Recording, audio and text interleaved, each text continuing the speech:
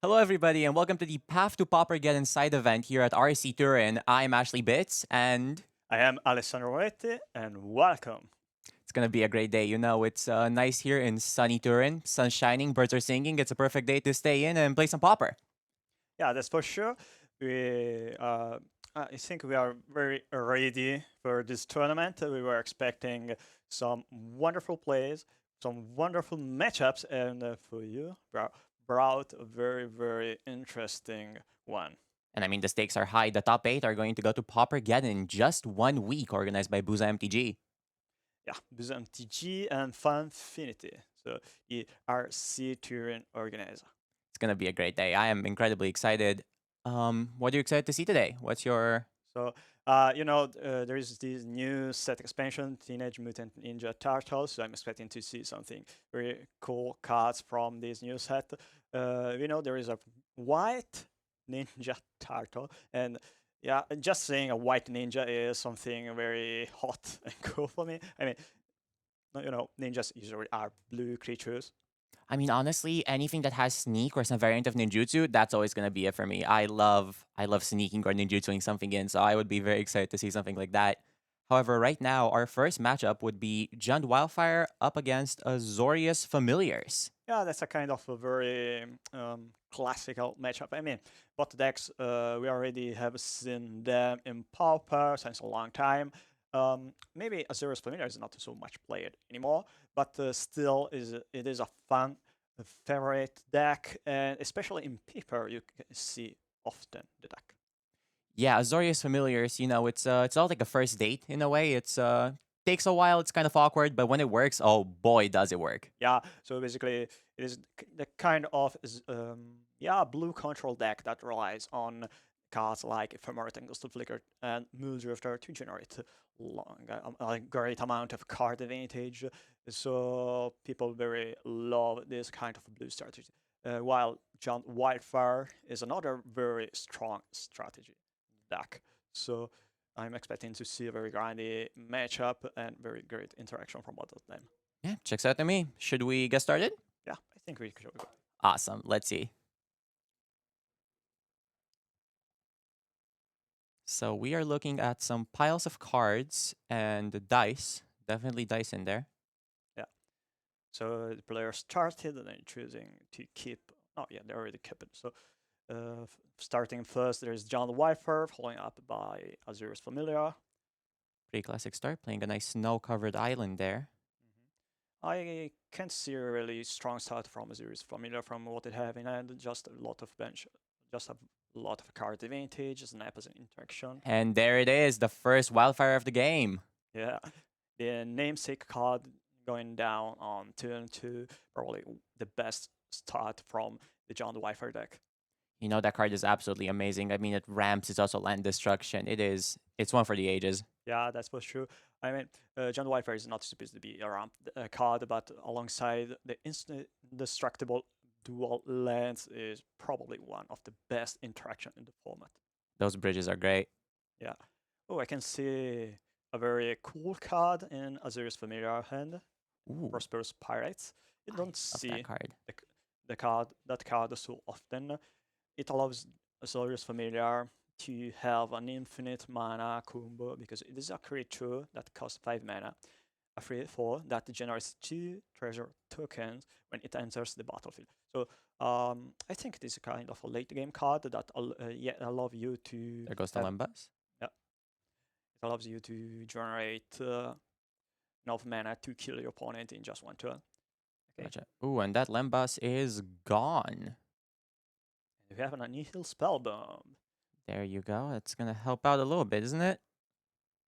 Okay, yeah, I think it's time to see maybe evoke the Moondrifter now. Divination is not a great spell now, but still being able to convert that card in 2 new cards might be really helpful. I mean, card draw is always card draw, right? How bad could it be? Yeah, that's for sure. So there we go. Drawing 2 preordains? Yeah, Preordain was on one span in Modern, so I suppose the card is very strong. Always curious about the preording versus ponder debate. I see people go both ways a lot. I'm more of a ponder player myself, but Yeah, to be honest, I favor more Ponder as a card itself, even though Preordain is still powerful, but they can better fit in different strategies. Preordain is probably better in control a shell, while Ponder probably better in more aggressive decks. I mean, Ponder, it lets you see up to 4 cards, while Preordain allows you to filter better without any fetch land. fair enough. I'm gonna cut here, and wow, look at the amount of lands on the Jund Wildfire side. Yeah, double cleansing Wildfire is very strong. Even though the familiars countered the Lambas, which is a very strong play from familiar because I know Lambas it enables the fanatical offering, so stopping the opponent from generating incremental advantage from their 2 mana draw spell is a very strong play. 100%. Ooh, drawing a, I believe that is a negate, correct? Yep. Nice. Well, now he's gonna think for a second. He's got a lot of card draw in his hand, but he's just gonna turn it into something actionable here. And there it goes, sacrificing to draw and get some map tokens. Okay, so they choose to not counter the fanatical offering. I I'm think. Yeah, because they discarded in the Yep. end step the island. It's an interesting play indeed. I mean, they stopped the Lambas at first with a prohibit, but now they choose to not counter fanatical offering. I suppose maybe they prefer to keep the negate to counter some more charmism stuff, maybe makeshift munitions. Do they have a trap and charm or destroy evil in the main deck? Because makeshift munition. They do have one Traben Charm, and that's it. Okay, makeshift munition is an enchantment, so Ooh, and there goes the rat. it is kind of difficult for familiar to resolve the card. Okay, so Refurbished Familiar, a very heated card. Oh, A boy, lot do of I hate it. Yeah, a lot of people don't like playing against Refurbished Familiar, and I suppose they are kind of right. Yeah, but in a deck like Zorius Familiar, if you're drawing so many cards, you know, you can spare discarding every once in a while. Yeah, it is just a 2-for-1. Yeah. And there it is, the arriving Chrysalis. Right, so no, John the Wildfire is as well called Modern Horizon 3 Tribal Deck because it plays a large amount of cards being printed on Modern Horizon 3. Yeah, you know, Arriving Chrysalis is such a curious card. I'm usually a fairies player. Whenever I see that card resolve, I kind of just concede and go have an early lunch. Yeah, I can understand that. So the cool part about Chrysalis is that probably not all of us Pauper players thought about Chrysalis being playable in Pauper because it costs 4 mana and it is a card which requires 2 colors to play it. So weird. I mean, it is as well a rule card and kind of not so much played color combination, at least before Modern Horizon 3. Yeah, but again, in a deck like Wildfire, where you have that option to essentially filter out whatever cards you want with the Wildfire, right? You're just gonna go ahead Wildfire on a bridge and then look for whatever basic you want, and you can have your colors pretty Yeah, much as soon as possible. yeah, that's true. And And there goes the very first piece of the combo here. all right, so we can maybe assume that Familiars is trying to have an approach more combo oriented here. John Wildfire could be a very difficult matchup because they have enough interaction to stop you from controlling the game. After all, Familiars can be decent, but as a combo deck and a control deck. So most games, Familiars plays as a control deck, while against certain matchups, the interaction between Sunscape Familiar, Snap, and Archemancer could be more relevant. Absolutely. And there goes the Karkine Shaman. And ooh, is that what I think it is? Yeah, it is makeshift nations. So Oh no. yeah, so maybe you can assume that Familiar is going to counter it with negate. Yeah. Nice one. You're not comboing off today. That Sunscape Familiar is going to come in incredibly handy now. Yeah, there is at least one copy of Meeting of Minds in it, and you can cast Meeting of Minds in your Tracking opponent the end map. step. And, ooh, okay. An Ichor Wellspring. So that rat's only going to get bigger. Yeah. Oh, Tap a Familiar, tap 2 mana, draw nice. 2 cards.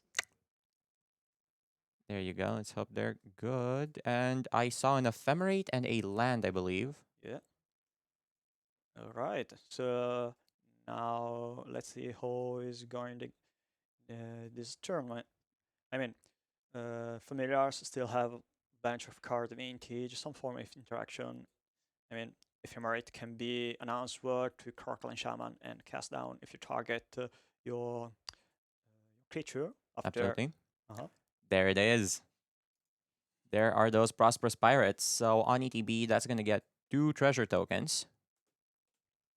And now you do have the option to Ephemerate that again, get another 2 treasures. Question is that the play that Giuseppe is going to make here? And now it looks like he will just pass for the moment. Yeah. To be honest, at this point, I believe Familiars is a kind of a sweet position. I mean, unless John have enough interaction in form of cast down, Familiars can respond to the Crocodile Shaman ability by blinking its stuff, and they still have a lot of life. I mean, 16 life against an opponent attacking you with a 2/3 creature and a flying mouse is not really relevant. Yeah, it's definitely an uphill battle, and we got to see what Pablo's going to do here. And it looks like a Blood Fountain is coming in. Yeah. Okay. So that's going to go ahead and create a Blood token. Yep. Just getting that artifact count up as much as possible. Although, again, because they can answer to the Clan Shaman, it is looking rough here. Do we know how many cards John have in hand? I can see about 3, but looks like Yeah, I think those are 3 or 4 cards, maybe. looks like 3 to me, but we do not know what they are. However, we do have a good look at the familiar hand, and we know there's a good suite of stuff there. I mean, there's a bunch of card draw. That snap is also very nice. Okay, they try to block the Chrysalis. Maybe they want to propose a non-favorable trade to John the Wildfire. Maybe they want to force the John the Wildfire deck to sacrifice with the Crocodile Shaman because they can blink the pirates, or maybe they can snap the Chrysalis. Yeah, I believe blinking the pirates here will be quite nice. I mean, you get those 2 extra treasures as well. It's a good combat trick of sorts in this situation. Yeah. They're sacrificing another token. Yeah. Seems like they want to kill the blocker. But is it gonna happen? We see Giuseppe pondering here a little bit, and there it is. There it is. The pirates are going to get ephemerated, or well, wait a second. Pablo pondering here a little bit. To be honest, I don't think you want to blow up the board with the Crocodile Shaman yet. I mean, you don't really have so many artifacts. I mean, yeah, you have the Blood Fountain, you have the Echo Wellspring and the Mouse, but sacrificing all your artifacts might be kind of disappointing. There it is. Ooh, snap on the shaman. Yeah, in response to the toxin analysis, Absolutely. that's a very great play. So you force your opponent to sacrifice with the shaman. Yep. So there you go. Gonna sacrifice Nicker Wellspring, draw another card. Now they're thinking whichever artifact they want to sacrifice. You don't really want to sacrifice the Blood Fountain, maybe. But you are now forced to sacrifice those lands if you want to blow up all the board. I mean, you can kill Sunscape Familiar by sacrificing just 2 lands now, but I think you want as well to sacrifice to I mean to kill the pirate. So you're forced to sacrifice either the Blood Fountain or the Refurbished Familiar. Yeah, it's a rough sacrifice either way, especially because you've already invested one whole counter in that rat, and it looks like the rat's gone. They've called the exterminator.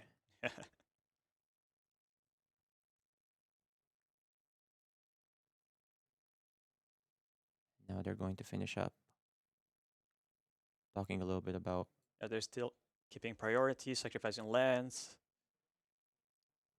and if the first Karkan Shaman ability resolves, the snap will not resolve because it will lose the target, and by losing the target, snap fizzles. Okay, there is a meeting of minds, maybe. I believe so. Don't see why else you would randomly tap a Sunscape familiar like that mid combat. They, I think, sacrificing one too much token. Uh, you might be right because they tapped to.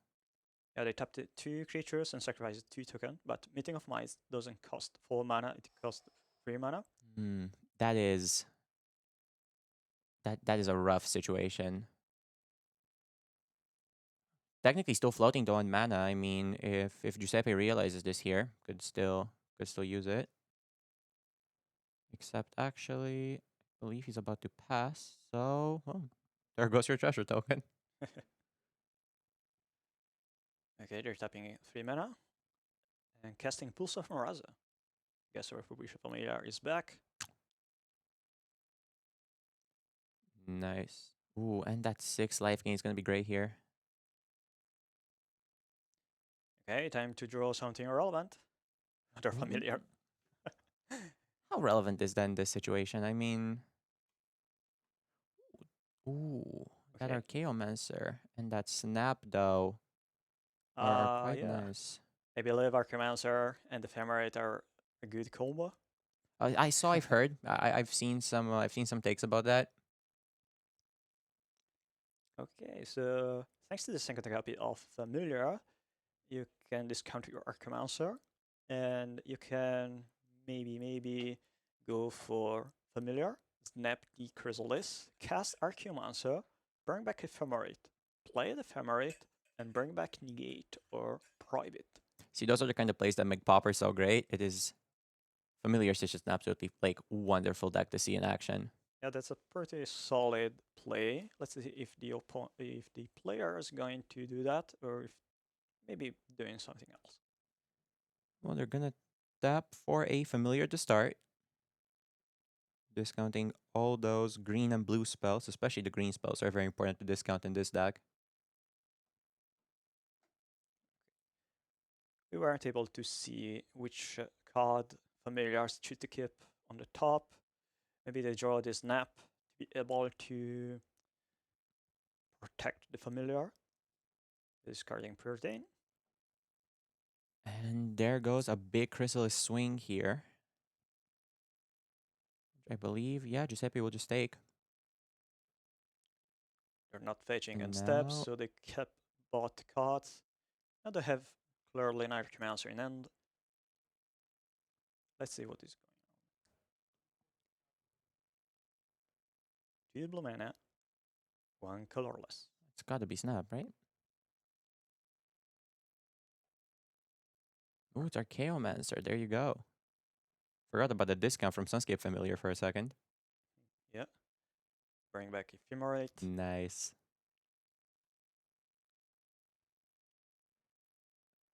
Ephemerate on Archimancer. Meeting of Minds. Oh, that's exactly where you want to be right now.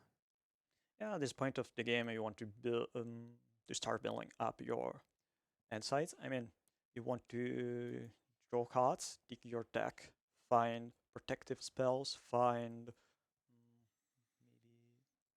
maybe Murmuring Mystic. Yeah, they have a good Murmuring Mystic in their deck. So Flicker, Archimancer, Murmuring Mystic. Those are key cards against Giant Wildfire. They help you protect your gameplay. And of course, they are crucial to not die from the opponent card advantage. Absolutely. However, now they're going to go ahead and draw essentially 3 cards Yeah. by sacrificing that Ichor Wellspring away. So And get a map as well. Ooh, the value. yeah, you pay 4 mana and use up to 2 cards to draw 4 new cards and generate a map token. It is value. That is the kind of magic I want to be playing. Yeah. And now with a fresh new set of cards, I think, honestly, it still, to me at least, looks like a bit of an even game here. But after this swing, ooh. That's 6 damage. So Convoke from Meaning of Minds here, I believe. Yeah. Before the blockers. Makes sense. There you go. Another Archaeomancer, which is great. Okay, so if they draw another, not another card. If they draw Ghostly Flicker, hypothetically speaking, they have an out to the opponent aggro because they can Ghostly Flicker to Archaeomancers and bring back Snap to virtually bring back every creature card from the opponent side. And by doing that, you prevent your opponent from killing you with the combat. And of course, you have as well an engine that brings you indefinitely whatever counterspell you have in your graveyard. Right. There's a snap here, though I'm unsure as to what it is targeting at the moment. I think the Chrysalis. So Does make sense. yeah, Pablo's pondering about it a little bit here, figuring out what to do. I mean, recasting that Chrysalis, you do get 2 brand new Eldrazi spawns, you know. But here you're probably trying to prevent your opponent to killing you in 2 turns. After all, if you snap the Chrysalis, your opponent can't play it again this turn because they already played a tapped land. So it's just a fog effect, time walk. Yeah, the tempo loss here would be pretty big, and I mean, hey, right now Familiars is kind of getting ready to do the thing. Any extra turn you can buy will go a long way. Absolutely. So snap your souls. There's no cast down or response to snap, but there is an ephemerate on rebound. So if familiars untap, there's an There ephemerate we go. bringing the Archaeomancer, and that means extra card advantage every turn. Perfect. Question is, what is that Archaeomancer going to get from the graveyard? Ooh. There you go. We got the God Pharaoh's Faithful in. Now we have an actual nice life gain engine going. Yeah. So we're bringing back the Meeting of Minds with Of course. Ephemerate. More cards, always good. Ephemerate should be in exile, not in the graveyard. Oh. Um, that's not great. Well, at this point you can tap 3 creatures to cast Meeting of Minds, 0 mana divination. Yup. And there we go. We're going to be drawing. Ooh, drawing another Ephemerate. Another familiar as well, so that's good. I mean, I'll play the familiar, Archaeomancer, and then I think you want to probably dig your deck to find Ghostly Flicker to get infinite life, maybe. Yeah, I think this is the moment. Yeah, it is a neat way to win the game. Basically, where you want to be. And I mean, I love a good flashy win. There goes second Archaeomancer. What's that going to bring back? It is a... They tap at the bounce one to cast the Archaeomancer. I think they're missing 1 blue mana. Ooh. Wait, you... You are in fact missing 1 blue mana. You are right. Bring back the negate. Fair enough. Protect what's about to happen. There you go. Gonna try another cheeky draw 2 here, and it will resolve. All the cards you can get, Pablo. This is the moment. Yeah.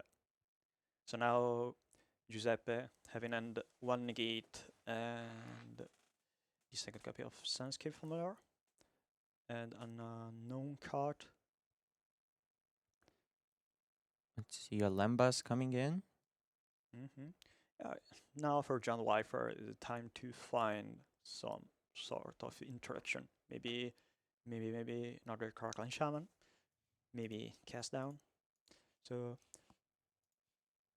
I don't think there's a lot to find here, to be honest with you. Post sideboard stuff will get easier once those red elemental blasts come in. However, now it's looking a little grim. yeah, that's for sure. Game 1, John Wildfire is not really great. As it's not really great to interact Yeah, with the Ephemerate, Crystal Flicker, Negate, and Private stuff. But post the sideboard game are much more better for Jund. They play a better role as a control deck in this matchup in the post sideboard game. makes a lot of sense. We're going to ephemerate an Archaeomancer here. Or at least we're going to attempt to ephemerate an Archaeomancer, although I don't know what Pablo could have to stop it. Yeah. Finding a Meeting of Minds. So I've yeah. got 2 ephemerates in exile. And believe, before ephemerating the Archaeomancer, we've got a removal spell here that gets countered. So now you blink the first Archaeomancer and bring back. And another cast down. Wow. Okay, that's great. So you gotta tap out for that Meaning of Minds and hope to find something. You're tapping for creatures to cast on Meeting of Minds, let the caster resolve, lose 1 ephemerate, and bring back the second ephemerate. But the Archaeomancer should be on top here if it blink it and bring it back the ephemerate. Well, you still got 1 Archaeomancer, so, so far, so good. But well, that's for sure. Yeah, there is a second copy of Ephemerate. There we go. So you're probably bringing back the Negate, maybe? Looks like a Lorien Revealed. Yeah. Interesting. I suppose they just want to find, well, maybe they don't have the third copy of Archaeomancer in their deck, or maybe they just trying to find another form of interaction. They do have 1 more copy apparently, so they are going to start digging, I believe. Yeah. They don't have much blue mana, so but at this point, John Wildfire doesn't have the any black untapped mana, so yeah, if you find another Archaeomancer and a Gust of Flicker, you go infinite life by blinking the Archaeomancer and Nyland, because you untap a blue mana source with your Gust of Flicker that costs just 1 blue mana, and then you bring back the Gust of Flicker with your Archaeomancer, and that you can do infinitively. I mean, it's an infinite combo. So you say to your opponent, yeah, I'm casting this spell. I'm bringing back the same spell, and I'm doing it, 10,000 times. So I go so high. I have so many life points that you can scoop if you want. You're like, do you want to watch me gain all 10,000 life, or do you want to have an early lunch? And then we go from there. There's another Ichor Wellspring. Yeah. Time to find any form of interaction. Looks like an unknown card to me, but I like the suspense, and it's a scoop. Oh, let's go to games here. So Ramirez got the first game. Looks like it. I mean, post sideboard, what does this matchup look like? Well, to be honest, yeah, you can cut a lot of cards. Yeah. So, Crackling Shaman did well in game 1, but to be honest, Crackling Shaman is not the best card in this matchup, because it forces you to blow so many cards that, even if you are playing Affinity and you have all artifacts in your decks, you don't really want to keep Crackling Shaman against the deck bringing in against you Blue Elemental Blast. Imagine casting Crackling Shaman and, well, even if you don't have a Blue Elemental Blast, you can, sacrifice 4 artifacts. Let the first Crackling Shaman trigger resolves, and then after Crackling Shaman died, you blink your creatures. So yeah, I cast Gust of Flicker, blink my 2 creatures. Okay, your Crackling Shaman destroyed your mana base, but did nothing relevant. So Crackling Shaman, Nyxmore Hydra, even Toxin Analysis, and even Big Shape Animation are not a really great card because they cost so many resources, but they are indeed effective against a deck like Familiar, at least in game 1. But beside your games, you have better cards. You can bring in Red Elemental Blast, Duress, and even Breath Weapon. Breath Weapon, even if surprising, is very strong against Familiar because you kill Muldrifter, you kill Archaeomancer, and you prevent your opponent from killing you with Murmuring Mystic. Murmuring Mystic is great both as an aggressive card and as a defensive card, because when you are able to play the Mystic and protect it, your opponent race doesn't really matter anymore. Yeah, Breath Weapon is a beautiful card, but you know what else is beautiful? Mhm. Seeing a Familiars player actually play efficiently. Yeah, that's for sure.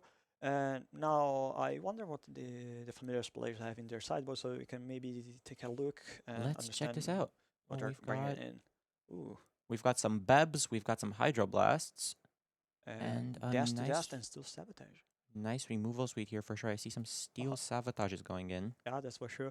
I mean, um, still Sabotage is a great card. You don't really see it often in. Yeah, I think you don't really see Steel Sabotage in Familiar's sideboard.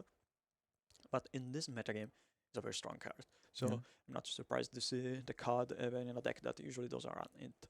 So for sure we are going to see Still Sabotage and Dust to Dust against Giant Wildfire. The reason for that is you try to interact with your opponent's card advantage, and which means Artifact Lens, Ichor Wellspring, countering an Ichor Wellspring, is just good because you prevent your opponent to generate advantage with Fanatical Offering, but as well being able to bounce a bridge in response to Cleansing Wi-Fi is another very clever play, because it's a huge tempo loss, and as well it's a way to prevent your opponent from generating card advantage. So for sure we are going to see all the artifact 8s. That is not really great, so much great, because it costs 3 mana, but being able to eventually exile a land and an Equalization is still a relevant play. I did just see a God Pharaoh's Faithful and an Ephemerate going out from the pile of cards that just left. Yeah, that's an interesting choice. I mean, Ephemerate is a great card, and it allows the player to win game 1, but if you're expecting your opponent to bring in more interaction, maybe it's not a great play, because, if you draw too many copies of cards that you are not really meant to play the early game, then those cards doesn't really do much. Yeah, that makes sense. Although still one Ephemerate. I remember it's always a fun story to look back at, especially something like Jeskai Ephemerate, watching you go from 4 Ephemerates to 3 to 2, and now you see some people playing just one. It's like, Yeah, at some point, we got to stop calling it Jeskai Ephemerate. Hey, guys, it's just kind of a Moldrifter deck. just Camel Drift or maybe. Jeskai Moldrifter, that would be that would be a great deck. What's your favorite Moldrifter printing, if you had to pick one? I really like the Friday Night Magic art, because it's a very like angry Drifter. So I mean, it's just a kind of dragon creature. Mm-hmm. The original printing art is cool as well, but the Friday Night Magic is really tough. I mean, you can see the power in this creature, but yeah, it's Yep. just a 2/2 flying creature. I've always loved the Secret Lair charity one they did, where they had a bunch of kids Ooh, draw them yeah. with like pencil and paper, and then the art. I love the pencil and paper one. I have a full playset of those. Yeah, Haven't been able to play Muldrifter in a long time, but once I will, those will come in. I see a Steel Sabotage opening hand and a Snap Keep. okay. So, Snap, um, I do wonder why Snap in this post-cyborg game. oh I no, mean, a Snap Keep, as in like okay. kept it. Saw the Steel Sabotage, was like, yep, no, this is good. We are keeping this. Uh-huh. Yeah. See a good amount of land. See a Steel Sabotage. I believe that is a Bounce dual. land. Familiar. Yeah, familiar. A Lorien Revealed as well. Uh-huh. Yeah, I get it. This is a good hand. I think so. However, Pablo's going to be going down to 6 here.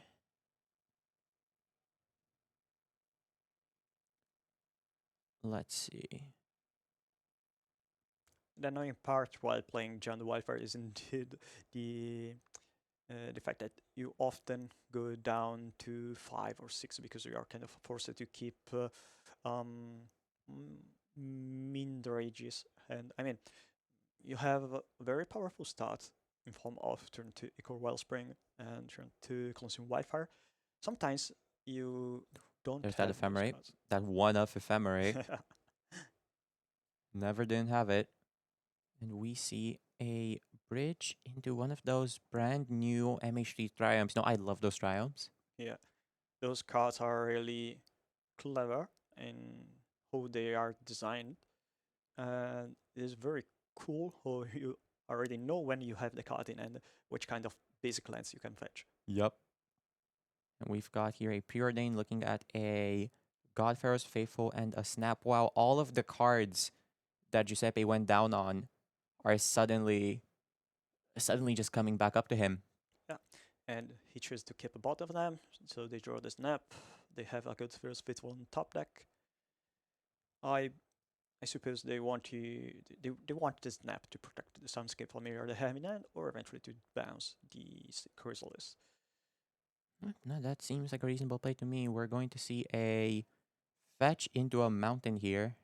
Okay, I suppose they have 2 red spells in hand, maybe double Pyroblast. Makes sense. Ooh, and there goes another artifact land. Cleansing Wildfire. Here it Nice. is. There you go. There it is.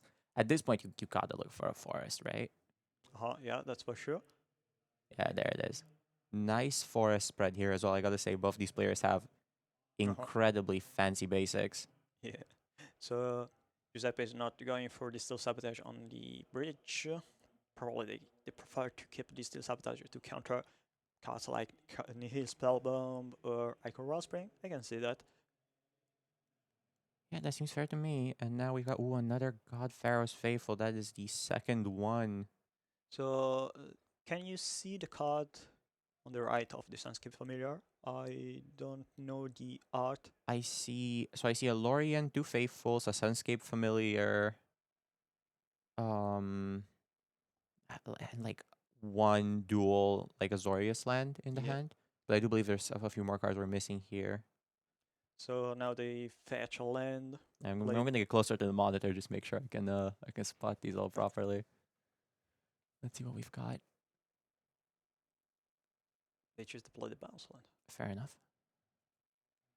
So many cards do they have in hand? I think they're going to discard 1 card. Or I'm wrong. Yes, yeah, that'll be 8. So discarding a snow-covered island. Powerful card, but I guess you can let it go. I mean, islands have famously won. They've been in almost every single Pro Tour winning deck for a while. Yeah. It's a strong staple people miss out on.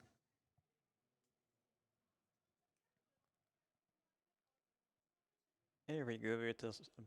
Now they're cleansing Wildfire. Target the bounce land. Ooh, I love seeing Wildfire used as a removal spell. That is brutal. Oh, I believe I saw the other cards. That was a Snap and a Steel Sabotage. That's a huge tempo loss from Familiar. That's brutal. Are fetching maybe the Snow Covered basics. Yeah. Gotta hand it to Giuseppe, who we can see from over here. He is keeping his temper. He's staying calm. By this point, I would already start yelling a little bit. We've got another very fancy snow. Is there a reason to play the snow-covered basics in this deck? I think there's no more reason to play the Snow Covered lands at least now. It used to be a thing when Mystic Sanctuary was still legal because you were able to play Iceberg Cancrix card printed in, I believe, Modern Horizon 2. Iceberg Cancrix is just Sage of Denizen. Yeah. You have Mystic Sanctuary because you blink the Sanctuary and the Mulldrifter. Oh, no, wait. You were blinking the Snow-Covered Island and doing this, more or less the same thing. So that rat over there just caused a big pile of discards to come in. Believe the line and how it played out exactly was you have a refurbished familiar which was Steel Sabotaged. However, Pablo went ahead and Red Elemental blasted it. Yeah. And then it all resolves discarding a Destroy Evil, I think. That would be a Destroy Evil. Out of the sideboard, only got potentially 1 more. I think that is the art from the Final Fantasy Commander deck. That would be it. Weirdly enough, I can see the little chocobo set symbol in the corner, but I cannot make out the text. Me neither. And I can't really. Yeah, I'm not even able to see the art of that card. It's just, I think I never seen the Destroy Evil from that specific set. I'm to think of it, me neither, and that would be a That's a duress. Discarding this Oh, dust to dust. oh no. Another cyborg card gone. We're And seeing a lot of cyborg play coming in from Pablo, and all of it is just kind of ending up in the graveyard right now. yeah, probably not the best place for those cards. No, especially now that that Chrysalis comes in, gets another dual Eldrazi spawn. Oh, Chrysalis, what a magic card.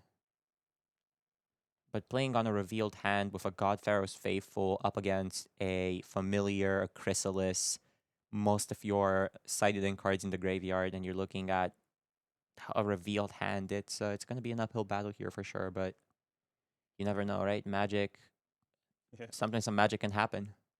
Yeah, now it is time for John the Wildfire to push the gas pedal. I mean, they have, I think, 10 minutes to win this game and the next one, right? Yeah, you got to go.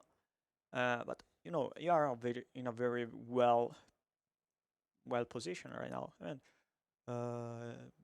you know what your opponent have in hand. Exactly. And Familiars doesn't really have anything relevant right now. Okay, they can protect their There you Familiar, go. but probably Familiar doesn't know much now. Yeah, at this point, I mean, you're playing against no combat tricks. You're playing with full revealed information. You just gotta push it. Hope to finish up early, and then hope to finish up round one as fast as possible.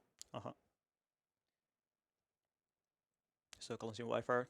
You know, it's at this point, I think every single Familiars player almost does their best to try not to go to time, basically just as an honor code to not hurt the reputation of all the others. We have a player in our local league who has an 87% record of going to time on Familiars. Wow. It is quite impressive. Yeah, never seen that. It's a very big number. He's good at what he does. Okay, time to draw a very strong card and Yeah, there you go. yeah. Gotta save some time here. You know you're down. You gotta make something happen. Start spinning those wheels. Yeah. Question is, any changes in sideboard? I reckon both of these players. I mean, if you're here, you're probably here with a plan going in. You're probably just gonna stick to your sideboard plan. Not gonna swap anything up. I think they're just gonna start shuffling and Yeah, so playing round 3. You were right though. However, Gent Wildfire after sideboard, completely different situation. I mean, that was a that's for sure. wash. But to be honest, I can see now John Wildfire maybe trying to be a bit more aggressive because you know having less than 10 minutes to win this game can be very crucial. I don't really want to start this tournament with a draw. No, would not be great. And we're seeing a little bit of pile shuffling action here. You know, you gotta love a good pile shuffle, right? Yeah. Now, seems like both players are not changing anything from the sideboarding. Maybe you can try to bring in maybe more copies of Snap or Ephemerate, trying to be more aggressive on your lock gameplay. After all, both players need to be faster, but Familiars is worse. Is worse at being a fast deck compared to John Wildfire. John Wildfire have crazy everything Chrysalis in their deck, while Azur's Familiar, Mold Drifter and Mystic and Murmuring Mystic as an aggressive threat. Not really great. You know, yeah, by the cadence of these players, just looking at how fast they're moving right now, it seems like they're both kind of just like, okay, I'm not gonna sideboard anymore. We're gonna play this out. Whatever happens, happens. We gotta keep going. We have a lot of rounds ahead of us. Yeah, I could see that. Hey, there's an interesting starting end from Familiar. I think I'll keep it. We have Dust to Dust. Going straight into it. Ooh, 2 Ordain. preordains. That is very nice. Now I see an island and something else. Yeah, it is now time to find another white mana source so you can cast your Dust to Dust, stopping your opponent from developing their game plan. You gotta. Uh-huh. Looks like an island. Do you have a familiar though, which is nice? Yeah. Dust to Dust, I believe, is 2 white, correct? Yep. Yeah, you're right. It is a race for the white source here, but okay. So now, if you find another white mana source, what are you doing? Are you casting the Azorius Bounce Land, hoping your opponent don't have the Cleansing Wildfire? Didn't work well last time. There is a Steel Sabotage and a Mold Drifter. Keep both on top. Drawing 1, which will be the Steel Sabotage, and then I guess you're banking on the Wildfire not being there. Let's see. Are you a believer? Yeah. No, I don't like gambling, to be honest. But I can see the Azur's familiar player trying to gamble. I mean, the opponent, the John Wildfire player. Oh, there it is. Oh, Well, look, gambling works 100% of the time, yeah. except for when it doesn't, and those times don't count because it was a fluke. So this one doesn't count. I think you should still always gamble that play. That's a clever way to put it. Okay, Oh now they wow, that French the is white. oh Like, okay. lessons learned. But to be honest, even if the opponent cast cleansing Wi-Fi on your bounce land, maybe you are gambling again on your opponent and not having the third line drop because Essentially, yeah. when you think about it, Magic is just a series of gambling on your opponent not having stuff. And I'm a gambler. Well, it is a game after all. So, and anyway, if your opponent plays the cleansing Wildfire on your land, then they're not able to play the cleansing Wildfire on their right. So sometimes they are kind of forced to cast the cleansing Wildfire on their bridge because they're kind of forced to do that. You gotta find that green source. Yeah. However, now that wasn't the case because you've got that nice little fetch land over there. You can look for a forest all you want. What is going on here? Sorcery speed steal sabotage? Yep. Yeah, looks like it. Ooh, nice. A bit of counterplay here on that. Tempo is now equaling out. You love to see it. So basically, both players did a tempo play. So basically, what we found out today is that ultimately, gambling always works out. I can only agree with it. There's another one. And we've got a bit of graveyard hate over there. Always nice to see. An island into A. There it is. Yeah. Good little familiar. And we're getting set up here. So now they have a snap to protect the familiar. And there is an Archimonster the next turn following up. I'm feeling a fast game on this one. Up till now, the games are going And fast. there's a Duress. Ooh, playing with all the revealed information. I think Duress hurts all these control decks in kind of a special way, where like you're not even like, yes, losing the card is bad, but the fact that now your opponent knows all your combat tricks, all your plans, that's never gonna be good. I mean, if you Duress a burn deck, it's like, yeah, whatever. You knew I had goblins and bolts. Yeah. There's another artifact land. Draw a card, and maybe they're playing the Archimonster to bring back the Dust, forcing the opponent to crack the Nihil Spellbomb. Nice. Got the Archaeomancer in. I guess bringing back. Yeah. Nope, not today, my opponent. Yeah, so now the game is going a bit faster. Azure is familiar with double creatures in play, Sandscape familiar and Archaeomancer. A snap up to protect your creature if the opponent plays a Red Elemental Blast or Cast Down, whatever. Yep. I mean, you're staring down a pretty decent situation from Wildfire's. No, from Azorius' side. We actually don't really know much about what Wildfire's got going on. We haven't seen the cards. Yeah. I wish we could see the card. There's a big mystery now. Oh, there you go, fourth land. Nice little fetch situation again. You've got access to all the colors you want here. And I would like to say we are in Chrysalis range, which is a scary place to be. You know, whenever I see a Wildfire player at 4 mana, I do start to get a little scared. A line I always say is I fear Riving Chrysalis more than I fear dying. That card is horrifying to me. Yeah, it's a very horrifying creature, Riving Chrysalis, but in the written text and but in its art, after all, it is a sort of Chulu-like monster. Oh no, physically speaking, I think I could take it, like in a 1v1 fistfight situation. But the text is scary, but the creature, not so much. Looks like a wimpy little guy. Yeah.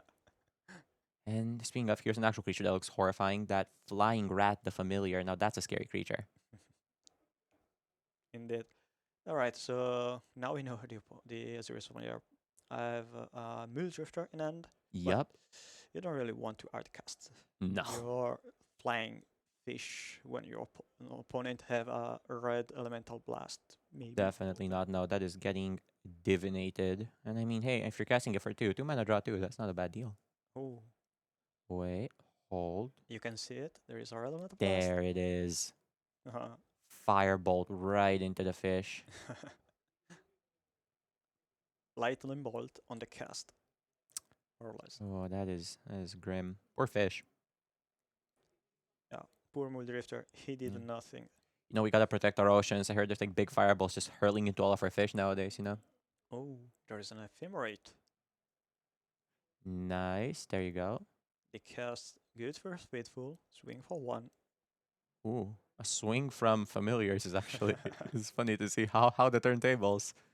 They've got a bit of life gain going on. It seems both sides seem to be doing so good. Toxin analysis. There you go. Oh no, on the familiar. Wait. 0 in power, but it have death touch on lifelink. Yeah, that is not. It's just pay 3 mana to draw one extra card. I mean, honestly, hey, value's value, right? Yeah, so they choose to keep a toxin analysis in the post-sideboard game. So I assume that John Wildfire probably have as well Crackline Shaman, because the only way I can see toxin analysis being kept in this very specific matchup is because you have a Crackline Shaman in your deck. Yeah. After all, being able to have a very big annoying master removal against familiar beside Breath Weapon Yeah. is Crackline Shaman. Desperate move from a chatter here. That is a good way to put it. You know, 1 minute on the clock. You're like, I gotta find something right now. If we're paying 1 black to get them to get a clue token, then so be it. We gotta get this going. And ooh, I see a little bit of motion happening here. Bit of fetching. Yeah. For I believe Another island. an island and not a plains is curious, especially because down to 1 white source here. Well, the first Dust to Dust is in the exile zone, so That's fair. there. You do have one more, but you know what are the odds, right? Indeed. So not all. Yeah, they're not. They think. Yeah, I have another copy of Dust to Dust, but it doesn't really matter anymore. I mean, yeah, I can. You gotta think big picture. Yeah, we're trying to win here, and maybe this Lorien revealed for a draw 3 could actually do it. Yeah, that's for sure. I think drawing 3 new cards might be very good in a grindy matchup. Perhaps. Especially since Lorien Revealed is basically a land that, yeah, in late game can be better than a land. Oh, far better than the land.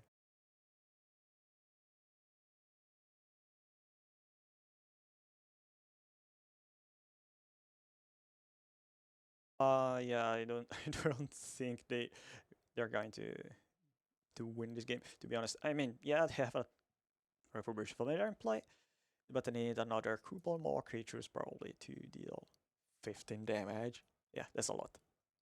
A lot of life left. 5 lightning bolts or bust, I guess. Indeed.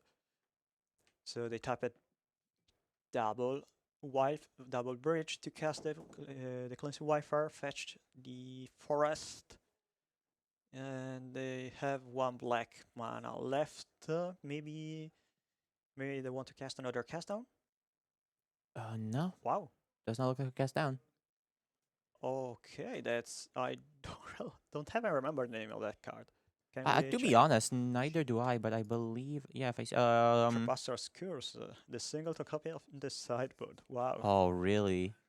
Okay, so if you don't know Talk what the about card luck. does, it deals 1 damage to the enchanted player because it is an aura enchantment curse that deals 1 damage and net you 1 life when a creature enters in the battlefield. So it is a way to stop familiar from blinking their creatures in a way or in another.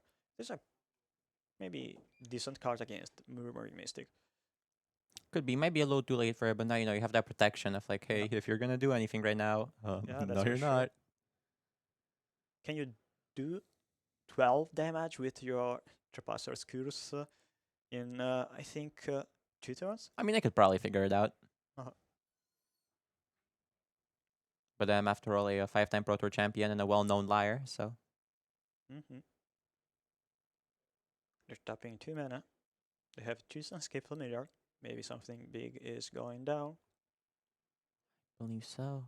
Spence is killing me here. Gotta Oh, make they a have play. destroy evil in the right, so they can Oh, destroy ooh, the wow. Trespasser's cures because destroy evil And kills. then what? Attack with two Sunscape Familiars for 0 damage?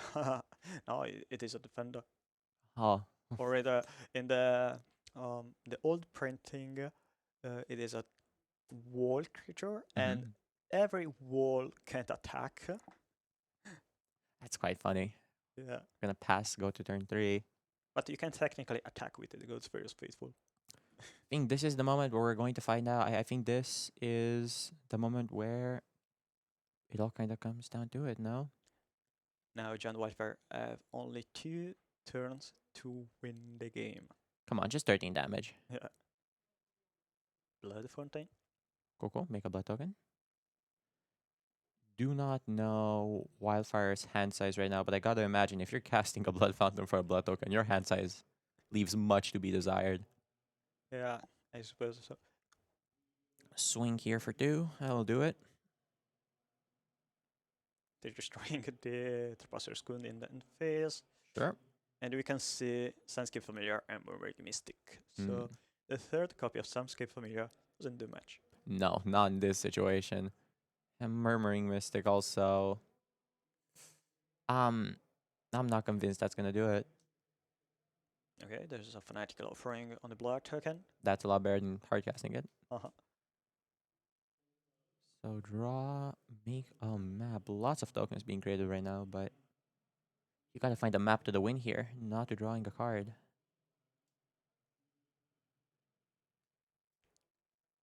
What do we got? Oh, we're going into Familiar's last turn. Sorry, so excited I sneezed a little bit. Bless you. Thank you so much. And oh, there it is. Yeah. Alright, Murmuring Mystic, followed up by Dress. And yeah, there is a tap of blue mana, if I'm right. Will it happen? Will it happen? And there we go. Nothing ever happens. It is a 1-1 here. You know, it's like they always say, Familiars is a great deck if you want to have one round of Magic. Yeah, that's for sure. Probably one of the best way to play blue in this format. Pretty much. Well, I mean, that was a good start. I think that showcases a good kind of start day to day. You know, decks are swingy, the matchups are fairly even. You gotta be efficient. You gotta play smart, you gotta play fast, and you gotta do the thing. Yeah, that's for sure. The matchup is probably going very long after all. It is, but decks are very slow. You know, you have Virgin Chrysalis, you have Yeah. Murmuring Mystic. Those are very fast cards when you already are in a good position. But when the game goes longer, because yeah, it is solid. Your opponent have interaction. You have interaction, so you're stopping your opponent from doing broken stuff. Your opponent is doing their part as well to blocking you to do stuff. So what is going on? Yes, a stalled meta. A stalled matchup. Yeah. And I watch my opponent. He watch me, and we draw some card advantage, some more extra interaction.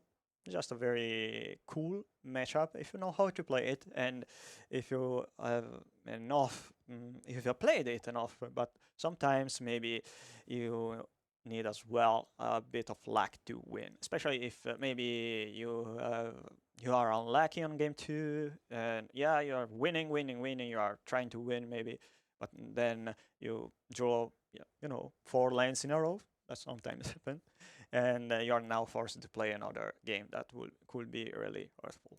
So now I think we don't have a backup matchup, right? Because we went to the draw. I do not believe so. I believe that was actually, as a matter of fact, the last match that was played in general. I say that game kept me on my toes though. Like there were a couple of moments where I was like, you know what? I think they could do it. I think they could do it. I think they could do it.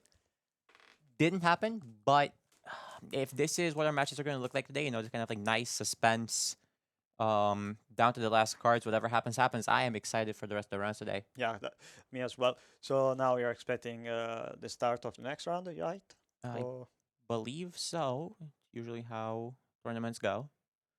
But let's Let's figure that out. In the meantime, I have one big question for you. If you had to play a deck today, if you were showing up and you had to register something, what would you have picked? I think my deck choice for this tournament will be Esper Affinity. Sure. Because I kind of excited by the recent print of Utron Monitor. Hmm. Yeah, there is a bit of discussion about the card because due to the low print of that card. Yeah.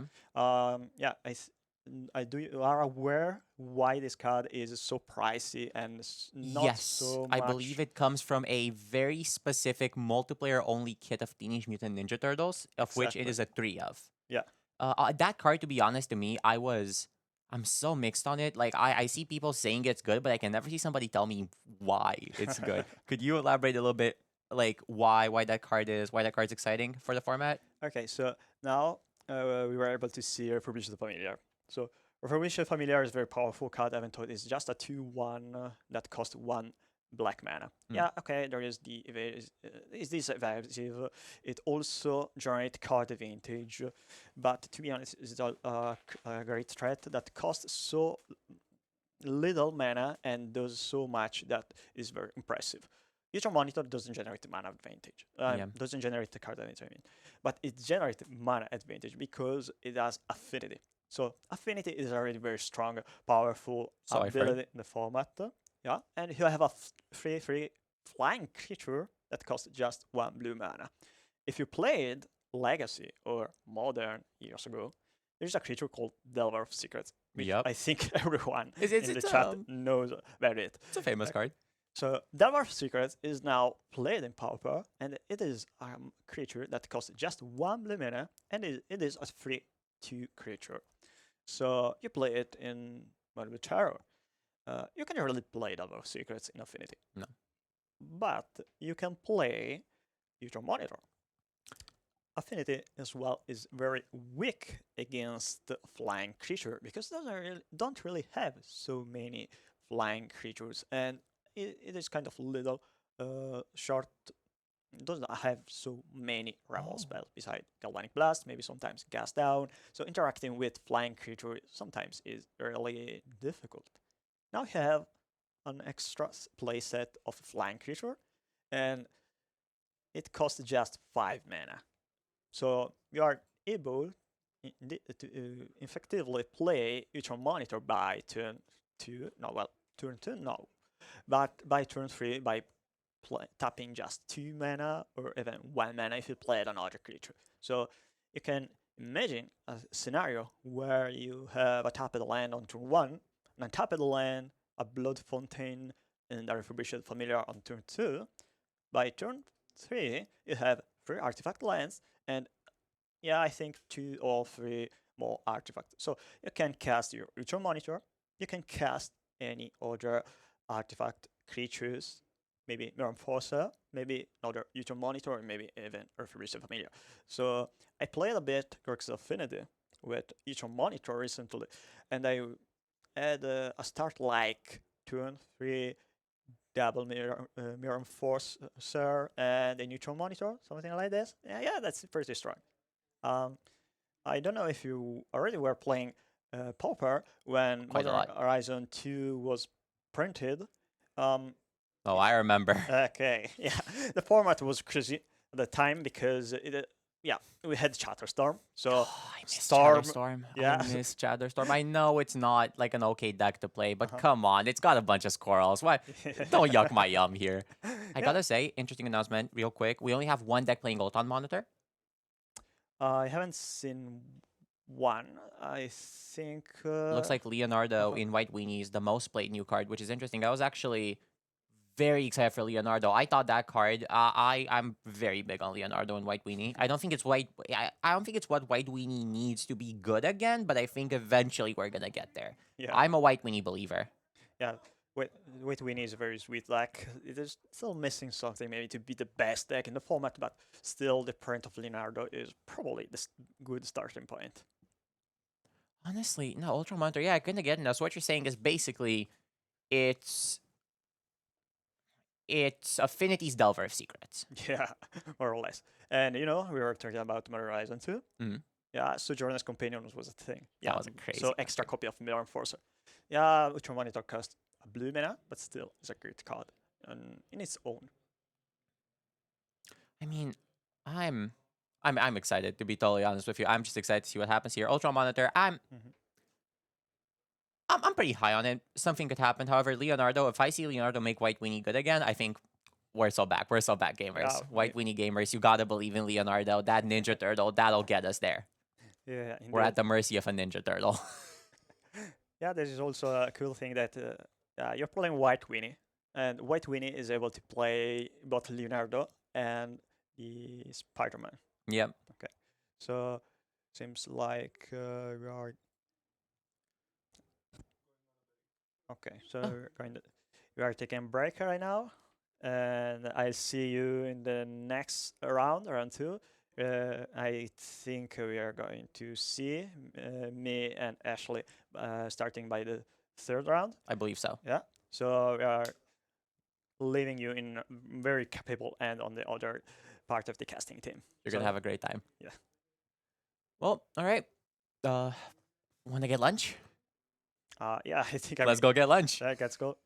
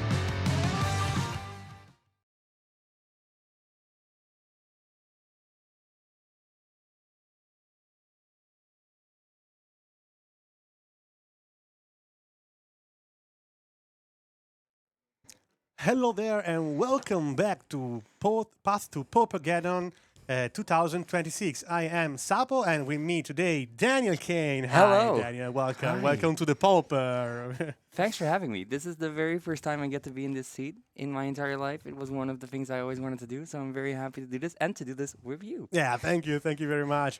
Today we will have a 8-round tournament to have the top 8 that will take place tomorrow in the morning. So stay tuned for 2-day streaming.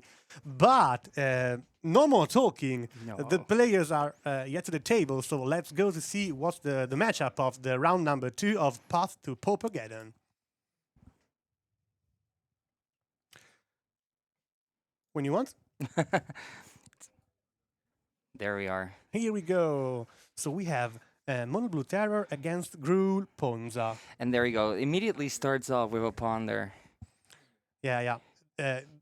The game plan of Mono Blue Terror is pretty simple. He need to fill its graveyard with spell to cheaply cast the creatures he played. So Tolarian Terror and the Cryptic Serpent. Oh yeah, the serpent. A lot of these play also Delver. Oh. The I- dear old Delver. Dear old Delver never left. Yeah, never left. It has a lot of loss of its power when days were banned. Oh. It was a cheap and no mana counter cards that was able to protect better in the early game. That is a true terror of Mono Blue Terror. They do not want to cast the spell for its exact cost. It has to be cheaper always. Oh, it starts with Autopia Sprawl. That is a card that allow group Ponza to ramp, so produce more mana to cast their land denial spell. Yes, or their terror, because I think this list owns the card every. Oh, there we go. There, it's Stone Rain, ladies and gentlemen. In the year of our Lord 2026, we get to see Stone Rain being Stone Rain. cast. I'm not a huge fan of the land denial game plan. Neither am I. Not definitely. Neither am I. No. I don't like the no game that this kind of strategy bring to the table. Let's all take a mental note that Stone Rain is not our thing to do. And one left, and obviously the other. Great Lord of the Rings edition, Lorien Revealed, gets another island. It makes you feel like you Stone Rain for nothing, even though it's not true. Oh, I see in the chat Mattia and the Leviathan. Hi guys, they are our moderator, and I think that Mattia is working on the metagame, so we can have the metagame as soon as he impasted the focaccia to say. We are ramping up to the 4-mana Gruul threat that has been rampaging Pauper, probably.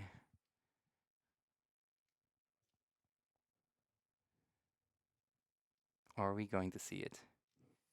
So today we are 72 players at the Path to Paupergeddon.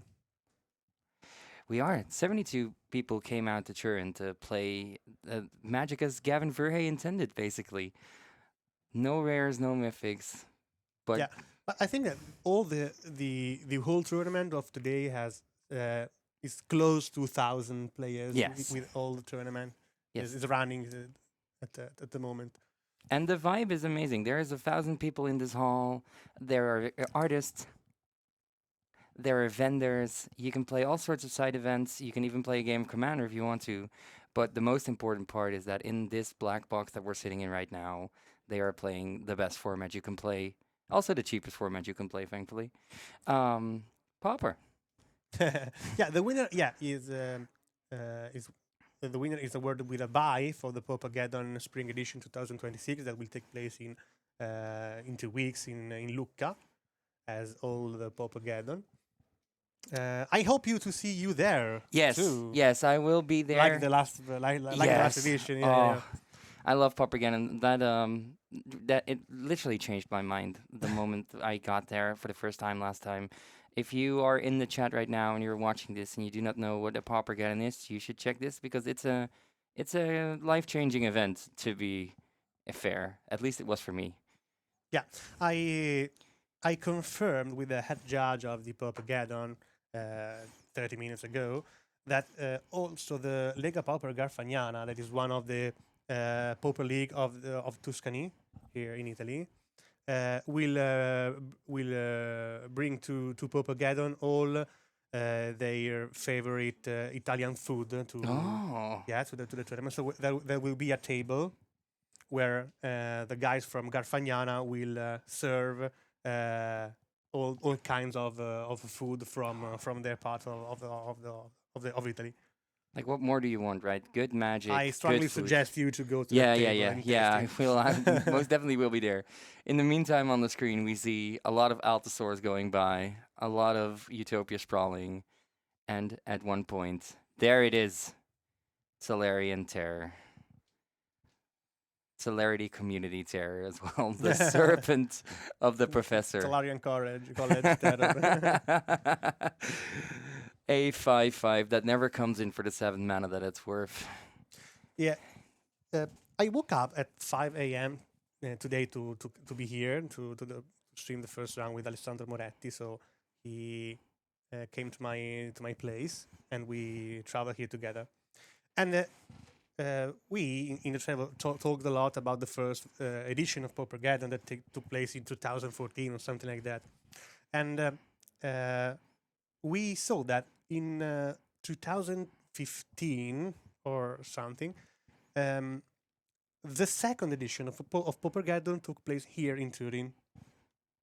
And the winner was Affinity, okay, but the finalists played a ancient version of Mono Blue Terror that was called Angler Delver because Oh, it was yes. a Dimir deck that played the Gurmag Angler and Yeah. the Delver, but that list played the Daze, so he could defend the Delver from removal in the early turn. If there are people at home wondering if there are indeed 4 Utopia Sprawl on the field, there are 4 Utopia Sprawl at the Ponza Welcome to play. 2026. Welcome to 2026. We have 4 copies of cards. And one of the most broken mechanics ever made, the initiative, just hit the table. On the other hand, we're still looking at a terror that came in for 1 mana, so it can go anyway, but it is impressive to see as early in the game as we are. Oh, Oh, there artful we dodge. go. Able to go to be unblocked, so for 2 times because it has flashback. Oh, yeah. Yeah, that is a free 10 damage, I believe. You can just do... Ponza can't really do anything about it. Although... No, definitely not in the main deck. Yeah. No. Even though the amount of mana is enough, still it's War 2. We are just looking at a serpent that goes to town. I must admit, though, I am a blue mage. And even though it's not the most perfect opinion to have, I do love a good blue deck that just mills itself. Yeah, me too. I always prefer to play blue Yeah. cards in all my pauper decks. And it's just so nice to... This is my very first time casting for the people at home, and I get to do Terror. I am very happy right now. The only thing I'm missing is writing Chrysalis right now. That's the only thing.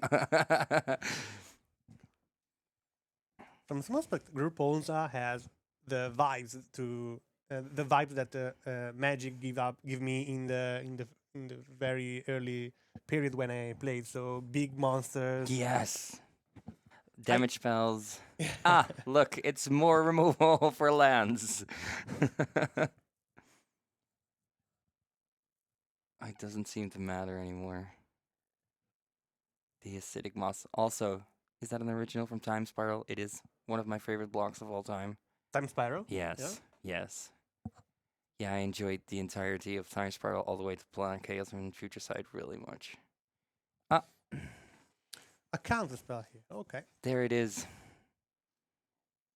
Yeah, of course, counter spell. Of course. Was on the stack for being able to play the big one. And there goes another land. Yeah, destroy a land and he put a forest on the play. Which, it would be great if he boarded one just for this, but it's probably nothing. What a beautiful. What is it that as a newbie to the format, what is it that Pauper has that pulls you in? So as I said, uh, and now more than other times, Popper is not so funny. He's the same metagame of the last Paupergeddon that took place in November in Lucca. But the things that keep me in the format is that I really love the community of Pauper. As the one of the member of the Lega Pauper Italia, I always uh, take try to bring all the spirit and the feeling of the community in all tournament I am. So In the meantime, we saw Spell Pierce. Like this list plays every good card in Magic the Gathering. Counterspell, Spell Pierce. yeah, for sure. Or brainstorm Or in the early part of Pauper. Days was legal, Gush was legal, yeah. so there was a lot of legacy feels. If the Pauper is penalized in the mana base, Yes. so Very we don't much. have any valuable fetch. We don't have any shockland. No. So if we want to play a big color deck, we need to choose the top land.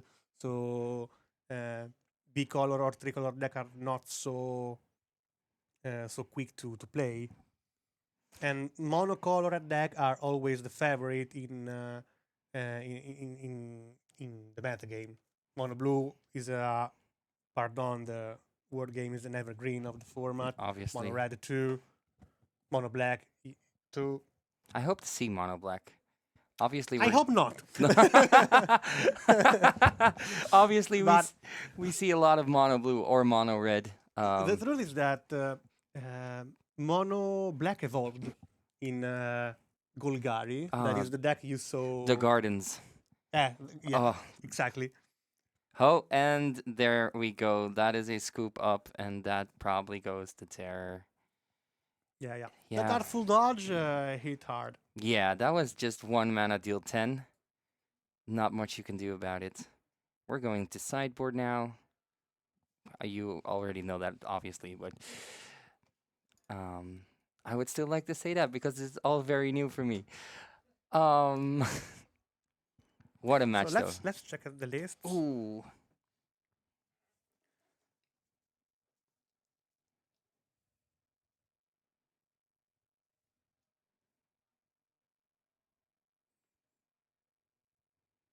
Ponza has the opportunity to side in Relic. Yeah, for sure. Three Relic of Progenitors are mandatory here Yeah. because you want to keep the graveyard of Mono Blue Terror as empty as possible. I don't think that the other cards are able to do something here. No, the sideboard for Fiery Cannonade is completely useless. Maybe if you have dead cards in the main deck, you can choose to put one or two copies of Weather the Storm to keep your life. Yeah, just I don't think that's the solution at all. no. I don't think there is enough tempo in, No, in no, no. doing Wither to keep the Serpent at bay. It's a choice if you have more dead cards in the main deck that the 3 relic you need to Yes. put on from the sideboard. So I think there is not a lot. I'm curious to see what the Mono Blue Terra player is going to board in because he's in a pretty good spot. I think that we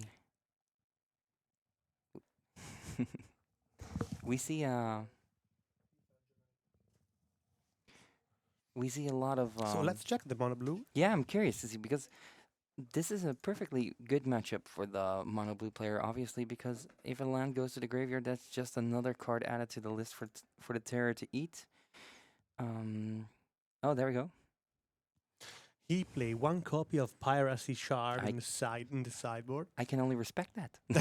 I can only Sideboard respect that. is really nice against this matchup because it's able to kill the Arbor Elf on turn 1, Yeah. for example, Yeah. or to be unblocked. Yeah, and that's the big thing, the unblockable. Ah, thing no, is- no. If the player control an island, sorry. Is there something they can No island work. No, Ah, I think that's sadly. probably for the for kill the mana door Ah, control yeah. 1. People should play more Mind Band. But I think that from this side of the table, there are 4 gut shot, Yeah. 4 hydroblast, and 2 blue elemental blast that allow the player to take the manas of Ponza. Yeah. Handle it, yeah. I'm curious to see if he's going to board in a null to see if he can get the relic out. If that is his option to take the relic out. But we'll see. The dice. Oh, that is one card that I wish that would have been a common, but never will be. Tendrils of Agony. Oh, Skura, hello there. Land in the graveyard don't help that much, yeah. Better, listen carefully, Skura. Better in the graveyard than in front of the... No, sorry. You know that I love you, but I hate the things you Aw. put... No, sorry. No, Skura, I we can- totally disagree with you. I saw you do this the last time. I can't agree with that. I'm sorry. I can't. Lands have to go into the back. Otherwise, it's like a mountain is protecting your serpent, which it's very much the other way around, right? Like we're shuffling up. We're getting ready to play. Cutting the deck. As many might know, that is obligatory when we do RAL. Some people do not know that, especially during modern tournaments. Yeah, I know that a lot of Pauper players are so friendly that never cut the deck to their opponent or leave the card, the revealed card on the table. Yeah. And I know that this is not a thing that every format, every player of every format do. Every modern tournament I watch, they always sing the card to. Yes. Yes, and we saw it in the last game, right? The moment that Duress is being cast, somebody just puts his hand on the table. It's a bit more freedom and a bit more friendship as well. It's a lot more friendly to just put your hand on the table. Just don't do it all the time. I am so excited to see what's going out of this. So Group Ponza is on the play. Let's see. I am guessing. I'm making a bet. Yeah. We're gonna see at Let's least bet. 2 stone rains. 2 stone rains 2 stone rains. in the starting hand Uh, or during the whole game. I think within 5 turns we're gonna see Within two- 5 turns. Within Okay, 5 okay. turns. There it So- is. And Utopias, bro. Let's go.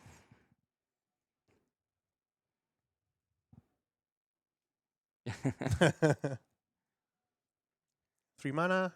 Here we go. Number 1. Number 1. But there's a Hydroblast here. Thank God.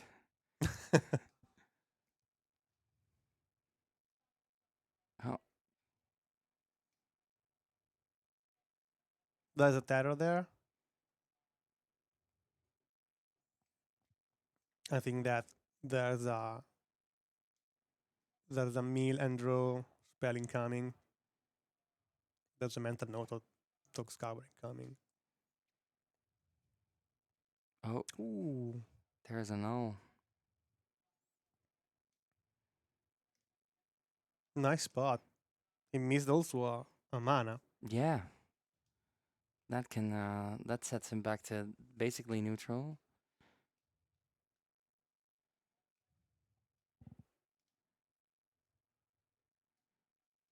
Oh, Lorien. We have to be close.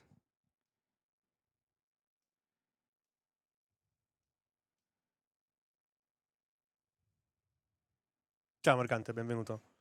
Yeah, tempo is the word that is more adapted to describe Mono Blue Terror. Is the tempo deck of this meta game. And here we go. And This is the first yeah, one there it is. for sure. But Oh, we get them in tandem, ladies and gentlemen. Riding Chrysalis.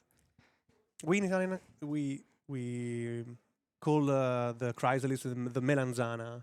Ooh. But I think that also Group Ponza is acting a tempo play with the chrysalis, fogging the Tolarian Terror with the tokens. The eggplant. No, melanzana. Oh, and there comes the initiative. In Italian is better. Mercante. Because it's funny, melanzana, that eggplant. Sounds better, but then again, everything in Italian does sounds better. So Especially with the food word. yeah, especially with the food word. Curious to see how Terra is going to respond to this. English is a good language to communicate with each other. It's simple, it's direct, but you don't have words like orecchiette. No, there's no romance in English. We can be honest in this. I will take that L for the team. There's no literal melanzana versus banana. And there goes.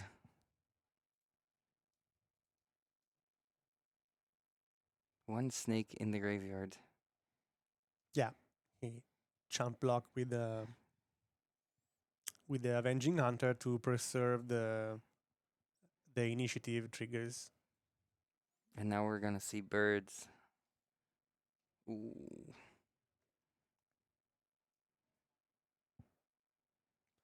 That's it. Interesting choice. Interested to take 6 damage Yeah. to block and not to take 6 damage and be able not to not be able to take the initiative back. It's really weird. I don't know the cards that Mono Blue Terror has in hand, but take the initiative here was a good move in my opinion. Does Mono you play Sleep? Yeah, 3. Oh no. He played 3 copies of Team Inferior in the main deck and 3 copies of Artful Dodge. I am curious to see because you now see Ponza do what Ponza does. It goes wide. Really, really wide.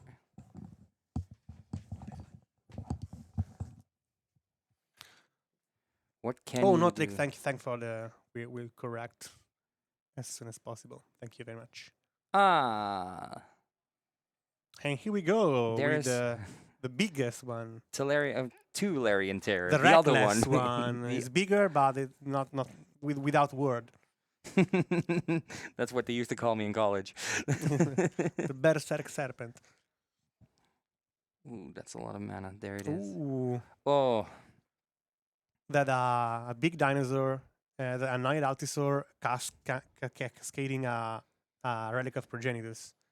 That is not so powerful right now with no. with two big creatures on that already be cast, but The Soar gets countered. The relic is still there. Like, what can you do?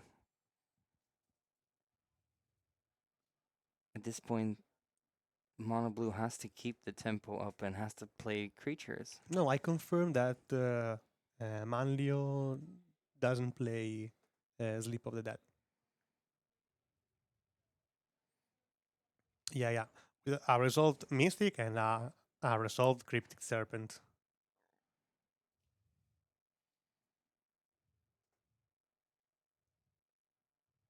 I know that's obvious, but the peak of the power of the impact that Relic of Progenitus has in this matchup is Forest. Yeah. Relic of Progenitus on Yeah. turn 1 An artful dodge. to prevent to be countered or something that to prevent all the interaction that Mono Blue Terror could have. And here we go. It is raining birds. But I think that you lost your bet. I did, yes. I lost my bet. There wasn't the second Stone Ah. Rain, so Damn it, Zero. Nor was there moss. We have been seeing a lot of Eldrazi. yeah, that Murmuring Mystic is leading the race and the board. That is a fair point from Morgan in the chat. It is brave to not remove the graveyard, but he finally did it. But the Murmuring Mystic is doing so much work.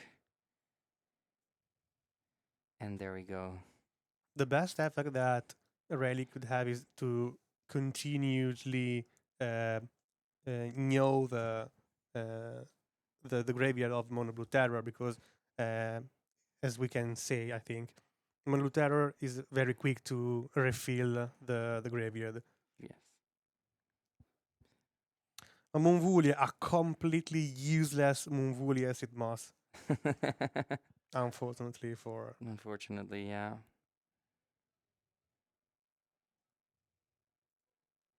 First duel, end of the game, though. Yeah, There's no the way. handshake. No way, no way. Mono Blue Terror has a lot of edge here Yeah. to maintain the advantage of the control of the board. Yeah. As we can see, this match is is based on the interaction to bring it to bring and take at the table the biggest monster. Yes, and you can clearly see this was a very good showing to see why Mono Blue Terror is such a prominent deck in the format as Yeah. well. The Artful Dodge is a way to play Mono Blue Terror. Some lists play Dodge, some lists play Sleep of the Dead. Personally, I prefer the Artful Dodge way. Yes. I don't know how many. Yeah, three Artful Dodge. Yeah, in 3 copies. Yeah, I think that a friend of mine, which I test with, played the full set of Artful Dodge, but I think that he's an extremist, so I think that's too much. He would artfully dodge that. Yeah, he lost a lot of game with Artful Dodge in hand and no snake on the battlefield. So I think that 3 copies is the better. The is better to keep the chance to use it. You can mill it. You Yeah. can flashback it. So I think that 3 copies is nice. Is ready decided? Okay, let's go to the other table. And here we go. I was waiting for this moment. We are going to. Oh, So we have Mirko. oh, and there's the handshake. What a time! I was so ready to say Fairy Temper a lot of times. That's similar problems, but different way. Yeah. Yeah, it feels like dodge is more tempo, quicker. I think that if your opponent play a lot of creatures or creatures that create tokens like Chrysalis, for example, that are one of the most played card in the format right Yeah. now, trying to avoid them all with on one single card could be a good choice. The players are going over their sideboard choices, and as you can see, it's a German suplex. Yeah, the one that Mirko deserves. The one that Mirko deserves. Oh, Yeah, and pretty pretty accurate. standard. Mono Red Bird, I think that is Mono Red Madness from Mirko. Yeah, this is madness. Yeah. Or I know that Mirko is a pretty aficionados of the old school burn, so 1 mana 3 damage, 1 mana 3 damage, and so on. He shouted it's lightning bolt a couple of times probably. Oh, and we see the other sideboard for Affinity there. Galvanic blasts. I was curious to see what Affinity does. I have not seen that in action yet. Yeah, I think that this deck of Gianluca played the Utron monitors, but I know that Mattia, Mr. Cha91 here on Twitch, has all the lists and all the cards played. So I think that this is an information we can retrieve in the next rounds. It looked like a close match as well, but Morganta, I think that is an interesting information because we all know what Utron Monitor is. oh A yeah, card that is really rare to have and really expensive. It's like a modern cards, more than a pauper card. It's pretty ticks right now on Yeah. the MTGO marketplace. Yeah, I the last time I saw it was almost 40 ticks. It's insane, right? It's totally insane. It's yeah, insane. for sure. Oh, there we are. We are back. Sorry, I was leaned back, enjoying watching good Magic being played. But what do you think about the Pauper right now? What's your favorite deck? Like I said before, I love seeing the snake go sideways. That is something I really love. I'm a blue mage, so seeing Counterspell 4 times in the list, seeing some spell snares. Although I am curious to see a mono red in action or also Junt Wildfire go Okay. at it, because every Jund deck is always a fun deck. As we said before, John just doing John things. Just doing Jund things. Discard removal, discard removal. Yeah. So, uh, and what do you, if you will play the Paupergeddon Yes. in the next week? Will Mono Blue Tarot your choice? I think so because it is just so natural to me, and I think there's some people in the chat who can concur this. I love the part that you just you trauma dump your graveyard full with these amazing spells, and then suddenly there is a big snake that you can't go around, or there is an artfully dodged snake you can't block. You will play the Mono U version, or you will add a color, for example, the blue or the black or the red. I have one motto in life, and that motto is Demir the Merrier. Okay. So I would probably go for Demir Terror because Okay. I just love blue black, and that seems to be the best blue black deck in this format. I will probably go 0-8 on day one and enjoy the food at the judge table. But yeah, that would be my deck. What would be your deck? That's a nice plan. I think that my deck will be familiar. Absolute familiar yes. is one of my pet deck.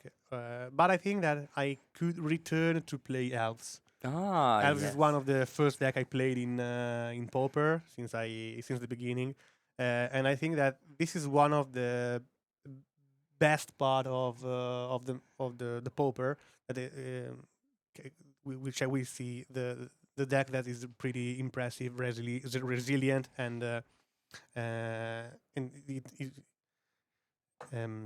has a lot of good results in the last day. So I think that my choice will be on Absolute Familiar or Elves. This is my choice. I think that's a great answer. I was very scared you were going to say Coggates.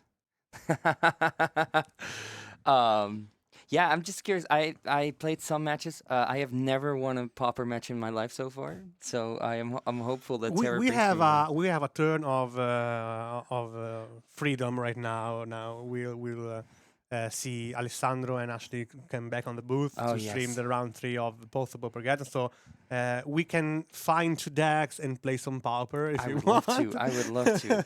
And I'm just curious to see who is going to join us for Paupergeddon in 2 weeks in Lucca, which is once again an event that if you have never done a Paupergeddon and you're in Europe, go buy your plane ticket, go buy your train ticket, and come and visit something that is you can only explain it as family. Yeah. The Pauper community in Italy is a family. Pretty good choice of word. Yeah, Right, yeah, yeah. and you should just do this and meet all the artists. There is once again a table full of food that people brought from all over the world. But it's not only food. It's one of the best food we can have here in Italy. Is a huge thing also for Italian person like me, that I completely enjoy that kind of food. Is bread, meat. There's a lot of good stuff. So it's totally free, of course. Of course, yes. offered from the players to the players. So And also, if you're watching and you do not know if Pauper is your format, there is Legacy, there is, I believe there's a Vintage Cube present. You can play Modern right over there. So there's so much more you can do than just play Pauper, but just come enjoy Lucca, which is a beautiful city. Yeah. I enjoyed that very much last time I yeah, was there. home of the Lucca comics and games too. So famous also for other nerd stuff that we like. So And that's what we are. We're all just a bunch of nerds, and we love it. We absolutely love it. Also, a big shout out to Fanfinity for hosting us right here in Turin, and obviously Boose and Dungeon Street and eBay for having us and helping us and making sure this is all right here, and all the 72 players can play the best game in the world called Magic the Gathering. yeah, for sure. So him, Sapo, and Dania, we go to find some Pauper deck to play, I am going to get my ass kicked. and we'll be right back with round number 3 of Path to Paupergeddon 2026 with Alessandro Moretti and Ashley Beats. See ya.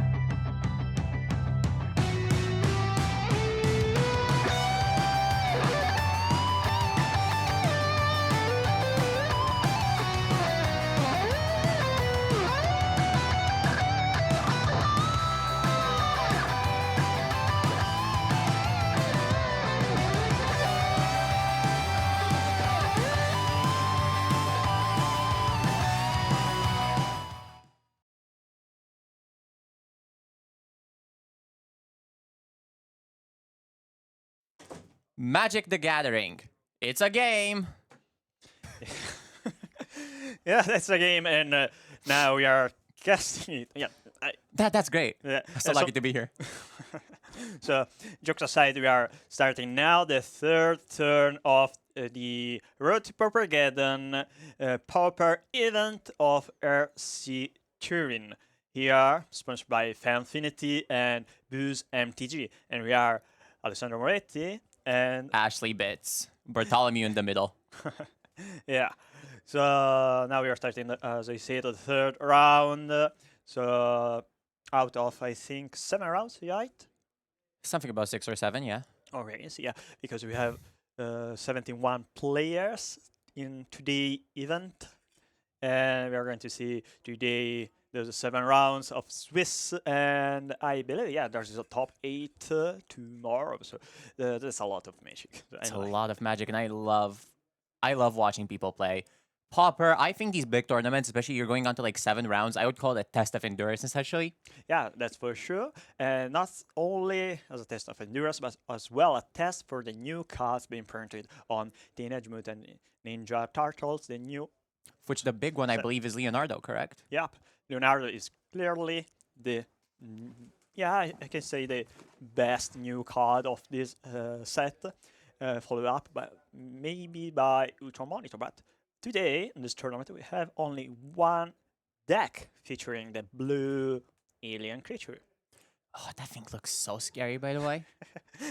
When I was a child, I watched the cartoon with the ninjas, the Ninja Turtles, and the Utrom, but wasn't really so hot at the time, that cartoon, so I haven't watched so many episodes.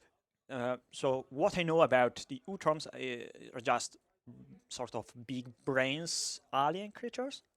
They have a sort of UFO as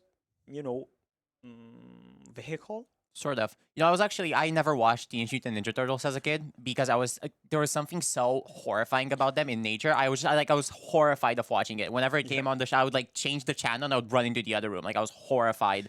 I don't know what it was. I've gotten over my fear of Teenage Mutant Ninja Turtles recently, mostly out of necessity. But I think if you play White Weenie against me and I see Leonardo, I might still shiver a little bit. Yeah, that's a true part of the game as well. I mean, having Universe Beyond, even the concept of Universe Beyond, maybe versus Universe Within, is kind of old magic against new magic. So you can say Magic as a game changed when they started producing this kind of product. But what do you feel about the Universe Beyond? Do you like it? It's in the lens of Pauper, it's almost really interesting to see how little impact Universe Beyond has, because at the end of the day, the most powerful cards in these sets are going to be the big named characters, right? You have your mainstays, you have your Frodos, you have your Spider-Man, all those, the big guys. But they're not going to print the big guys at Common. Yeah. At Common, we get Spider-Man's friend. He's in a chair. We get Ultron Soldier. We don't get like the big guys. So yes, theoretically, we have Teenage Mutant Ninja Turtle cards in the game, but I feel like you don't feel it as much as you would somewhere like a Standard or like a Commander, where all of the big boys come out to play. In Pauper, where you only deal with like the little low ground common level enemies, it all feels kind of mundane enough. Like you're never gonna see Frodo, but you will see Lorien revealed. Yeah, that's maybe surprising, maybe not. I mean, by the design of the most recent sets, you can see cards or characters like Leonardo, Frodo, or whatever it is, being printed out various amounts of rarities. I mean, they try to fit a lot of effects or maybe scenes in different set of rarities. So uncommon, common, and surprisingly enough, the common rarity is the less common. Which is really funny to see. But that is interesting. Like the fact that you can just play a Ninja Turtle in Pauper is such a outlandish concept I'm looking at, and I'm like, wow, okay. Guess we're doing Leonardo now, and there's not much I can do about it. So I guess we can only hope it impacts White Weenie. Yeah, that's true. But I think just not thinking only about the, yeah, you can say most ideological aspect on Yeah. having non-MTG characters in the game, having that many legendary creatures actually impact the game, because Cast Down is the premium black removal spell in the format, Yep. and Cast Down is meant to kill non-legendary creatures. But Leonardo, Spider-Man, those are legendary creatures. Those are common legendary creatures. This is weird. Yeah, we're basically going to see Cast Down getting nerfed every Yeah. single set now over and over again, and that's so funny. Because Yeah. we're seeing it get turned from the like 2 mana kill anything you want spell to effectively Doomblade. But Yeah. specifically Universes Beyond Doomblade. Yeah. See, yeah, when Cast Down was printed, I think in I don't remember. Oh, many years ago. I wanna say it was Baldur's Gate. Yeah, I think Can so. we get a check on that? Anyone in chat? Cast Down. Was it Baldur's Gate? Because I remember the card was first printed in sort of Dominaria standard set, but as an uncommon, and then probably, Dominaria. Okay. yeah, and then later was printed as common in a draft set. Yeah. Like as you said, Commander Legends Baldur's Gate, which is wild. I mean, yeah, maybe not wild, but if a set is rich in legendary creature, having a Cast Down that a Doomblade effect that can kill a legendary creature seems pretty fair, right? In Pauper, when Cast Down was printed at first, well, it changed everything. Pretty much. It is just so interesting to see. This is why I miss sets like Baldur's Gate or sets like, controversially enough, even Horizons. It was fun to see sets with high power levels kind of impact Pauper, because nowadays with a standard set, I think the problem is if you print a common that's good enough for Pauper, you're kind of shafting your own draft format a little bit Yeah, that's in a standard set. That's the issue there, right? We need these high power sets so we can get some good quality commons that are going to hang at that high power set's limited level, but also give us a good, a good common to play every once in a while. Because I want to see some new cards. Whenever I see, like, if we were getting constant cards, maybe I'd be like, oh, I don't want to deal with Leonardo. But now, yeah, okay, Leonardo, cool. A new card's a new card at this point. I'll take anything. Yeah, I can agree with that. Okay. All right. Well, we just got to know that we are ready for our first game. Are you excited? Yeah, that's for sure. I'm here just for that game. Awesome. Let's see what happens here. So we've got 2 players here, which I will have to. That would be Stefano Martini on Jun Spy combo and Bogles. We're doing Bogles. That's beautiful. Oh, I'm in. Inside. I know I'm not supposed to pick favorites, but I'm having a hard time not doing that right now. So, actually, very important question. How do you pronounce Bogles? Is it Bogle or Boggle? How do you say it? Well, nice question. So, as you know, I'm first an Italian language. So, from my point of view, you can read as well as Bogle. So, it's another way to pronounce it. So, to be honest, I just call it Bogle. Fair enough. Without any. Oh, what an yeah. insane start here. So we're starting to go for round 1. Bogle. Into a Bagel. Bagel. Like I mean, there is a sort of bread like. Oh, right away. Rancor on the Bogle. Ooh. They go for the aggro. Big damage coming in. We've already got 1 troll in the bin. Now tell the viewers at home a little bit about Spy combo. What's this deck looking to do? So Spy combo is a Grim Beazed combo deck relying on Balustrade Spy as a namesake card. You try to have 3 creatures in play, 1 Balustrade Spy and 2 other creatures.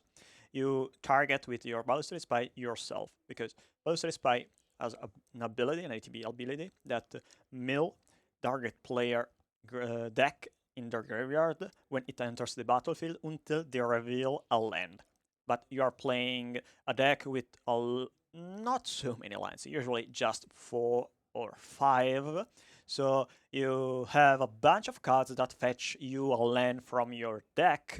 You play those lands, of course, and then after that, doing that, you mill yourself. But why are you milling yourself? Because you play Dredge Return and Lottery Giant. Dredge Return as an alternative cost, as flashback as an alternative cost, by sacrificing 3 creatures. You target your Lotland Giant in your graveyard. Lotland Giant is a big chunky creature that, with an ATB as well, and that ATB reads when this creature enters the battlefield, it deals damage as many creatures you have in your graveyard. So you mill all your deck, then you flashback, Dredge Return, and you reanimate the Lotland Giant. And with the Lotland Giant, you kill your opponent. Honestly, yeah, this deck is Spy Combo has always eluded me. It's one of those decks I hear about all the time, and I see it in action, and I never quite get there. To be honest, I'm always like, it's my white whale of sorts. My question is, how many lands do they have? Because I know like this Spy combo deck I always shift, right? It was like 1 land Spy initially. It looks like now we're up to 5 land Spy. Yeah. What's with the land inflation? So when you play the 5th land, usually because you prefer to have a more mid-range like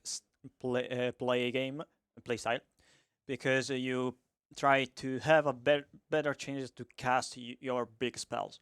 So as I said, Spy is a green based deck, which means you are playing cards like Overgrowth Battlement, X-Men Guardian, and other mana dorks. You use that mana dorks to cast either your combo pieces, your draw spells in form of Winding Way and Land Stampede, or your threats. Those threats can be cards like Virgin Chrysalis, Sag Wildling, and Genocent.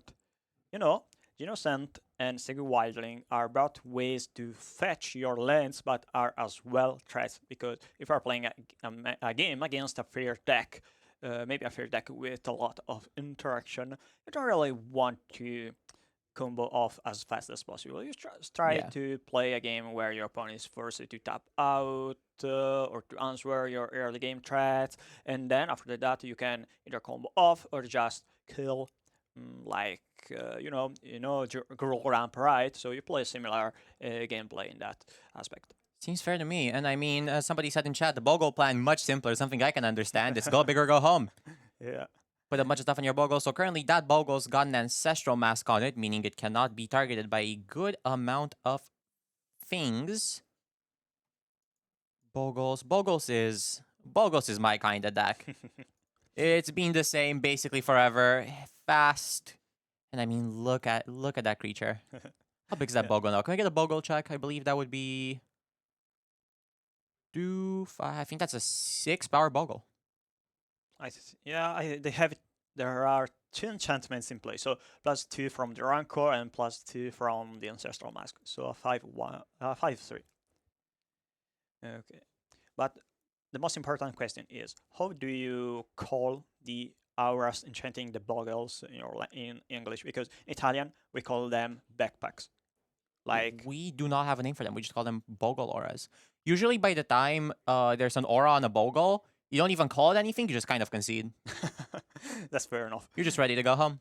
Yeah, the Bogle is kind of the little Boy Scout going camping in the woods, and they bring their auras as backpacks, so they're able to overcome the nature. I enjoy the concept that Italians made up Bogle-based folklore to make Bogle a more relatable character. However, we know him for what he is, a little hellspawn. Look at that thing. I don't trust that thing. Yeah, the cool part about this specific version of Jand or Spy combo is that is playing red. You don't often see Spy playing red because most people prefer the more straightforward approach. So just play a bunch of creatures, play Spy, kill your opponent. Here we have Virgin Chrysalis, and Virgin Chrysalis I think is a very good card. I've this heard format. good things about it. I've heard some people call it like really, really good or something. I don't know. It looks weak to me. I could probably beat it. Yeah. But oh wow. I mean, it's already like, look at that life total difference. This is a fast game. Question is, I think basically when you're going round 1 against Bogles, you're almost never worrying about the first game. I would imagine if I was Stefano here, I'm already thinking about the sideboard. I'm already thinking what I'm putting in. Yeah, the game is over now. 5 lanes in play, in a deck playing only 5 lanes. Baluster Spy. There it is. And there it is. Time Yeah. to show your deck to your opponent, so they are sure that you don't have any lands left. Just to prove he's got it. Yeah. I'm actually playing 6 land spy. And there it is. The Dreader Ton reanimated the Lotla Giant. Ooh. And I believe that is... Time to scoop. Yep. Kind of the siege rhino of the format. That's a really good point. Yeah, I think calling Crystal the siege rhino of the format is very reasonable. And there's a scoop. Question is, what's next here? What do you do? I mean, Bogles versus Spy combo. I don't think this is a matchup you see very often. I think Bogles, in a way, is one of the sneakiest decks in Pauper, in my opinion. You almost never expect it. You almost never prepare for it. But sometimes, there's that one guy, there's that one Bogle player, always there that you gotta watch out for. Yeah, I agree with you. So basically, you're playing your tournament, and when you try to, maybe you're playing the win and din, you face Slipper Bogle. If you are playing mono red and you face a Slipper Bogle deck, I think you're not really happy. So maybe Bogle is a good meta call for this kind of tournament. After all, a lot of mono red madness, a lot of mono blue terror, so it's probably the best deck if you face the good matchups. Fair enough. Isn't that the kind of the infinite Bogle cycle? I like to call it. It's imagine a little spinning wheel here. Bogles is unpopular, so everybody boards their Bogle hate out. So somebody plays Bogles. Yeah. They have no response. Bogles is good. Everybody boards in their Bogle hate. Bogles becomes unpopular. Ultimate loop endlessly. And I think right now we are right on that cusp of Bogles is unpopular. Everyone's boarding their Bogle hate out. Bogles is good again. Next week, might all be over. Yeah, that's similar to how Affinity and cards like Dash the Dust. Yep. Right? The infinite affinity cycle. Yeah, that's the cool part about this kind of game. You can metagame against your predicted meta call. When you face them, you're happy. When you don't face them, you say, yeah, it happened. Yeah, being tapped into your local community and especially your Pauper community goes a long way, especially in an eternal format like this. All right. So can we take a look at their sideboard? So just to understand. So Jund Spy Combo's bringing in some Masked Vandals, some Mesmeric Fiends. You've got Fang Dragons. Jack-O-Lantern is a card I've never seen before. I will have to take a look at this card. Yeah, that's very peculiar one. It's an interesting little... When you play Jack-O-Lantern, is because you are playing as well another card, Flaring Pain, because there is Prismatic Strands in the format. So your sideboard against Prismatic Strands, when you're playing a deck line on Lotla Giant, is a way to counter Prismatic Strands, and that way is Flaring Pain. Flaring Pain is a 2-mana red spell that, just prevent Prismatic Strands to do something. I mean, damage can be prevented. So the cool part about Flaring Pain is Flaring Pain flashback. So you mill your deck, you mill both Jack-O-Lantern and Flaring Pain. Jack-O-Lantern says tap 1 mana and exile it from your graveyard. Add 1 mana of any color. So yeah, that's a card that alongside Flaring Pain lets you counter Prismatic Strands by casting Flaring Pain from your graveyard. And Jack-O-Lantern just gives you red mana whenever you need it. Honestly, yeah, that looks fair to me. And to no surprise, Bogles, as always, will just bring in more enchantments. Can you believe it? And there is as well Charm and Charm in Bogles' sideboard. And this is a very great card against... That is a very reasonable take, yep. Yeah. Your deck is relying on graveyard to win? Okay, I'll exile your graveyard. There you go. Yeah, that seems... I mean, I would imagine some Trap and Charms have to be going in. I would probably bring in something like a Tameo Safekeeping, perhaps. Maybe. To be honest, I'm not a Bogles expert, so I don't know what you don't want to play against. against. That's actually Yeah, a really good question. I'm not sure. What's like the worst Bogles matchup you could have? Because I feel like almost all of Bogles matchups are so like 100 or 0. Yeah, to be honest, Bogles is sometimes a very weird deck. I mean, Fairies from Shout is a good shout. I think like a fairy or like any sort of tempo deck I think plays very poorly into Bogles. yeah, tempo decks are usually poor into Bogles. So, when I play Bogles or I face Bogles, usually is just my opponent having all the good cards at the right time. So, and when I play Bogles, I always don't have the good cards at the right time. So it's just a deck even relying from on variance from my point of view. So that's the reason why maybe a lot of people don't like Bogles, or maybe just because when you're facing a creature-based deck, you rely on removal spells to kill the creatures, and Bogle have X-Proof. Well, that's just because the Bogle has to pick you. Yeah. So that sounds like a skill issue to me. See, the Bogle one day will in your dreams he will reveal himself. He will say, "You need to play Bogles," Woo! And that's how you know. That's how you know it's time. It's Bogle time. Yeah. But do you like more Glaze Scout, Slippery Bogle, or Silana Edgewalker? Bogle all the way. He's just a funny little guy. Like, how can you? He's like the default mammal. He is just a beautiful little thing. Because if you ask me, regarding the green creatures, I favor more the Silana Edgewalker. But regarding the blue creatures, I favor more the Bogle. Just because I've played stuff like Mono White Heroic and Azorius Heroic, so in you can play X-Proof creatures having other colors, is what I mean. It's Bogling time. Great shout. Wondering what's going on. It seems like they're both mauling pretty heavily. I'm seeing from the window here that Stefano just mauled one, and it seems like Massimo is keeping 7, fetching a land right away, looking for, I would assume, yeah, Forest. There you go.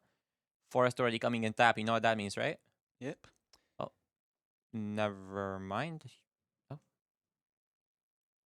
So there you go. Okay. What's up?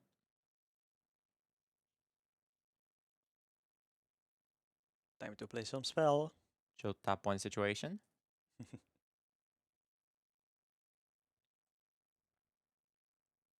And Saga Wildling. Oh, nice. It's like a Wildling, another card I just love. Yeah, Saga Wildling more or less have the same power level as Ginor's Ent, and Ginor's Ent, and alongside the other 1 mana cycling spells are probably one of the best commons ever printed. I mean, 1 mana to fetch a land is something you have already seen in cards like Ash Barrens, but Ash Barrens is just a land. Saga Wildling, General Sand, those are both lands and creatures. Modality on anything in Pauper just feels so powerful. Anything that has more than 1 mode, I feel will always be like pretty decent. I mean, you got to look at some of the grades, right? Yeah. Lorien Revealed, just the whole land cycling thing. If you can do more than one thing with your Pauper card, that's a good Pauper card. That's a good Pauper card right there. Yeah, we see a. Is that Utopia Sprawl? that is Utopia Sprawl? Yeah. I keep wanting to call it Growth Spiral for some reason, even though I know that's not even remotely right. And now Indeed. we're looking at 3 mana over from Massimo, who I think will start probably unleashing the Bogues any minute. Releasing the monster. It's time the most feared creature. Oh, there he is. I'm shaking already. Up Oh. with a Ancestral Mask. Nice. Well, currently that doesn't really do much, but it's there in spirit. Yeah, We've got an Overgrown Battlement as well, coming from the other side, in the little wall combo situation. Oh, wall combo, another beautiful deck, but I'm sure we'll get there as well. I would love to see walls combo today. Yeah, Walls combo is not so much played anymore. The presence of Spy combo is not Walls combo being bad into Spy combo, but it's just you're playing a green based deck, greens combo deck relying on mana dorks. So if you need to find the best way to profit from those cards, at this point probably is better Balustrade Spy, because Yep. more or less the shell is the same. So green mana ramp followed up by green draw spells, but Spy, the creature, I mean, is just it is a 1 mana card, 1 mana combo card, while Wolf's combo is relying on having Overwrought Battlement or Expand Guardian, and then enchant it with Freed from the Real, or pair up with the Galvanic Alchemist, so which is the creature counterpart of Freed from the Real, and after doing that, you generate infinite mana.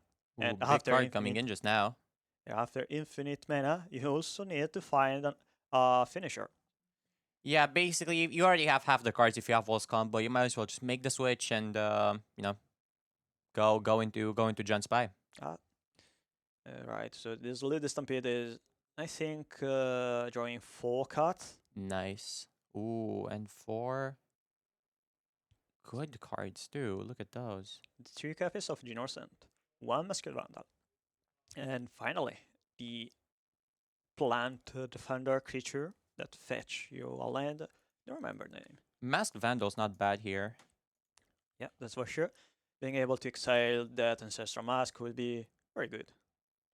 Especially right now before it gets out of hand, which now that Massimo isn't tapping might be the moment where that Vandal Mask does go a little bit, Ancestral Mask goes a little bit insane. What do we got here? Cannot recognize that card. for the life Armadillo of me. Cloak. Oh, that is Armadillo Cloak. Yeah. Okay, things are ramping up now. So we are attacking with the huge Bogle, dealing dealing damage and gaining some life from the Armadillo Cloak. The lifelink, how relevant is lifelink? Is very relevant against Jun Spy combo, correct? Because Yeah, you can say that if the game goes too much long, the life gain is irrelevant. But if you have 2 copies of Lateral Giant and another creature in play, you can effectively sacrifice 5 creatures plus 1 copy of Lateral Giant to reanimate 2 copies of Lateral Giant, and dealing something like 14 or more damage. I think that's enough. So Armadillo Clock is not really relevant as a life you can spend here. It's more relevant as a way to deal extra damages for sure. and But a lot of extra damage. That Bogle is a 5/5 with trample and lifelink right now, I believe. yeah, so maybe here you prefer to not use your Masked Vandal as a way to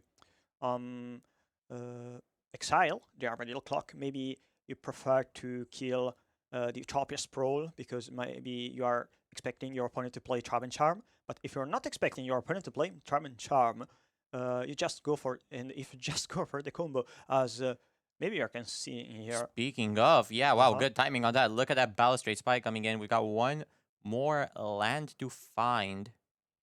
And we can see the sideboarding in from the John Spy side. There you go. Yeah, Wow, that was a we're fast. very fast game. Yeah, seems like Jan Spy sideboarded out 1 land to be faster against Bogles because it is not a very grindy matchup, right? That makes sense. So they choose to be a little bit faster by not relying on an extra creature that fetch you a land from your deck, and they choose to not fear the Trap and Charm, and they went for the little with the Spy. So And we can see. Oh, nice of them to actually show us their sideboarding here. Yeah, 3 Traben Charms, of course. You got it, all of them. And what I wasn't expecting is the Fang Dragon. Yeah, probably, that is surprising. Yeah, maybe they choose to. Yeah, maybe they say if my opponent plays a Bogle, I can kill it by dealing 1 damage to all creature I don't control. Especially maybe if I play the Masked Vandal to exile one of their Ancestral Mask or Tier Armor. All right. Do we That's a have? good question. At 27 life, should they count the creatures in the graveyard, or is it a certain kill? I think it is a certain kill. I think with just one Lottery Giant, you can deal something like 29, 30 damage. Fair enough, and even if it's not, it's the decision they made. So I guess now we got to move on to our backup, I believe. Already finished is what we're hearing. So Wow. wanna talk more Bogle pronunciations? That was a surprisingly quick game, I gotta say. I mean, it is nice, going from the contrast of like that 1-1 down to time tie that we played first, and now we're going into this like Bogle versus Spy, full steam ahead, just Jover instantly. It's cool to see. It's cool to see. So now we're going into round 4. Any predictions? What do you think's next? I'd love to see some decks like Azorius go great. Same. Yeah, I already seen, I think, something like a Gluntok deck, maybe Jeskai Synth or the Blade. Would be very cool to see Esper Blade with the Ultra Monitor, but we already talked about Ultra Monitor being played in just one deck. I'm not sure if we have a way to check which deck was playing it, or if we are able to see the metagame. Do you think we're going to see the metagame maybe later? I believe so. I gotta say, I want to see my buddy Mono Blue Fairies. I hope there's like a Mono Blue Fairies player. Please, if there's a Mono Blue Fairies player out there, do well. I want to see you on casting because I could talk about that deck for hours. I have a great friend who has written a 80-page document That's a lot of pages. of just like Mono Blue Fairy stuff. He was like, look, I'm gonna give you this. This is my life's work. Please take it and do well at Paupergeddon. And then I went, oh wait. He was like, you've betrayed me entirely. But it's such a good deck. This is something I feel kind of relates to the whole walls combo thing. Where you got to shift from one to the other. It's like if you have Mono Blue Fairies, right now you should probably be on Terra. And then when Terra falls out of favor, you're probably gonna go back to Mono Blue Fairies. I feel like those decks are very well connected because you already bought all of your fancy like islands. You might as well use them, right? That's the reason why I just switch between the two all the time. Yeah. It's like I've got all my bling at all times, and I guess just remains to be seen. Bogles though, Bogles is such an interesting deck. What even changes in Bogles? Does this deck play any new? Not really. No, Like Bogles doesn't get changed by new cards. It just completely gets changed by your interpretation of the meta and your willingness to play Bogles. I think the best Bogle player is the most dedicated Bogle player, really. Yeah, you can say that Bogles is a sort of dinosaur, a living fossil deck, maybe. Basically. So More now- like a living frog thing. What exactly is the type line on Bogles? Want to Boggle guess is a- beforehand? It's a beast, the Bogle. Is it? Yeah, it's a beast. Oh, that's disappointing. I thought it was like a frog or something. Oh, it's a beast like a bigger boy, a big threat. Beast is a horrific exaggeration. Look at this thing. Yeah, it's a horrific the creature itself. This is beast is beast is a rough. Actually, I don't know if the card has been rewarded as frog beast. It could be I reasonable, but don't believe so. The Oracle text just said Huh. beast. talking about Slippery Bogle, which art do you prefer? I think the original art is good, but the last art, what is that product? The special guest? Yeah, the special guest is probably the most sophisticated one, at least. The I mean- special guest is absolutely gorgeous, but there's something about the original printing. I like how sassy he is. This is a sassy little creature. Like, this thing will smash your face in for 17 trillion damage, and he'll like one of these at you. It's he's like living rage bait on a magic card. Just an upsetting card to be around. Yeah. Spy combo though. I think I finally get spy combo now. I think I understand it. I feel so enlightened by having finally understood spy combo. Yeah, I think we can say also that the weird part about the spy combo. Okay, the deck is good, no, but it is kind of easily approachable by the Graveyard 8. So and as well by Master Removals. So if you're playing decks like John Wildfire, Gardens, or White Weenie, you have a good matchup into Spy. And Spy is not really a threat for the metagame, but In the last banned and restricted list announcement, the PFP said that yeah, we're taking a look at Spy, so don't be worried about this deck. Okay, it is horrific to be killed on the spot by turn 3 or turn 4 by a single card, but if you know what your opponent is playing, yeah, especially post sideboard game, it is easy to counter your opponent combo, right? Yeah, So, it's a skill check deck essentially. Like it's only a scary deck if you're like kind of like an FNM grinder. You don't really like check the meta beforehand.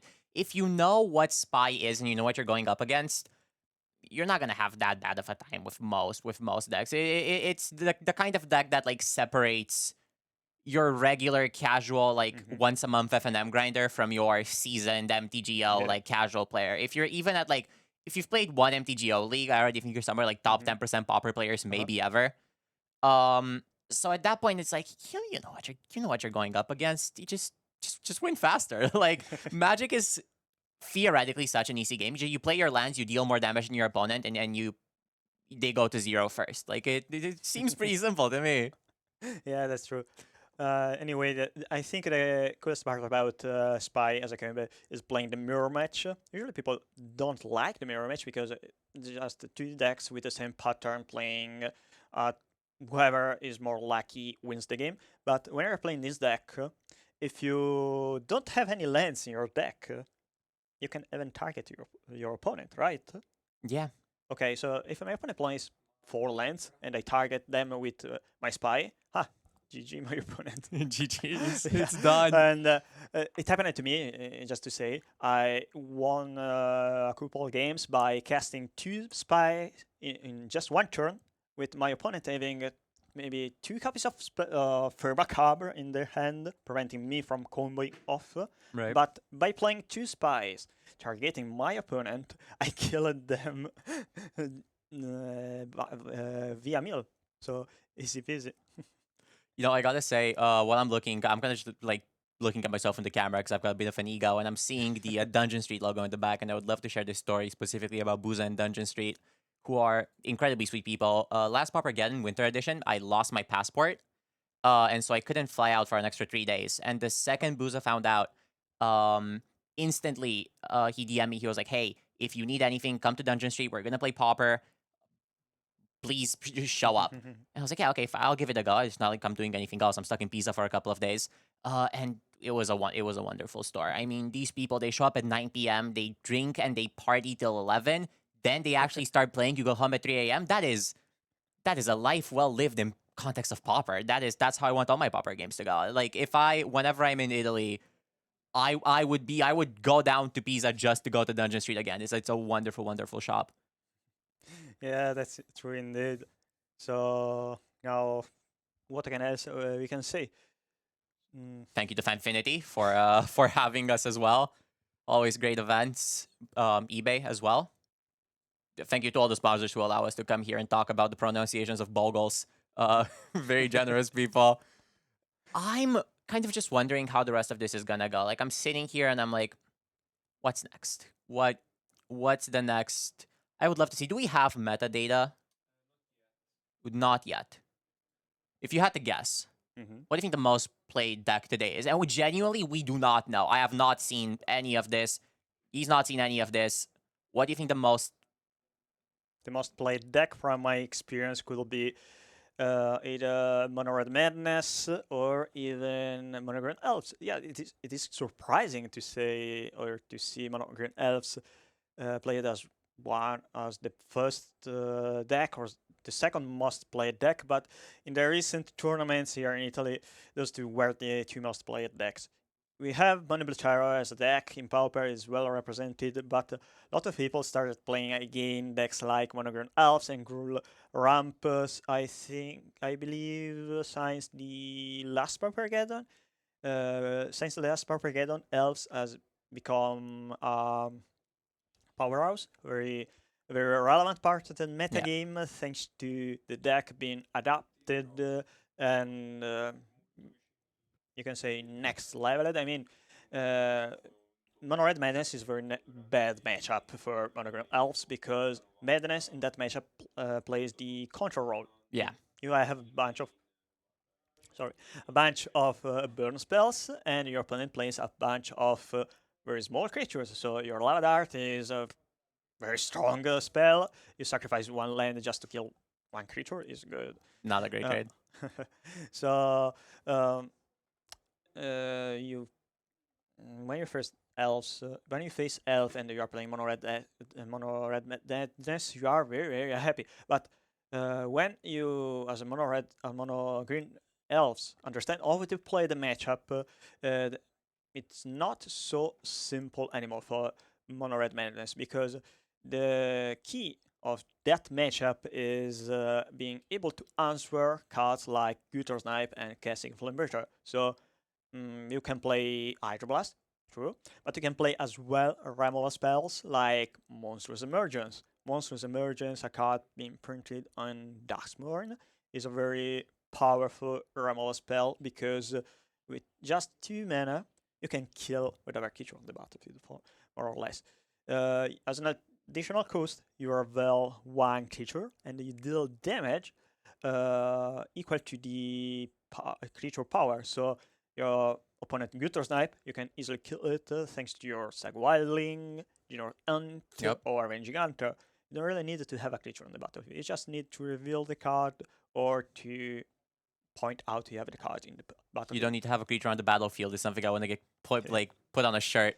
Yeah. It's fully. Okay. That's true.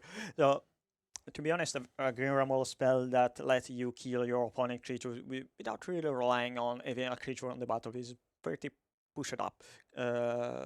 Removal spell. Probably not something you see so often in the green color. So, the matchup against Mono Red Madness is quite manageable.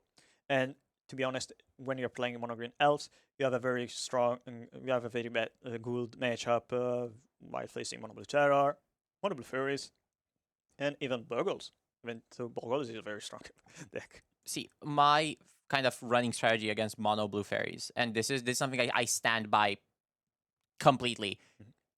And keep this in mind, if you ever run into me at a Pauper game, if I'm playing fairies and you play a forest, we go home. Like I'm not playing that out. I know what's gonna happen. I'm not gonna delay the inevitable. I would rather take a 40-minute lunch break. Concede, you're gonna take it, mathematically speaking, and we go next. And hopefully next time I don't play against elves. Elves. Elves is another deck. It's one of those like nostalgia decks, right? It's like people always get so happy when elves comes back. Pauper has a lot of these, I feel like, decks that people only play because they kind of miss them in other formats. Like when you tell people, like, oh, you can play elves. They're like, oh, I can play elves. I like elves. I'm gonna play Pauper now, and that's how we get another one into this pit. Yeah, for sure.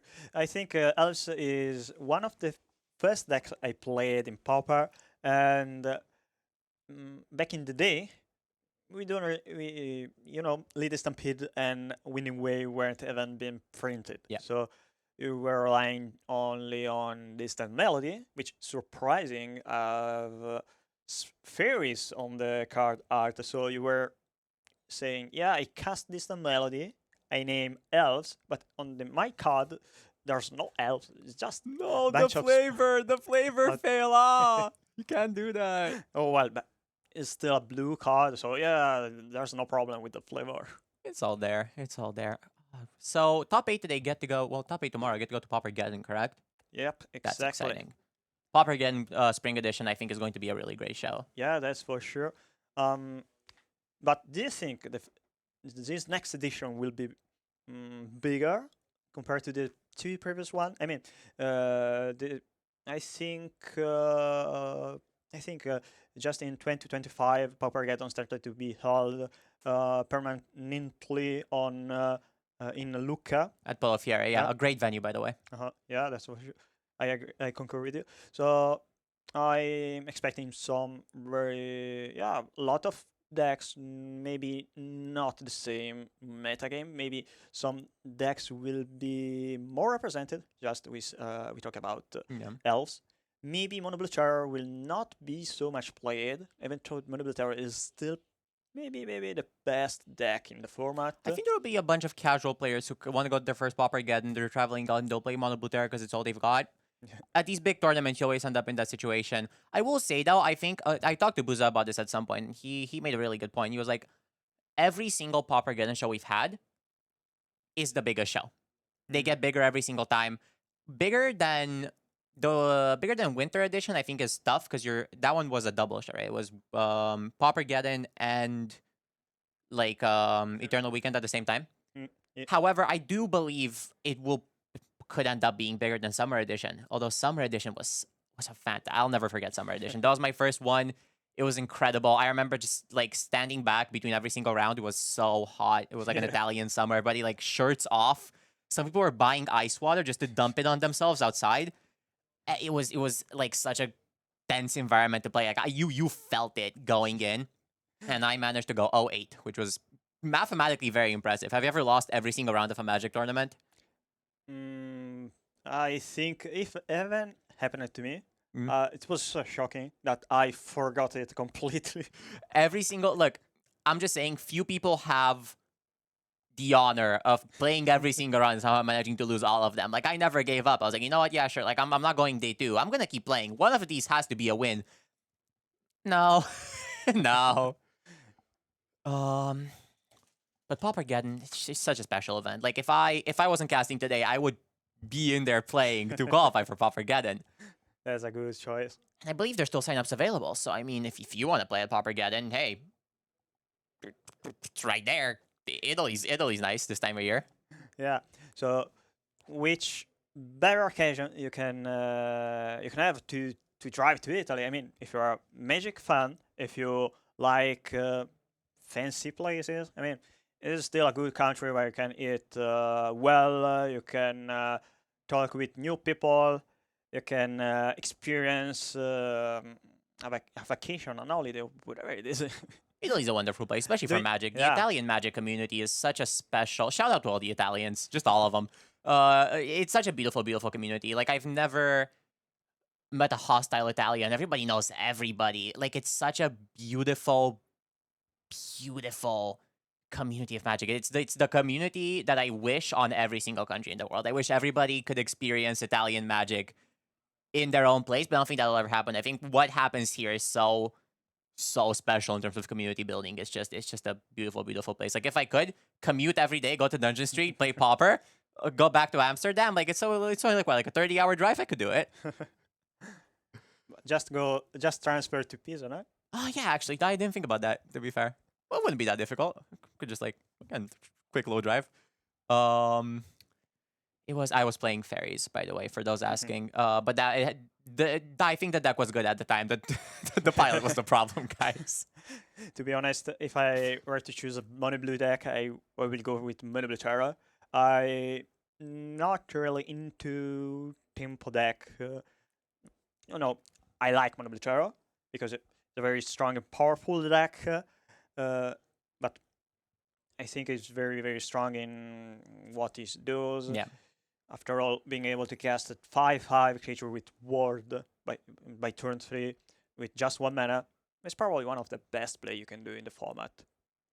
Thank you for the birthday wishes, by the way, everybody. I would like to have I basically told my entire family a week ago when I got the call to cast. I was like, hey, if you're gonna wish me happy birthday, do it like the day before my birthday because I'm not gonna be able to take any calls today. And nobody listened. I'm sitting on 5 calls from my grandma, which I will eventually have to take probably during break.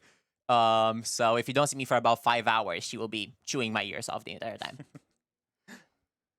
But I gotta say, I love Pauper. I don't know. I like talking about this so much. Being able to just be here and talk about this format is beautiful, and just seeing how much it's grown. Like I remember seeing it go from like fringe all the way into like, hey, now it's on MTGO. Hey, now it's got like we've got panel, and then like there's so much stuff happening. You can go to Paupergeddon. Paupergeddon's like it's like a big event. It's a big event now. It's huge. Oh yeah, that's true. And I mean, 1,000 people. That's so many people. That's like more than 5 people. That's impressive. Yeah, that's true.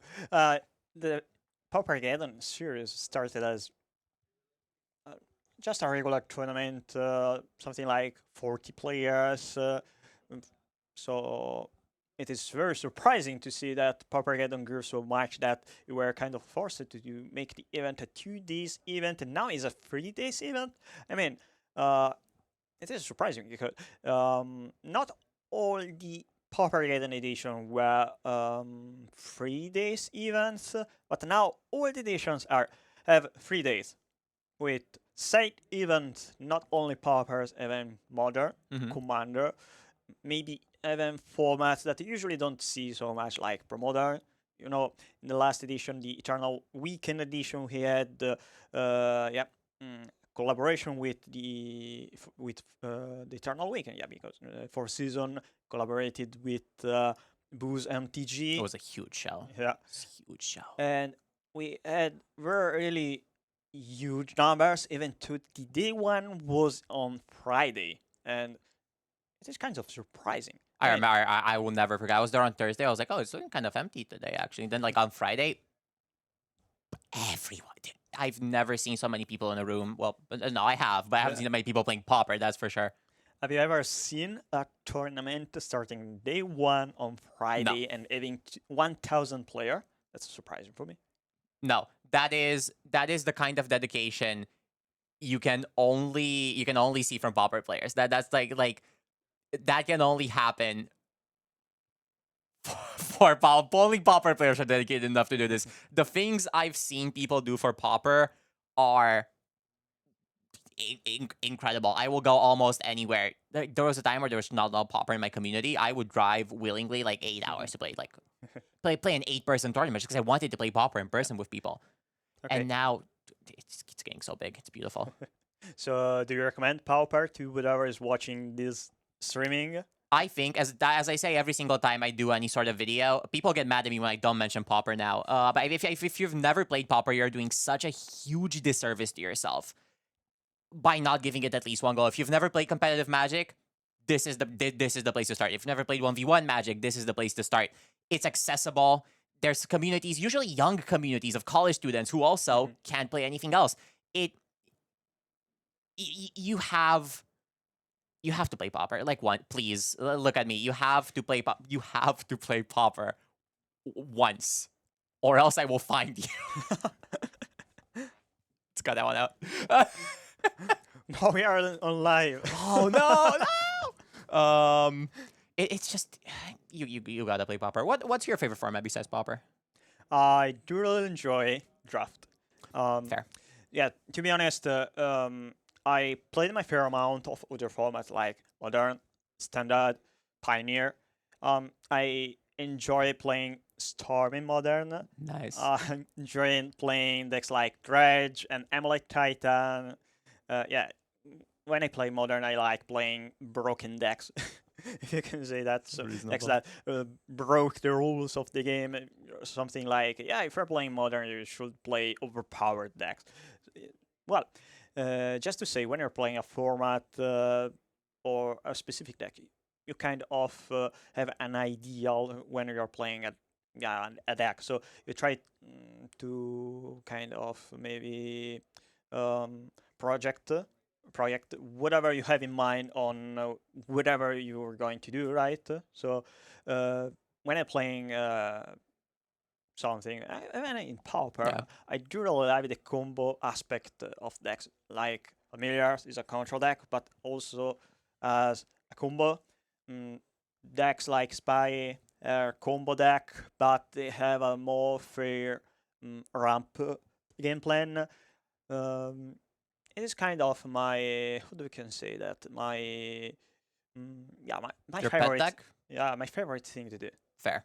See, my favorite format besides Pauper is Kamigawa Block Pauper Tiny Leaders. That's a very specific format. It's a 5-deck format because there's no more cards besides it. It's a Tiny Leaders, Pauper, and all the cards have to be from Kamigawa Block. I think it's maybe, some would argue, the best format ever made. It's a format so horrific in nature that a 1/1 for 1 blue called Wandering Ones is like almost bannable. That's too good. Playing a 1/1 for 1 is too strong in Kamigawa Block Pauper Tiny Leaders. Cabapital is a beautiful, beautiful thing. I can't deny that. So next time we should host a side event of Kamigawa Pauper Tiny Yeah. Leaders, of course. I think it must happen. I own 50 decks myself. Sure, cool. They're very easy to get because nobody wants Kamigawa Pauper Tiny Leaders cards, so you can just end up with like piles and piles of them unsleeved, just sitting on my desk waiting to do something with them. One day I will. One day we'll get regional championship capital, and that will change the face of Magic. I think that's gonna be the moment. Yeah, that's all. A new format can bloom, evolve, become something. Yeah, look at real. pre-modern, right? Yeah. Capital could be the next pre-modern, except it never will. Well, Maybe we should just say to the people at Daybreak, for the next Contraption League, may just what is the name of that format? it is contraption, and I will make a boss call for that. I don't know if you know this, but I do a lot of the skits for Magic Online, so I will make I'll see what I can do. I'll see if you're watching. Please. One favor. I don't ask for much. They already gave me my own avatar, so I don't think I can ask for more things for the next like year. Basically, I think they were like, okay, well, we'll give you an avatar and then you shut up for like a year. And I was like, you know what? Deal. Such an acceptable deal.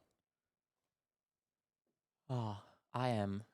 So, chat, what decks you want to see in the next rounds? Great question. It's time for you to just speak to us, to write whatever you wanted to see. What is your impression of the format?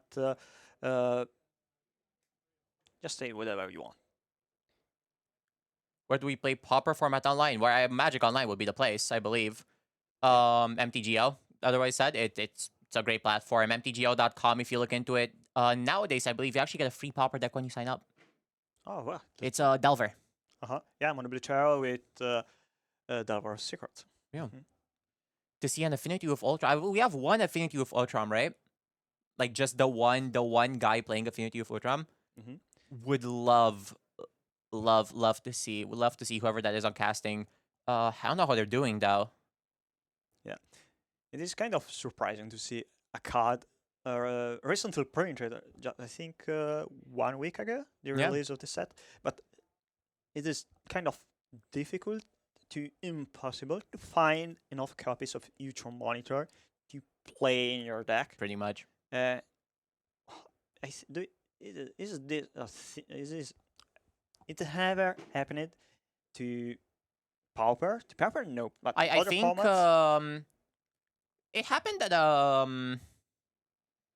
what do you call it? Wasn't that how Ash Barons got started? It was like printed in some like weird commander deck thing, and it was like $1 trillion, and then eventually they I believe Batish Barons and Bonder's Ornament were commons as first prints in commander decks, but at this time the rarity of new cards in commander decks meant on how many of those commander decks were printed. So Ash Barons and Bonder's Ornament were cards being printed and published on every commander deck on that set expansion. So the difference between those cards and Ultron Monitor is on Ultron Monitor not being printed on a commander deck, even though it is printed on a commander set.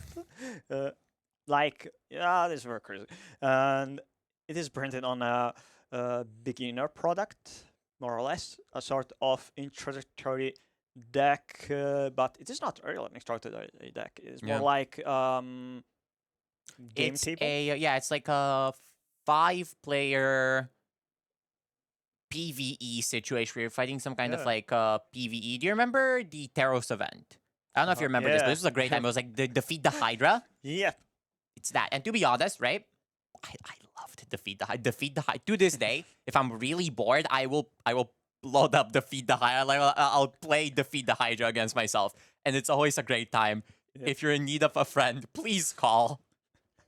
Defeat the Hydra was a great product. It is kind of sad that it didn't really go well. I mean, I'm not sure if it did not well because players didn't like it or just because did not have enough trust in the product. Tartan Team Up is really similar to Defeated Hydra, but you get bot decks that you are meant to play against the Hydra deck, which is the Yeah. villainous deck, with a lot of cards that are not really No. empty magic cards, but are Yeah, kind of. flip Yeah. the card, do something. The weird part is that those introductory decks are you kind of forced to purchase them when in the previous years Wizards always gave to the local stores some sort of introductory decks that were meant to be given to people that wanted to try the game, right? Yep. So you have this product that you purchase, you have some play boosters in it, and you crack the product just to have 3 copies of one Pauper card, which is weird. It is. So, in the recent weeks, I've seen a lot of people complaining about it, and I think it is perfectly reasonable. But I'm more worried about being able to find the copies of this card on the Yeah. market rather than paying too much. Because, after all, Magic is a game where you are supposed to purchase or to trade your cards, right? So money is clearly involved in the game, even though, usually common cards doesn't cost much, right? So, okay, you are maybe kind of forced to pay to match for the card, but we already have very pricey staples in form of cards like Snuff Out or whatever card do you have in mind. Pretty much. Here's my prediction. Uh-huh. I think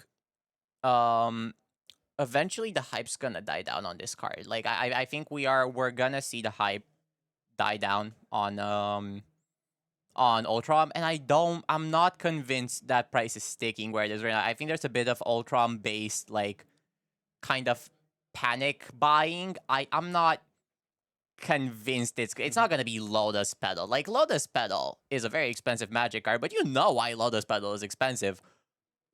I think Ultra Monitor is not Lotus Petal. It's not like I'm like no offense to the little brain guy in the mech, but he's not Lotus, but he's not the what's that other thoughts not that what's the other thought scour? mental note. He's not mental now. Yeah.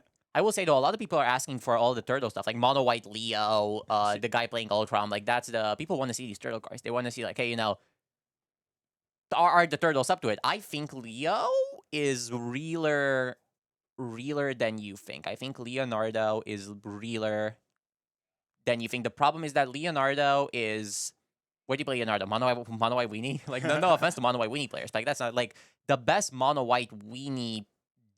A better Mono White Weenie deck is still not gonna get there. We need something really big for Mono White Weenie. We need card draw. Where is the card draw for Mono White Weenie? That's what I want to see. If I could put anything into Pauper right now, first of all, I would print a second set of Tellurian Terrors, and then and only then would I get some Mono White card draw in, so Mono White Weenie can get there. Yeah, to be honest, I really want to see a card draw in mono white. I mean, not in white Winnie, but in the white color. Yeah. Because you can see any form of card advantage in any format, in any other color beside white. Why? You have divination. You have divination even Divination. in colorless in form Yeah. of Ico Raspberry. That's crazy from my point of view. Where's our Mono White Divination? Where is our Mono White Divination? It's time. More or less, you have a bunch of 2-for-1 in forms of Trouble Inspector, maybe. I guess. That Dragon was Inspector is that's a good shout. Dragon Inspector. Actually, you know what? Print a third Dragon Inspector. I think it's time. Another copy of Trouble Inspector. Dragon Inspector, we'll call it. That's a good name. That's a good name. That's a good name. I think, dude, somebody's barging in on us right now. Are we under attack? We are under attack. This is not good. Oh, there you go. Okay, we're fine. I mean, I guess we gotta see some turtles. We gotta see some turtles shape up. What I want to see, this is what I'm really curious about, and do keep an eye on this, by the way, everyone. I want to see how the meta is gonna evolve from the path to Paupergeddon to actual Paupergeddon in a couple of weeks. I want to see where we're gonna head. Do you think the meta game that we're about to see soon, once it's up, is it gonna translate well to Paupergeddon, or do you think there's gonna be some big shifts happening? Because we are talking about a big increase in players when you're dealing with like 1,000-person event. And an open event, Nonetheless, Yeah.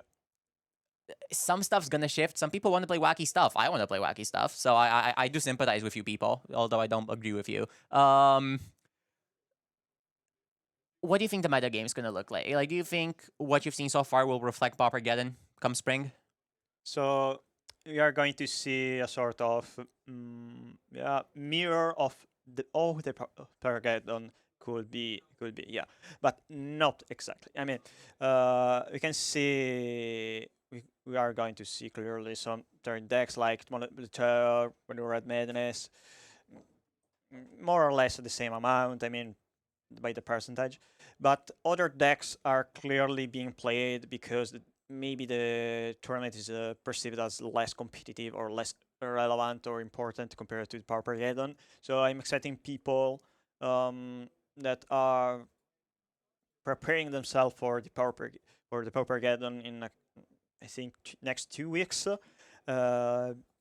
playing decks that are more focused on maybe cards that are not so much played right now. So White Weenie maybe could be more played here today rather than in the Paupergeddon, just because White Weenie usually is not a deck that a lot of people plays. Yeah. I mean, the deck is good, but at the same time is too much for you. So you That's have fair. very strong cards. Battle Scratch, Guardian's Pledge, Korski Fisher, and etc. But at the same time, you have cards that really, are heavily relying on just having the good cards at the right time. Yeah. So at this point of the game in Pauper, often you prefer to have cards like cards that similar to Virgin Chrysalis. So cards that are good by itself. No more, no more, please. Don't say that. Don't give me ideas. Don't take any ideas. So cards that are always good. And Virgin Chrysalis usually is always good, right? Yeah. I mean, it can be good against aggressive strategies, against control-ish strategies, and etc. I mean, probably Virgin Chrysalis is bad only against decks like Spy Combo, yeah? Because you don't really need to have a big creature spawning to Eldrazi spawn against Spy. Fair. So decks like White Weenie are good again in a very specific metagame, but when the tournament is so large with so many people, it is usually difficult to metagame. I mean, Yeah. you can play the best deck in the format, you can hit the right cards for your sideboard, but when you're starting the tournament and you are facing maybe 2 up to 1, 2, even 3 decks that we are not expecting, That's the problem. Paupergeddon, ultimately, to put for new viewers, to put Paupergeddon into scale, Paupergeddon sets the meta. The meta in Pauper shifts around whatever the last Paupergeddon event was. Paupergeddon is the catalyst for the Pauper meta game. And with that, that's actually a good note to end on because I think somebody's barging in and we are being removed. So we're going to leave you in the hands of our great other hosts for the next round. Get ready and get excited. That's been us. We'll be back in round 5. Wanna get lunch? Yeah, for sure. Let's get lunch.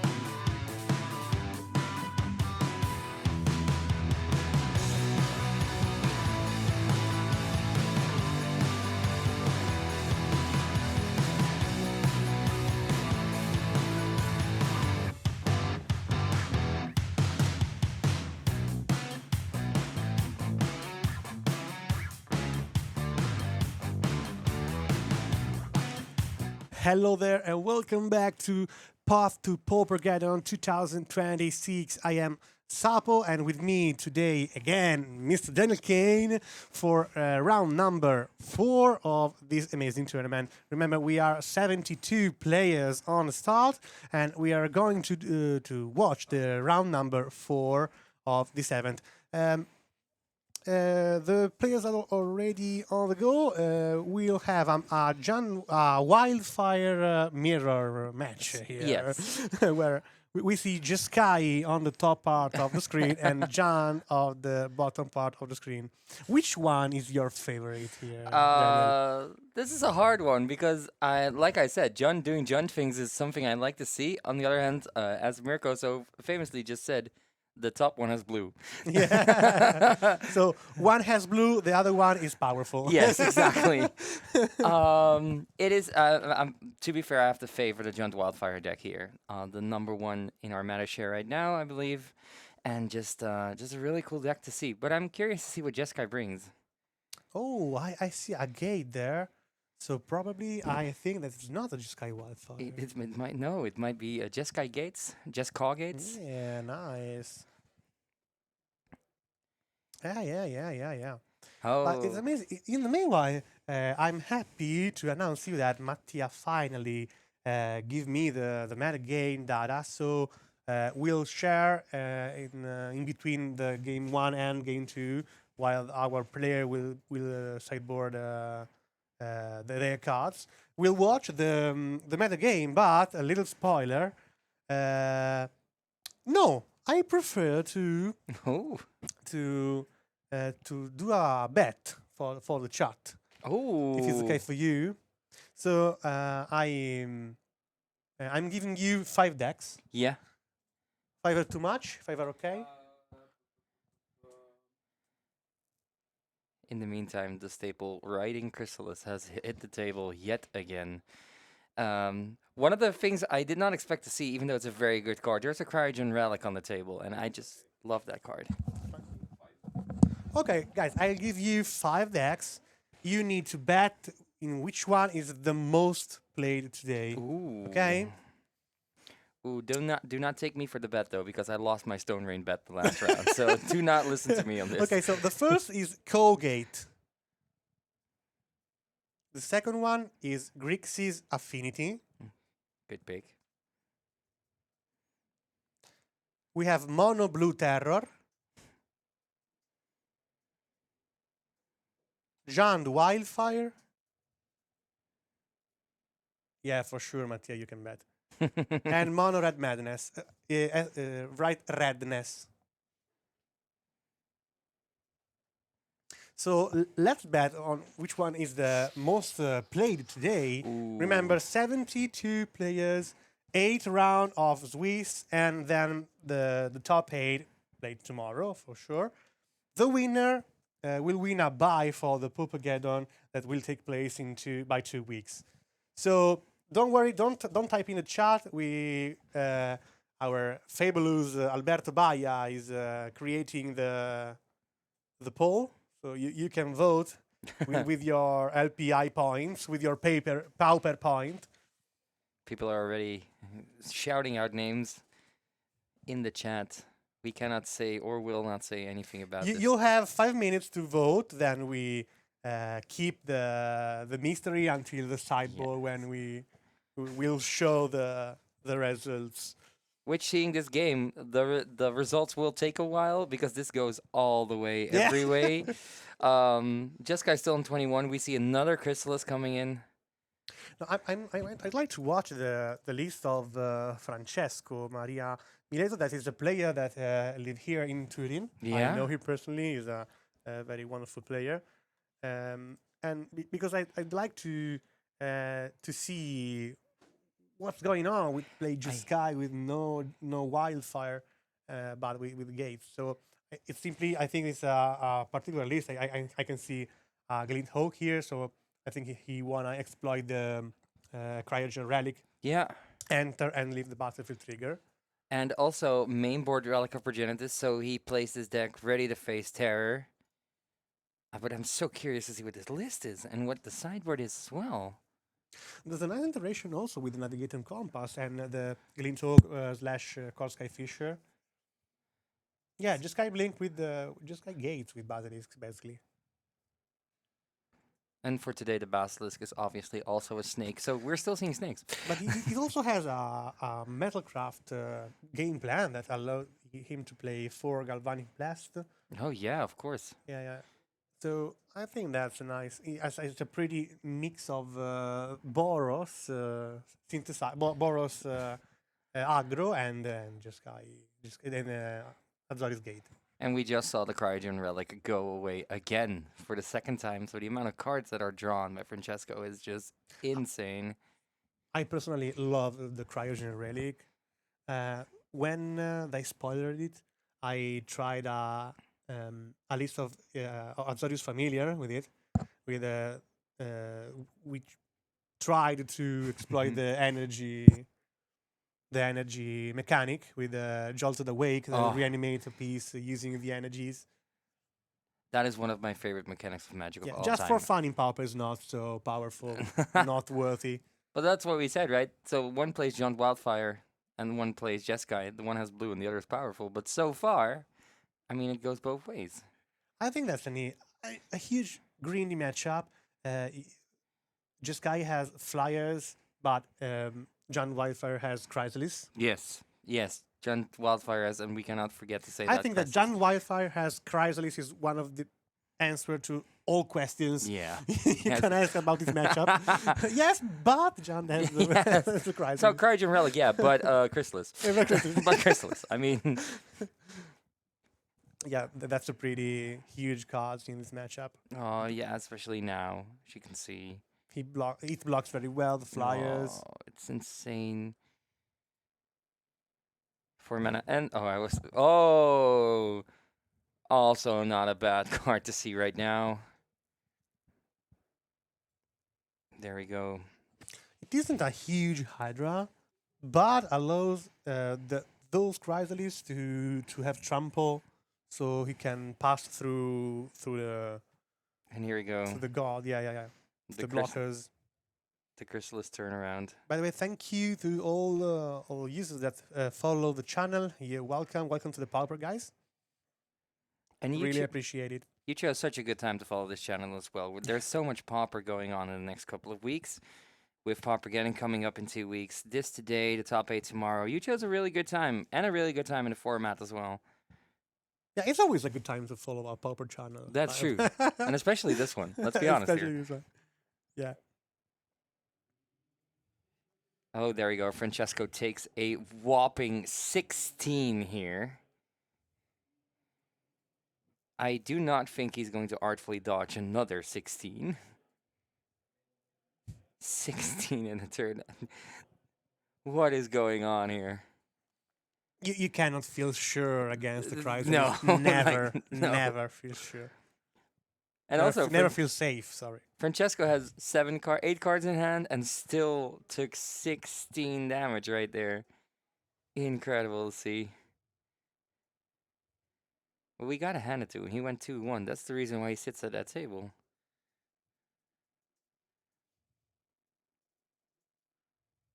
By the way, I'm looking at least at in the main deck, the Cryogen Relic is the only blue cards of the deck. Oh, so he's basically Borosing it with a relic. Yeah.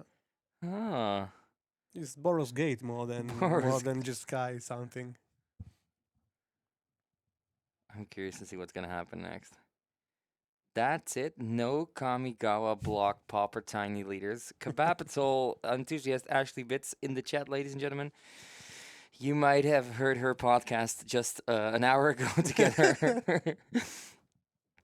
I mean, what can you do, right? Yeah, just turn the chrysalis sideways and see what happens. What is going to happen here?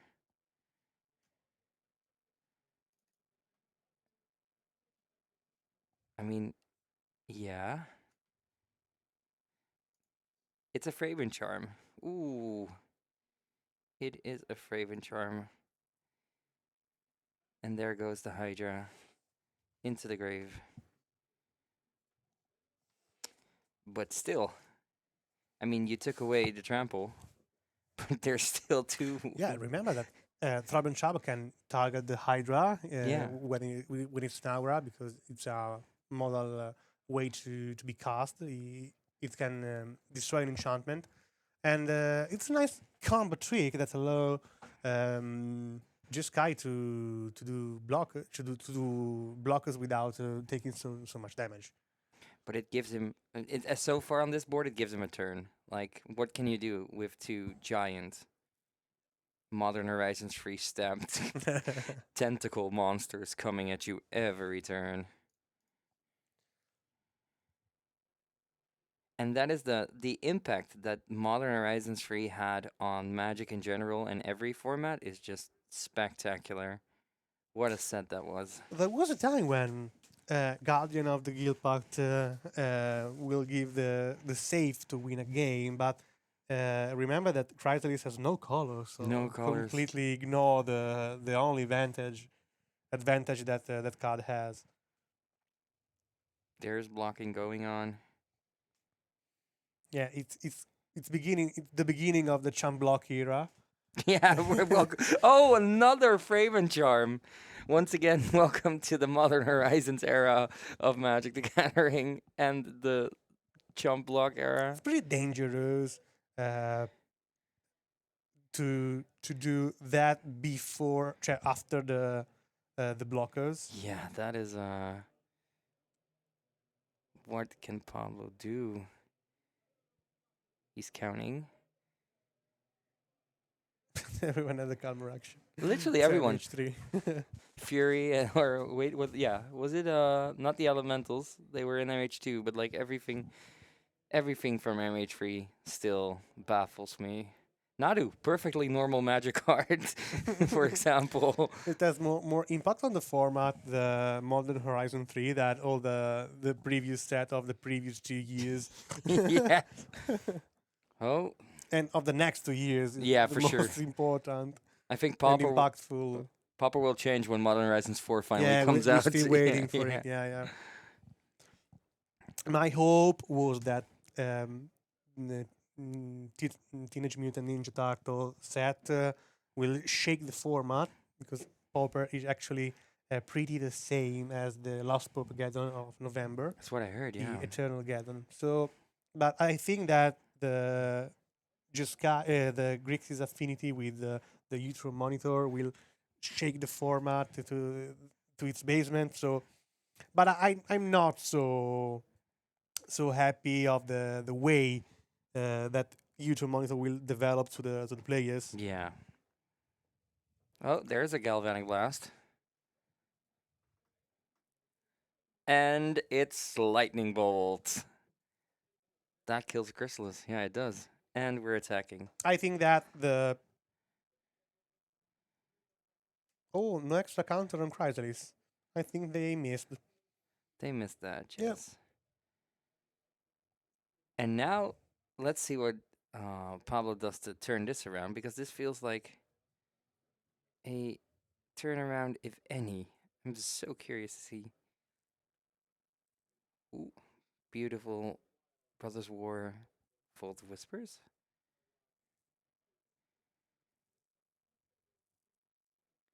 Ooh, there it is. A completely useless Karklan Shaman.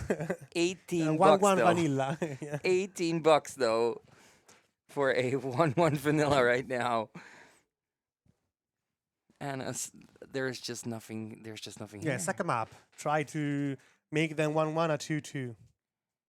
Oh, that's a No. land. Nope. There is just not a. Oh yeah, he has to pass here, and he does. Are we seeing the turnaround of the century for Jeskai?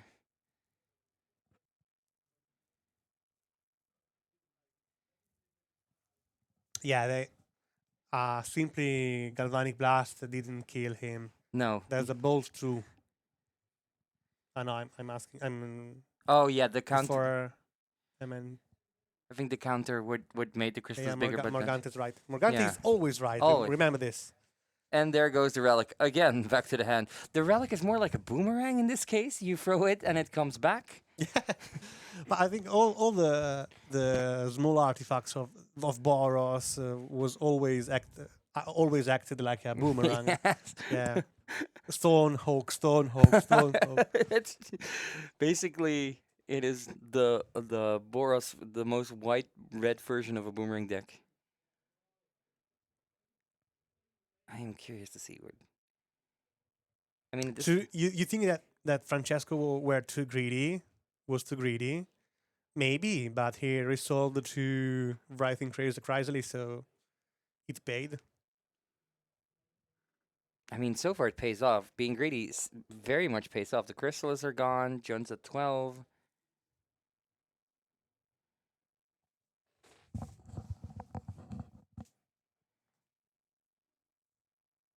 DUI mall drifter. I'm going to say that from now on. The Mule Drifter at home. Mall drifter at home. It's just a tiny egg. It's a mall drifter egg. I'm curious. Yeah, I mean, what is Pablo to do without reach as well, right? It is just. Trying to explore again. Oh, there's a flyer.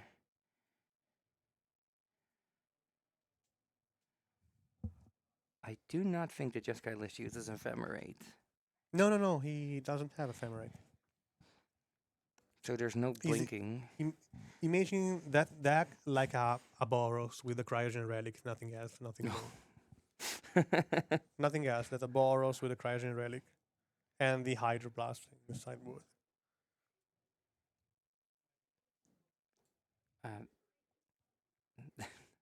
There's a Lightning Bolt. Such an iconic Magic card. I think it's one of the most iconic Yeah. cards in Magic the Gathering. I think that one of the most beautiful things about Magic the Gathering is that it is a universal language.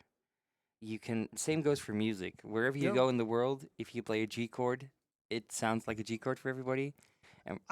Wait, I need to stop you here because in Italy, we call notes in different way. Oh, really? We don't use letters. Okay. We use do, re, mi, fa, sol. Oh, of We course, don't yeah. use letters. So Okay, yeah. if you say a G, I don't know what is G. The The first note.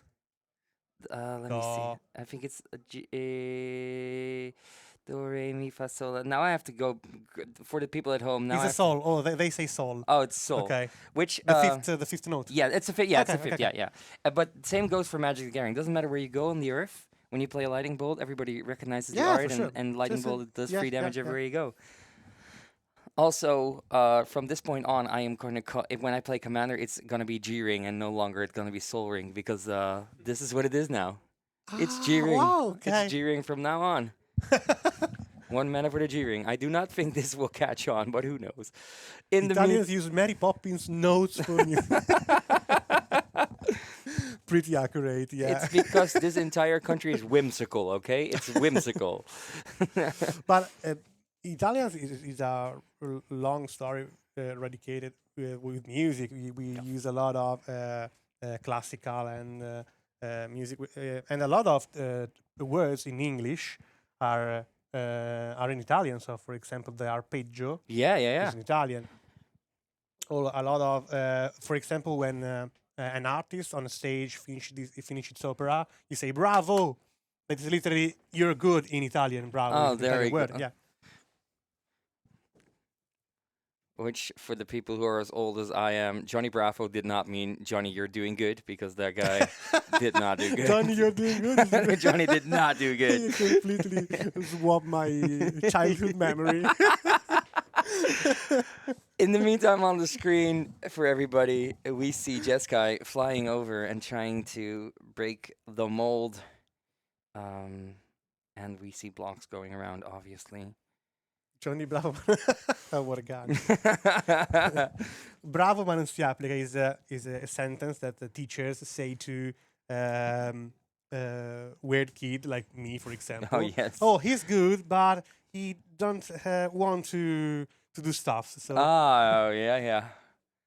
Tempo is also Italian. Yeah, that's what we saw in round 2. Clearly. Oh, another There's another one. Cryogen. How many relics does Francesco play? I think he plays 4 mainboard, but this is the 16th But time he has we- also the relic of progenitus. So Oh, that also relic counts as a by- relic. Yeah, also counts. A tiny snack in the form of the Hemless. What is going on? Why is when Sup Wizard commentary always takes a strange direction?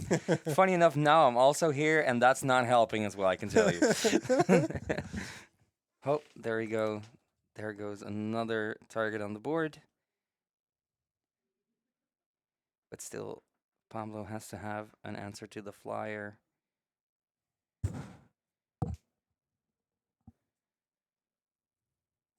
I think that Francesco should give a try to Leonardo, the big brother. Yeah, for sure. Yeah. Oh, Wildfire on the gate. It also has a nice interaction with the experimental synthesizer Yeah.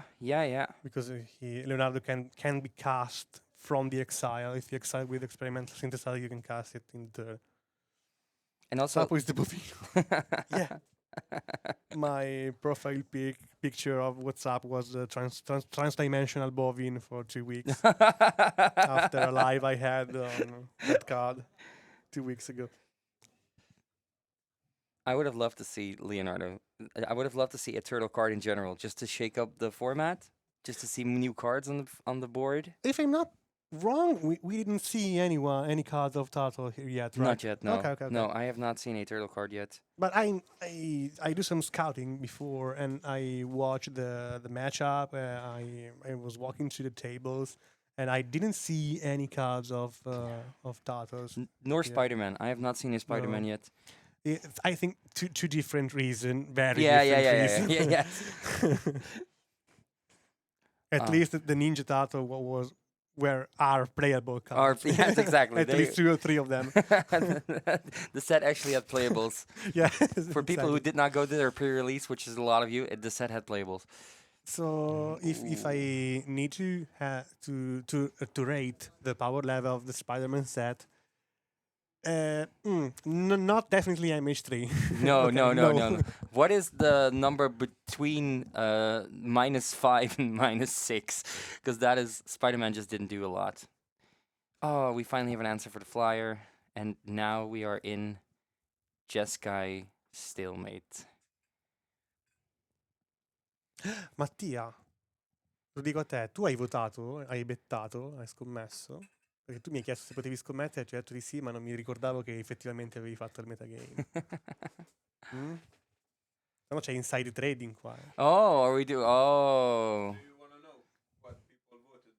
Yeah. yes. Let me know if Mattia, Mr. Cha91 voted, please.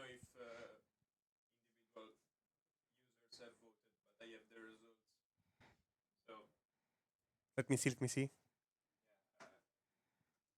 I mean, at this point, we're soon to be sideboarding because So the most of you voted, the 44% of you voted. It was a sondaggio. It was not a bet. Yeah. Oh, okay. No, we're ludopathic. You need to have a bet here. everybody who's wrong needs to play a turtle card the next time they play Pauper. That's the bet. I don't think it's gonna last long for a Junt Wildfire here because the 2 cats finally hit the table and the Guardian of the Guild Pact is also here. I mean, this cannot last long. What can Wildfire do here? first of all, staying alive. There are a lot of lands out there. Yeah. Staying alive, I think the Bee Gees did, and and Pablo has to do right now. But it's there goes the Yeah. fountain. Trying to take back 2 creatures. Oh, those are good choices. Good choices. I think they had no choices at all. No, the Chrysalids were long gone. Yeah, They went on a They holiday were and exiled with yeah. there is the flyer again. But still, this is not gonna stop the Guardian from coming through. Yep, called it.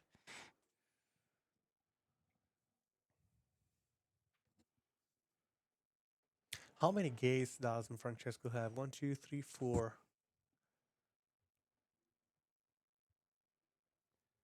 And there goes the cats. Oh, it was a toxin analysis. Okay. Yes. The cats are out of the bag now. And there goes the graveyard again. I hope the Wildfire player has a singleton terminate in there. That would be really cool.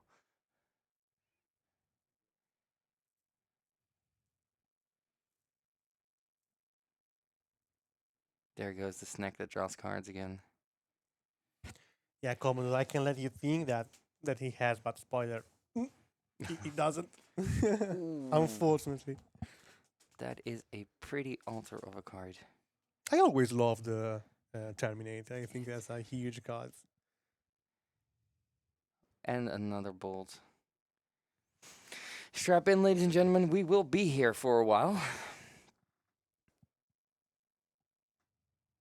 Oh.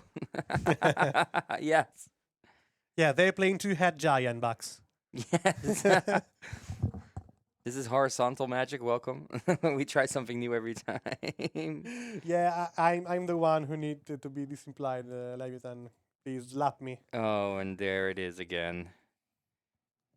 Somebody order spaghetti, because there it is. Eggplant spaghetti. Eggplant spaghetti. Eggplant spaghetti order for 1. And once again, it seems like this game is going to tilt the way. Yeah, and without the Basilisk Gate, the Rising Chrysler real stole the board Yeah. here. It's really, really huge. A second Yeah. swing. Real name, no gimmicks, Morgante. People are rowdy outside. You can hear that. It's mostly Ashley Bits, but she's rowdy outside.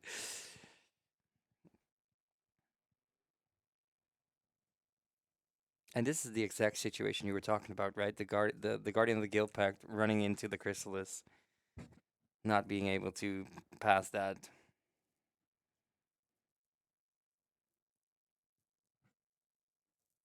What a game.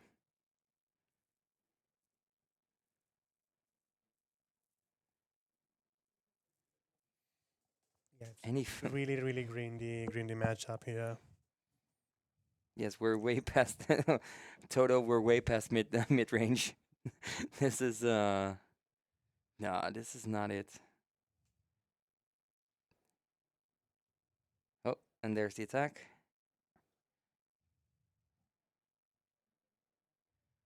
Yeah. The era of jump block, we're still in there.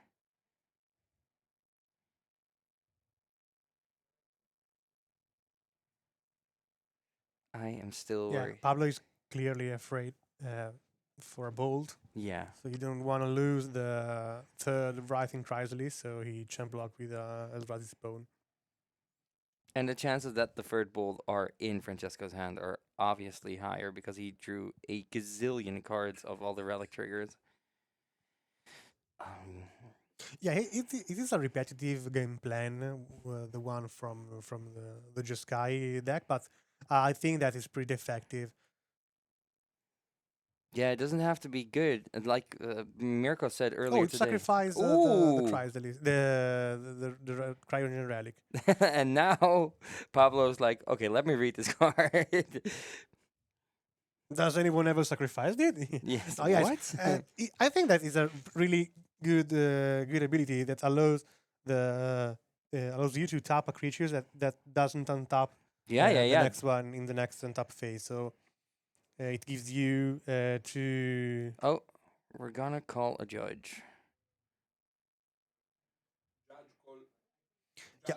There's a judge call. Yeah, We are going to call a judge to see if he has to target a tapped creature or not. I think that's pretty easy. Because to know. we can check that right now. Sacrifice this artifact 2 points. Put a stun counter on up to one target tapped creature. If a permanent with a stun counter will become untapped, remove one from it instead. It's up to, so he doesn't have to target, I believe. Yeah, it doesn't have to target, but if you target a creature, it needs to be tapped. It needs to be Yeah. tapped, yes. So it is not like there's no possibility for him to tap the Chrysalis and put a stun counter on it. It is just, it's a card draw, and that's it. Yeah, he could be sacrificed with no target. Yeah.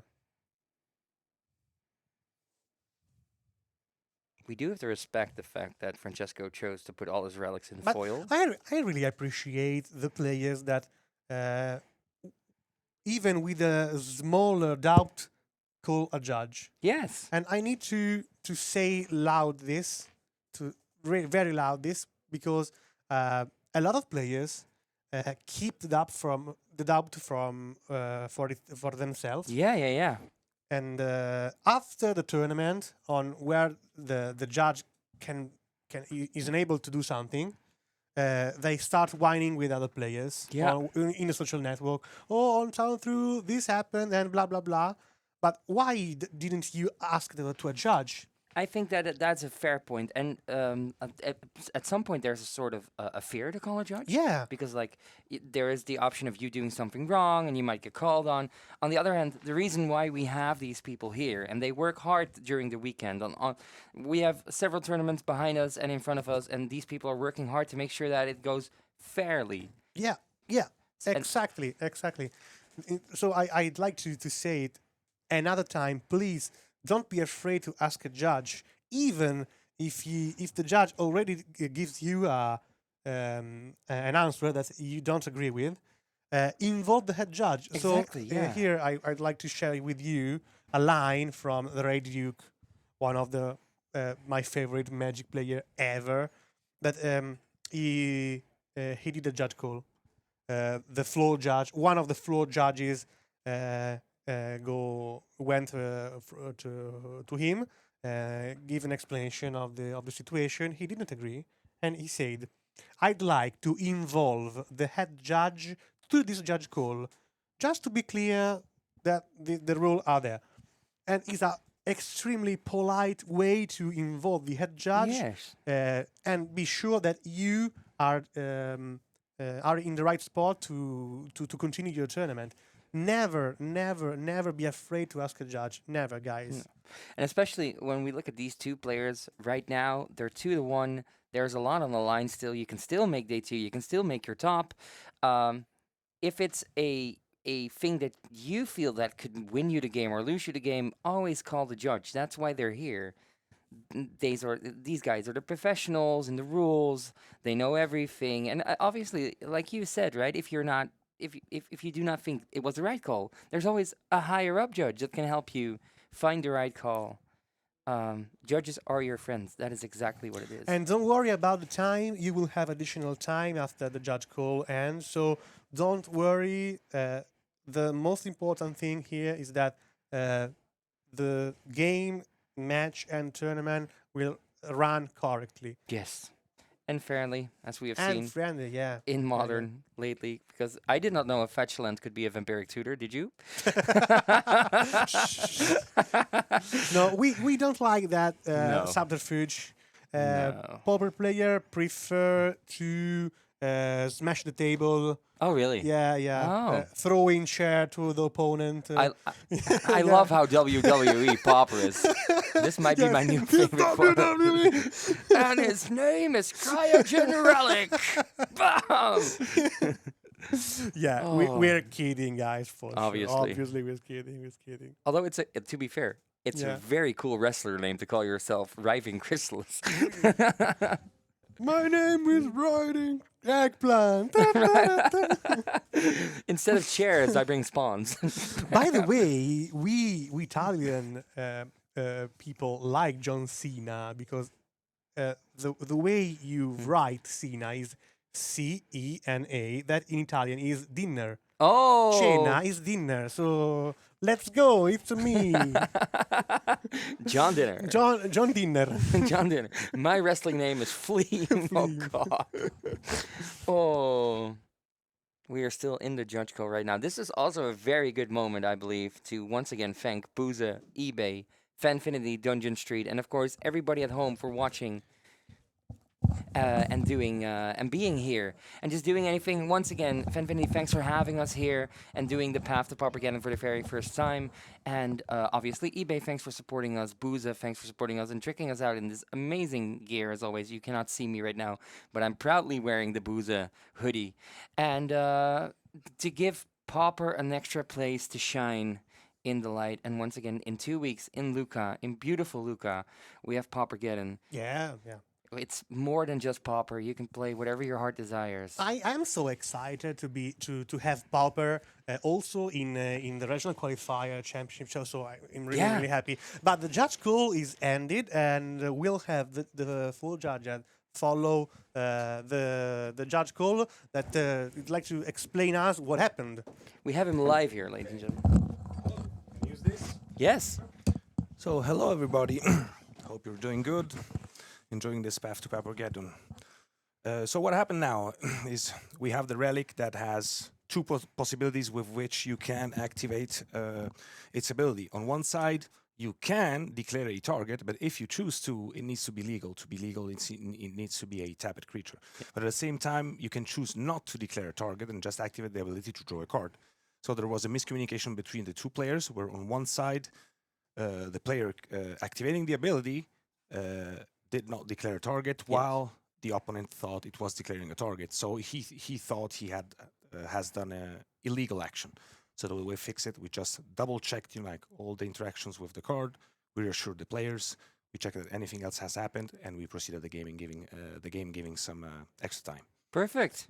I think that's a fair solution. As I said before, I say that a player never should be afraid to ask a judge, right? Yeah, absolutely. Yeah, the thing is, loudly to the judge. yeah. I So want to promote this. you want to promote this. The thing is that our goal, judging is to help people. Yes. Then there may be some times where our presence may be unpleasant because we need to give penalties. This is part of competitive, But at a certain point, so our primary goal is really to, first of all, maintain the integrity of the game, and then help people moving forward with, their doubts, their things, because it may happen that you don't know how something works, or maybe there is misunderstanding, especially when you go in international environments such as these, you have language barriers, culture barriers. So we function, as a medium between all of these parts, trying to put things together when it's needed, but especially, to be at service to enhance also the player's experience. This is our primary goal. So yeah, if you have any doubt, if you have anything, call for a judge. We're here to help. Perfect. I think that deserves applause in the chat right now for the judge and the judge team that we have right here. They're only here to help. And especially when it's a miscommunication, it's very nice to have somebody to maintain a certain good line where everybody eventually gets back to. And we can get back to the game like we are doing right now. Thank you very much. We're coming back when a galvanic blast is hitting... I believe the Chrysalis. I had the stream muted. Well, you have to watch it back because it was a very good story. It just say the recipe of carbonara pasta. Oh yeah, basically. I had that last night, by the way. Really? I'm never making pasta at home again because clearly it's not the same. Clearly it's not the same. Yes. So let's back to the match. And something that has not changed, there is still a Arriving Chrysalis because that never leaves.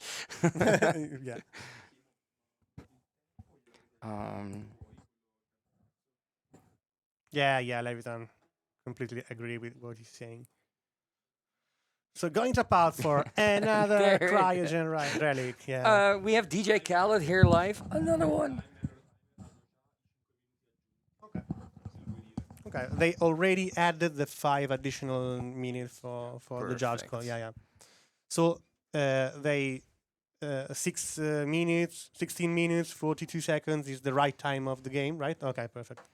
And it's still game 1. Yes, we're still looking at game 1. Like you said, like you chat said at the beginning of this matchup. Yeah, like this is Wildfire, but also it just Why did the galvanic blast? I do not know. I really do not know. I am baffled by the fact that the only really wild thing we saw was the swing for 16 damage, and the rest is just the same smooth sailing as always.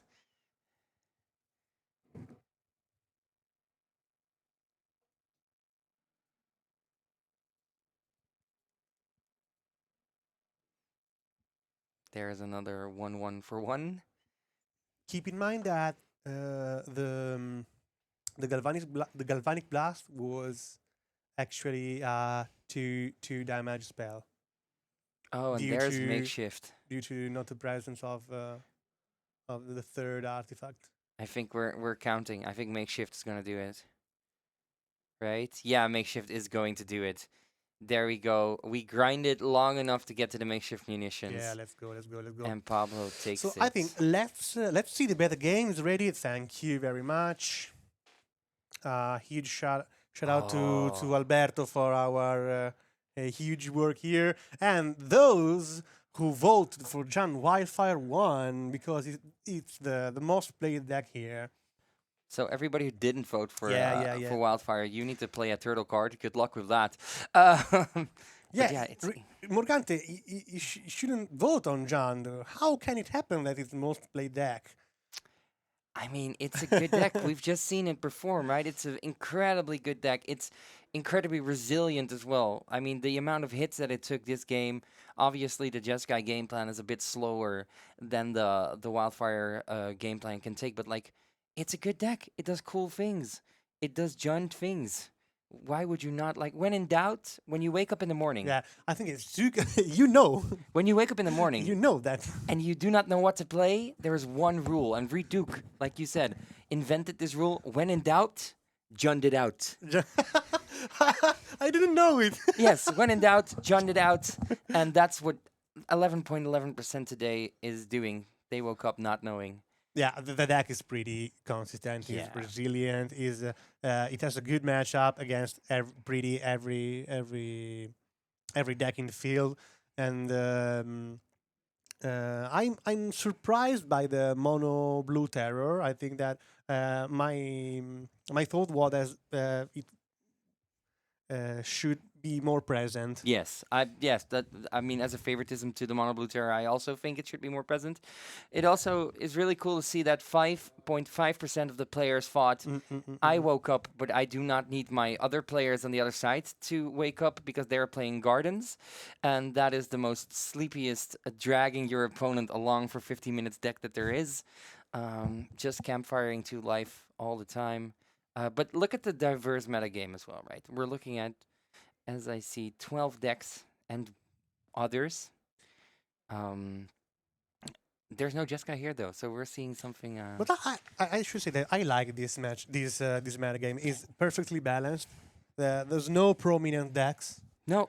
There's no, for example, like two Geddons ago, there's a mono red madness. It was incredibly more played than other decks. So I think that it's not a good point, not a good signal for the format. No, I agree. But I think that stable and static formats like this are boring if it endures so for more than 2 seasons. Yes, I agree. At one point, things have got to change because otherwise you're just playing the same game over and over and over again.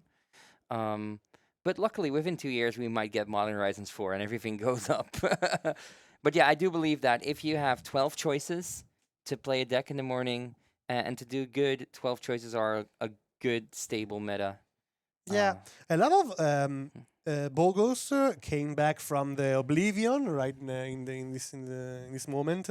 I saw that also the Quarta Parete guys has built the new version of Impact Tremors, Gruul Impact Tremors. So green and red with Raphael and Impact Tremors that deal damage to on every creature that enters the battlefield. So I saw online lists that start play different version of decks just to move the form, to shake the form. Yes. To see if you can crack this code, basically. 5.5% players are playing White Weenie. I applaud you. I absolutely applaud you for making that choice. I could never.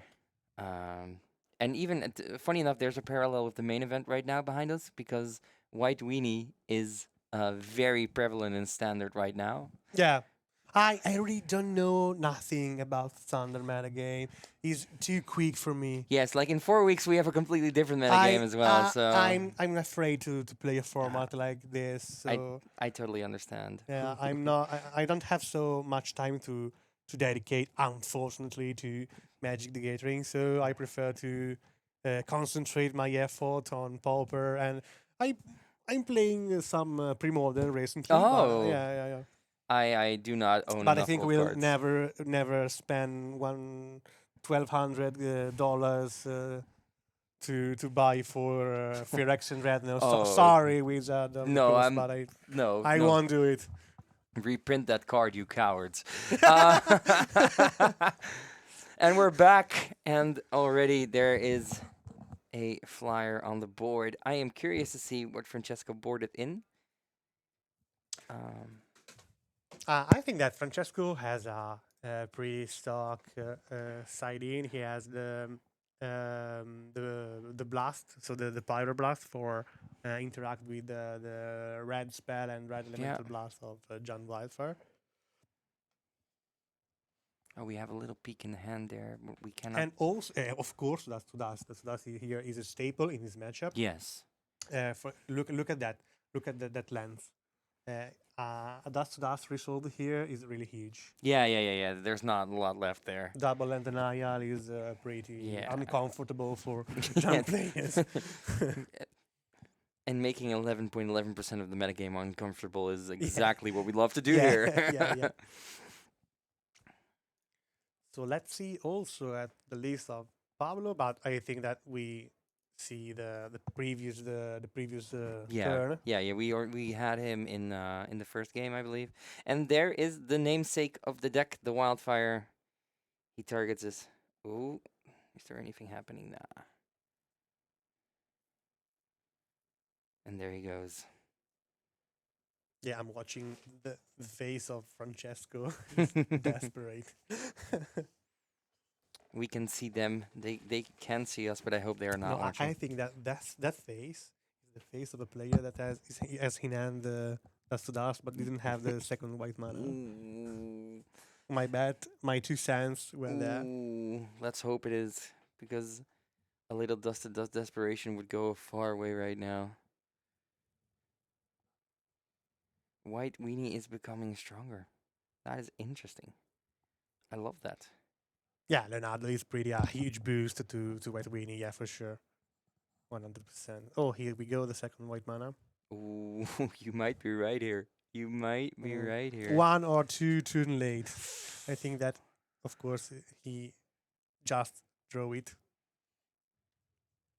Ooh, blast. And there goes the Get a flyer. Sgabeo stand in the food area for the Geddon after the spring one. What is Sgabeo? Is it Sgabello I do not know. in Veneto?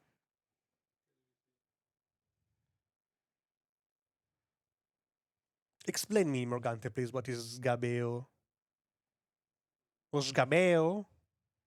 I am curious. I am so curious now what it is.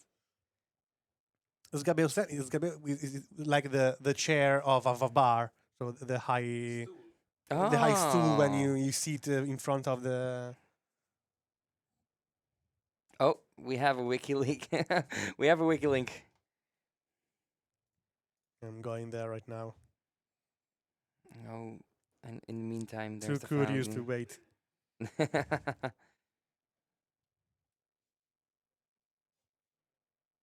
There is a fountain and a blood. Oh, and there it is. Ladies and gentlemen, the WWE All-Star of this season, riding Chrysalis and his two chairs, who are spawns. Obviously, It's a strange game plan, the one that involved casting Writing Chrysalis. yeah, I Never saw from this part of the No, table. no. No, it's so strange, so It's- weird. I think it's very fringe to go to a Pauper tournament and bring 4 riding Chrysalis. I don't think it's such a good card. So innovative. So I think we already know the answer, but there is more riding Chrysalis in this compound right now than there are Tolarian Terrors. During dinner last night, we figured that we need a new Tolarian Terror, and we would like to call it 2 Larian Terror. Make it white, but just let it do the same. But yeah, Chrysalis, 2 spawns. The blood token obviously also does the thing here. Oh, sgabezza food. Ooh. Never. Ah, I panzerotti. Hey, panzerotti. You like this word, panzerotti? Yeah, it's beautiful, but Panzerotti. I was walking back from the Say it, panzerotti. Panzerotti. Oh, so good.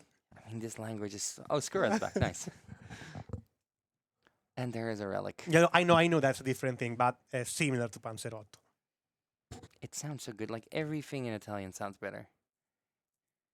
Name one word that sounds better in English in the chat. Oh, duress. Ooh, beautiful choice of duress as well. Ah, there it is. What I said? There it is. Yeah. I won the Oh. bet. I won the bet. There it is. This is the second time that Pablo casted US discarding Dust to Dust. Yeah. It did it also in game 1. Which was versus familiars in that matchup, right? Fairy. I mean... Oh, Skura, if you stay around and Ashley is back in the seat, please do me a favor. And every time she says fairy, say pixies, because she hates it when I do that. It goes as far as I will show you when the camera is on us again. I have a photo on my phone that says pixies. And I have been showing that I've been standing in front of the glass. Every time she says mono blue fairies, I say pixies. Oh, here we go. Ashley, this is for you. It's mono blue pixies. Mono Blue Pixies. It's yeah, Mono Blue yeah. Pixies. One of I think the it's Pixies. favorite decks of Philip. Yeah. It's not a good deck, to be fair, because it does not do the thing it's supposed to do, and that is cast Riding Chrysalis. But, I mean... I think Rising Chrysalis is one of the worst cards that a mono blue player wants to see in the opposite side of the table. Yes. Huge creature with reach, block ninja with tokens. And even the art does this, like, you can get to me. It's amazing. Yeah, the art is done by Domenico Cava, an Italian artist, by the way. Yes. Yeah, One of the greatest. yeah, I really to be love. there. I hope that I know for sure that he will be in the next Paupergeddon. Perfect. So he had my full set of Writing Chrysalis to artwork from 12 months, I think. Oh. For anybody going to Every time I see, Sapo, scusa, I forgot it. next time. Okay. 3 Geddons ago was. The summer edition last year. I still vividly remember the artwork because I love the logo. Yeah, and we're back at Stalemate Central. At least there's enough to sacrifice now for the Chrysalis to eat. Ah, By the way, 2 minutes 50 seconds on the clock. Yeah, so this is- they need to be quick here. I am trying to figure out if... Oh, there we go. Yo, the clean joke, trigger, draw again. Oh, whoa. No, they don't need to target. No, I they- think that he wanna blast the cryogen relic. Ooh. He could, but I don't think that that's a good move. No. I don't think And- that's the move here. No. The relic is back in the hand again. This is basically now you see me, now you don't. I'm a ghost. Now you see me, now Gone. you don't. Ah. Yeah, there it I is. completely agree with you. John is to so ahead. Let's see what happens here. Let's try to remove all that. How much damage will it get? Like, is it enough? Yeah, the Travel Charm do 6 damage, Blood token, so that's free. and they It's enough, yeah. yeah, it it's can enough. become a 4 or 5 Yeah, it's by sacrificing 2 tokens. and the Air Force is coming in. Jeskai Air Force. You know what they say, just sky is the limit, right? I mean, I think that the Sky Fisher doesn't agree with it. Oh, It look like a German. It sounds like a German pronunciation. Just sky is the limit. just sky is the limit. Glint has haste now. Yeah, I don't think the Glint was supposed to attack, right? That just came in.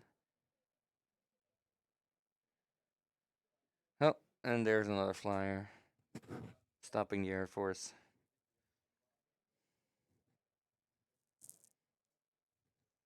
Glint would be better if it has haste.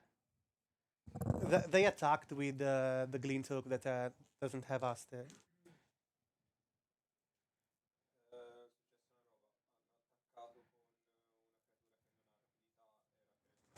You thought that the game was ended. Oh, I think that there's need another. We need to stop for a second because of the Glint. The Glint hook was not supposed to attack. Give me a moment.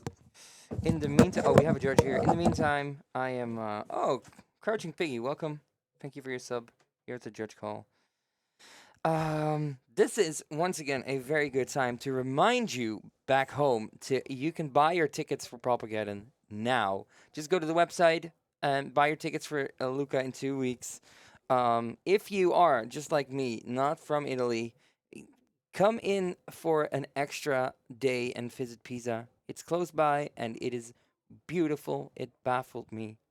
And like we have said a couple of times before, the food here, especially if you're upper European like I am, is way better than back home. So come down to Italy, enjoy in the Mediterranean madness, and play Pauper or get your card signed by your favorite artist, which, once again, you have the opportunity to do so. We are figuring out in the meantime what is happening, and it's also time. But yeah, the Glint hook did not have haste. That's a perfect catch, by the way, in chat. Thank you very much for that. That quote unquote went over my head. So yeah, we're figuring that out. In the meantime.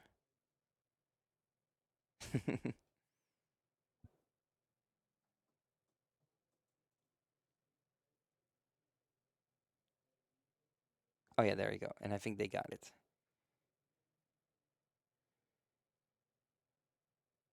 All the new followers, welcome. Welcome, Monty Cheddar, Lucino Credino. I do not know if I say that right, but I mean, I am not the Italian here. This fixed, I believe.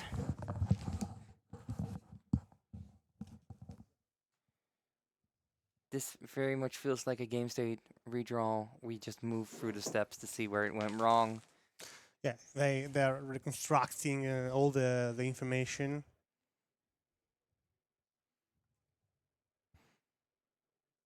And obviously, this happens a lot, right? I mean, you're playing 15 minutes straight. You already had not even the giant player recognized the error there. You're deep in the tank. There's already been a judge call. You might be a bit on the edge as well because you're playing long matches the entire day. This happens. It is Magic the Gathering. It is the most explicitly hardest card game in the world. Not like Ashley Bits just said in the last segment.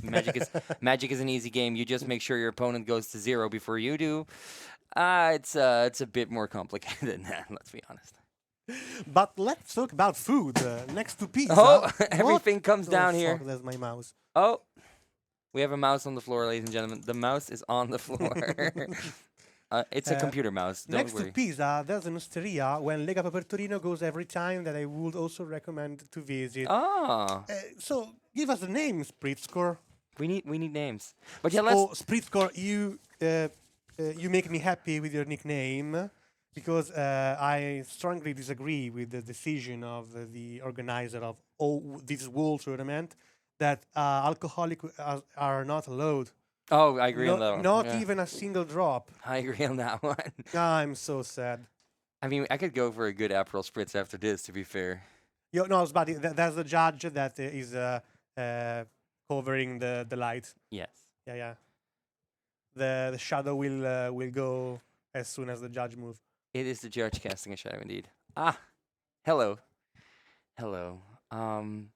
Yeah, let's talk about food. And let's not talk about lembas for once, because they have been entering and leaving the graveyard. What's your favorite Italian food? Ooh, That's a huge question. I that is a know huge question. I know that's unfair to ask, but if I right now, 1349. I mean, it's unfair to say, right? I'm a fat kid. I love eating. Tiramisu, You have tiramisu. without doubt. Okay. Without doubt. Okay. From all the things, the thing that I can eat until I am, well, basically this, is tiramisu. That is the thing. And I think my lovely wife is in the chat. She can attest to this, that whatever it has tiramisu on it is going into me. Who is the chef? You or her? Ooh, her. She is a way better cook than me. She doesn't want to acknowledge that. I do make a mean ravioli, though. Yeah. Yeah, I love that. I love doing the work on that one. Okay. How about you? What's your favorite Italian food? Oh, sushi. No.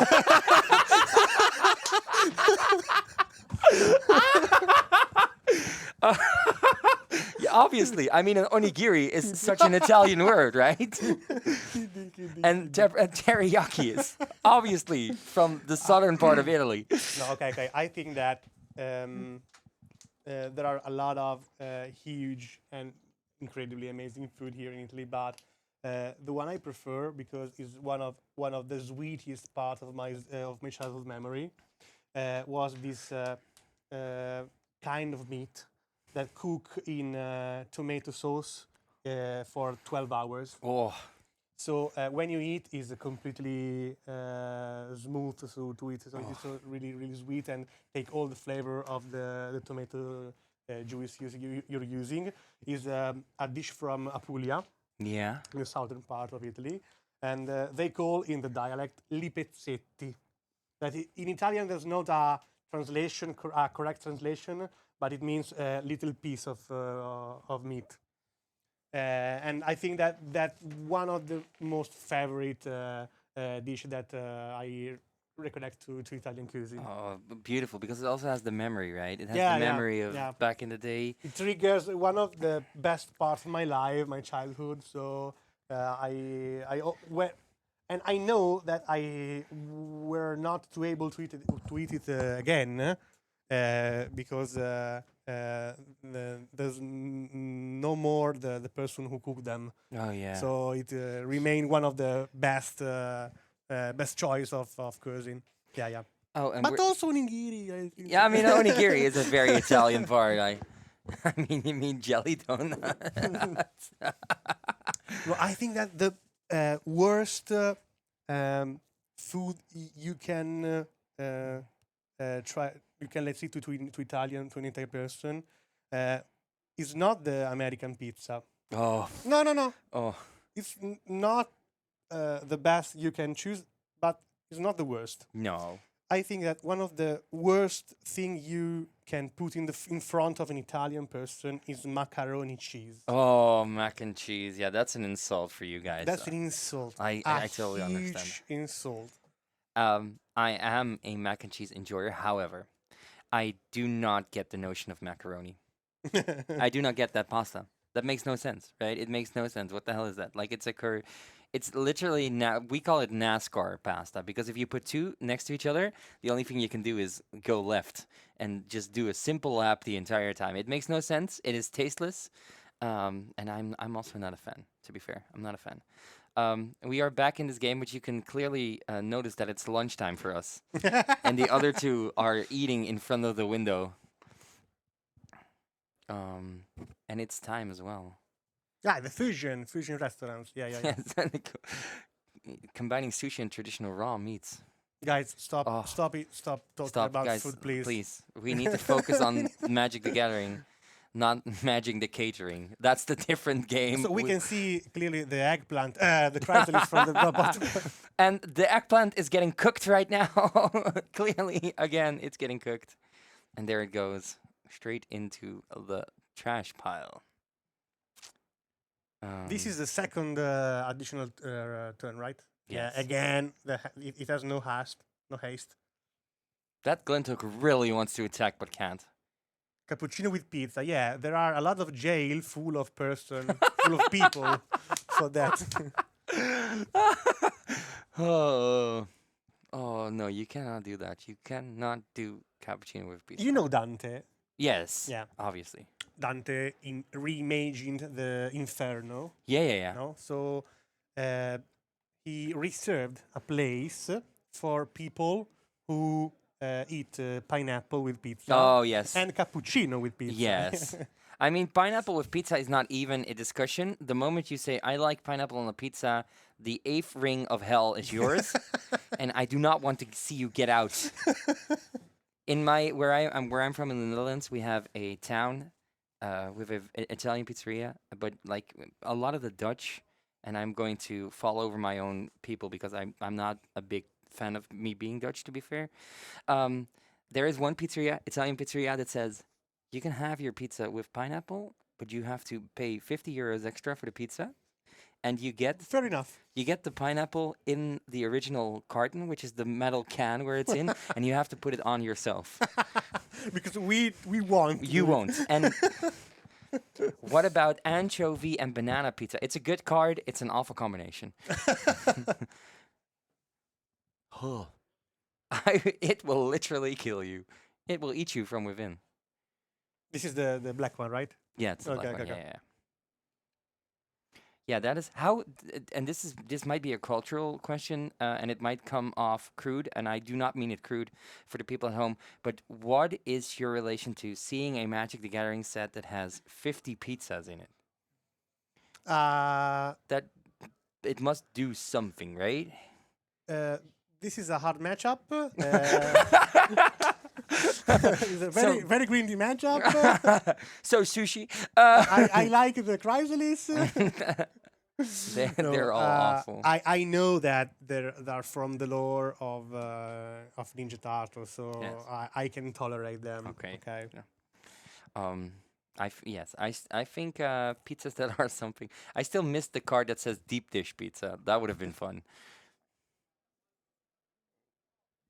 Turn number 4. We're almost at the end. There are here. still turtles that lives in the sewers. So Yeah, that's a fair point. yeah. And there's a rat and a shredder. And if you eat ananas with the pizza, you will not be a turtle, but you still live in the sewers. You still live in the You're supposed to And live in the if sewer. you don't, you deserve it.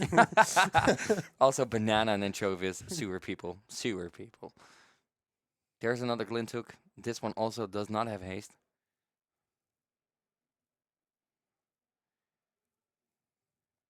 This is the 4th additional turns, so I think that this is the last occasion that. This is.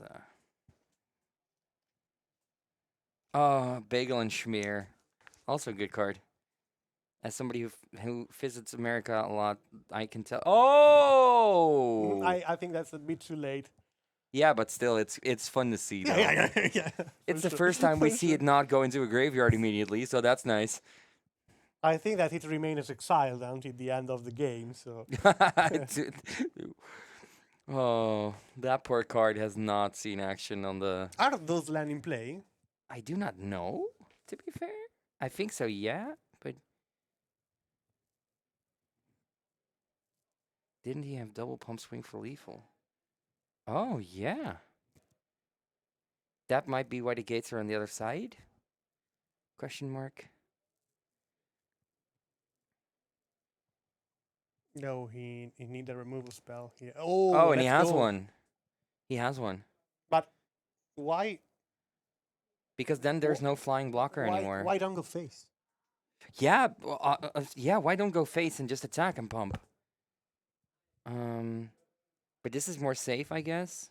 It has only one blocker, so combat attack for Yeah, there you go. There's the pump. 6. Yeah. Two Yeah. damage. Oh, there goes a Wellspring.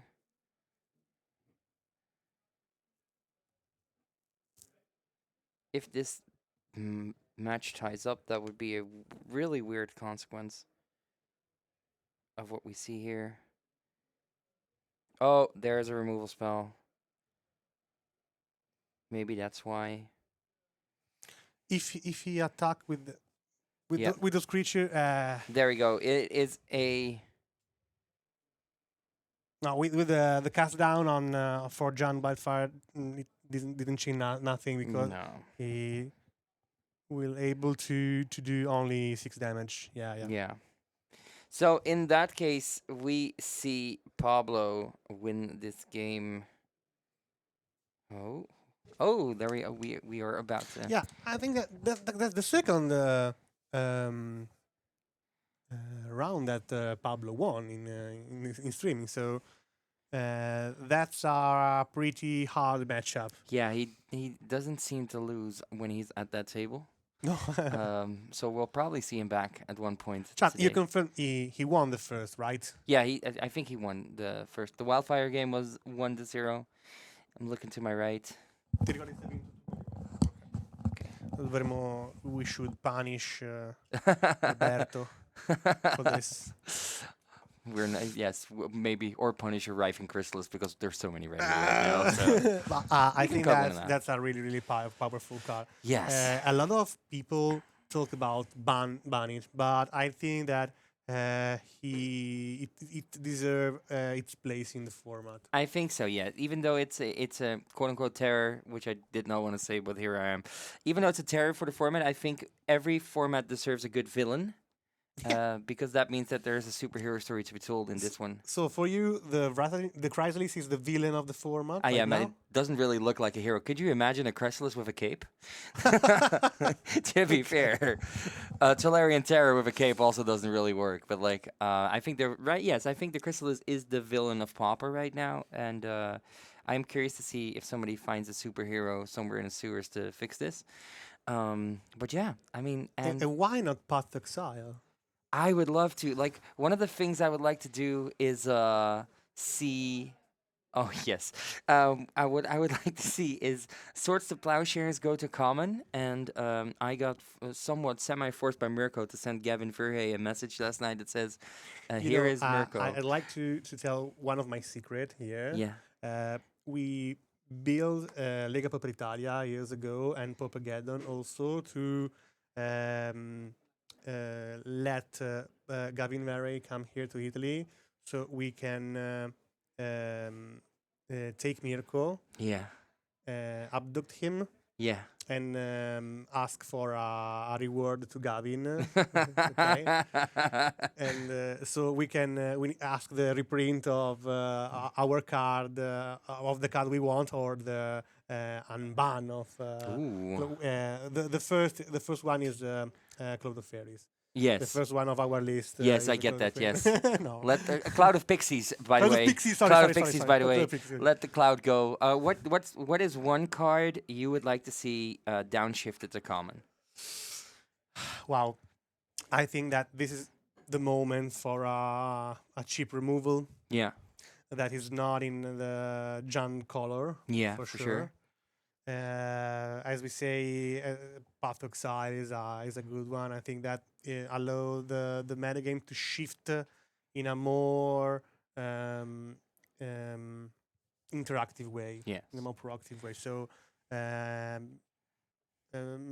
but I think that before this, Pauper format panel should maybe act some trial and ban, Yes. as they as they did for the previous one, or High Tide. Yes. Yes. It was I fun think to that see. there are some cards that may deserve a trial unban.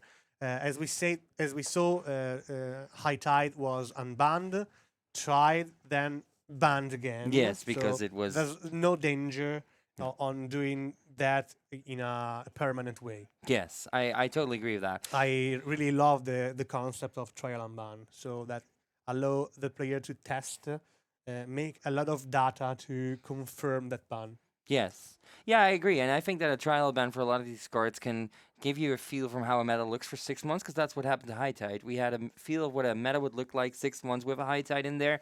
And if it's basically acting well, it can stay. If not, it goes. But if a meta locks up like this, like if it's the same for 8 months, 9 months, it is probably a good idea to check that ban list and see If what. they if they didn't want to keep the card in the format for so long, they could select, for example, a time window of 2 months. Yes. Yeah, we will try this for 2 months.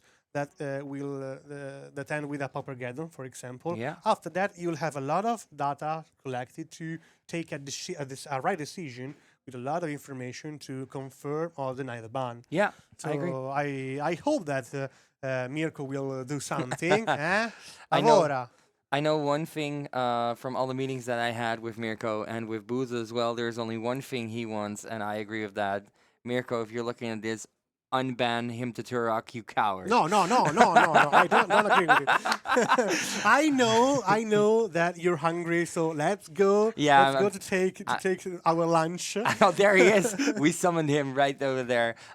Thanks so much for watching round 4. We enjoyed this. And once again, thank you for doing this with me. Thank you. And before we go, there's one thing I would like to say, because we keep forgetting that, but we have an entire crew here making sure that we are here on Twitch, making sure that the cameras are switched, making sure that everybody looks good. And I would like to have a digital applause right in the chat for everybody who makes us do our work so well, because without them, we wouldn't be here. Thank you very much to Quarta Parete to organize the work and let this happen. So thank you very much. I am Sapo, he's Daniel, and see you in very few minutes. The players are ready, so don't worry, you're not waiting so much for the round number 5 of Path to Paupergeddon 2026. See ya!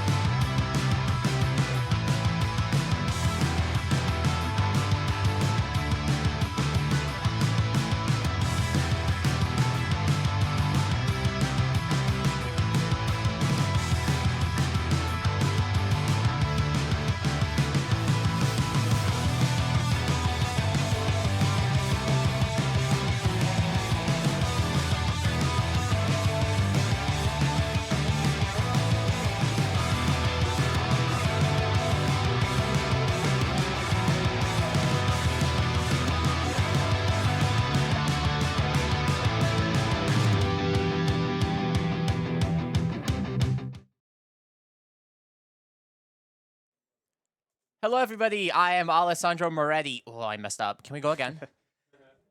Hello, everybody. I am Alessandro Moretti. Ugh.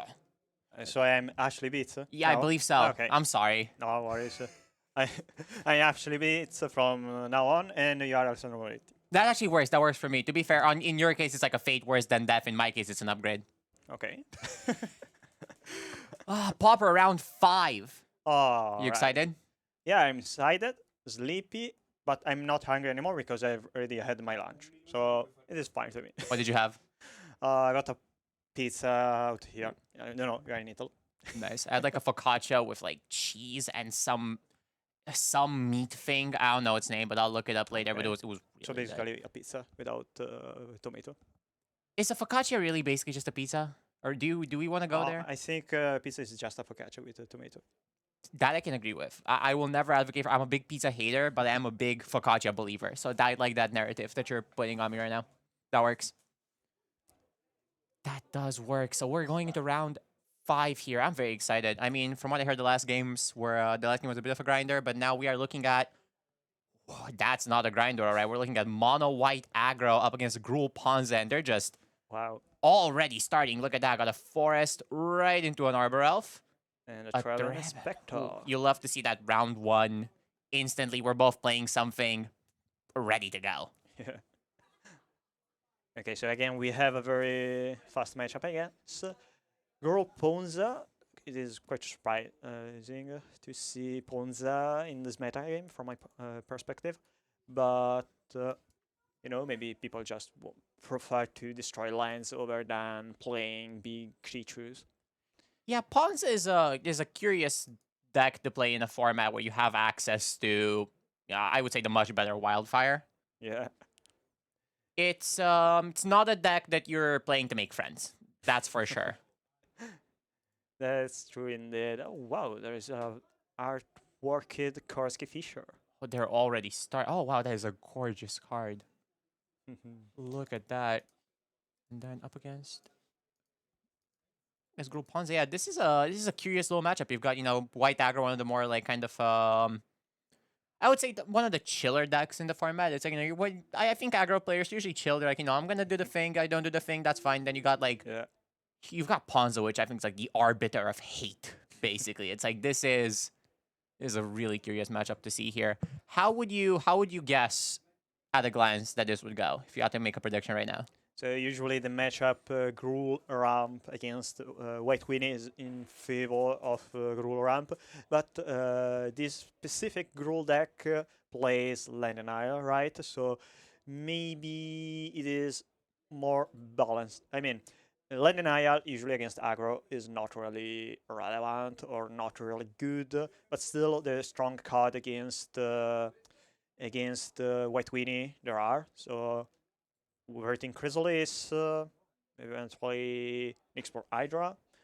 And now we are seeing a very good start from Gruul Ponza. Turn 3 Burden Party into initiative. Yeah, that is as good as it can possibly go. I would say from a mono white aggro side, how do you even respond to this situation? To be honest, your answers are very, very weak, bland, or just too much fear for the aggro deck. After all, you are relying on cards like Trap and Charm as a removal spell, and you have Prismatic Strands as Time Walk. To be honest, Prismatic Strands is very strong against the initiative because you steal the initiative of your opponent and then you keep it. But against a start like this one, maybe it's not good enough. Do my eyes deceive me? I think I saw something in Walter's hand that our viewers would be incredibly excited to see played, because I'm checking right now and he's playing 3 copies of Leonardo Big Brother, one of the big cards we're talking about out of Ninja Turtles, where like this is probably the card people wanted to see it. Could we actually see it happen right now? Yeah, I believe so. So with Weenie, probably is the best home for Leonardo Big Brother. After all, this new set expansion is just 1 week or 2 weeks old, so even if there is another deck fitted or rather, even if Leonardo is fit in another deck, maybe we don't know yet Yeah, which there's no kind time of to deck test it. is, right?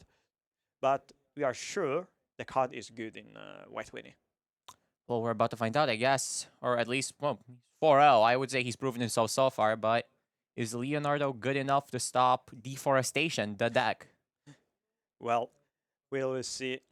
Got a Raffine's Informant here. Mhm. Wonderful card, I must say. Yeah.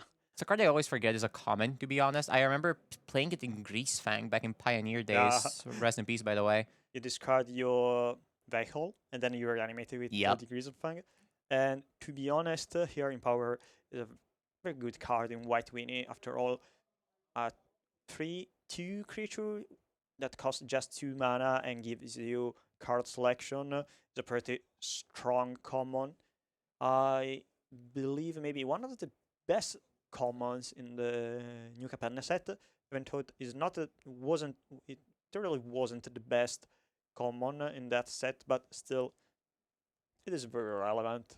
I don't think it was the best common, but it's definitely the common that's proven itself the most in Pauper. Yeah. Because if we're talking best commons, I mean, New Capenna had some hits, didn't it? Like remember that Angel, the one that gained life on TB. That was a great card. You got that Jewel Thief. Yeah.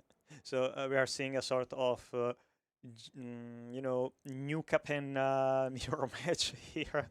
Essentially, yeah. I just realized we have a Jewel Thief up against a Raffine's Informant. That is incredibly funny to see. And I mean, again, ooh, stakes that initiative though. That's always nice to see.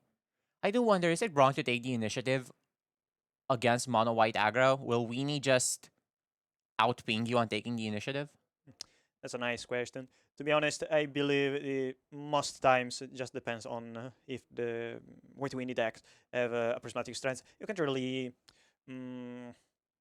know for sure if your opponent have the prismatic strength unless they already have drawn one and discarded in the bin with, so to say, Raffine's Informant. So most of the times maybe it's just for the better to take the initiative because you're relying on having, a proper comeback even if it's still your initiative.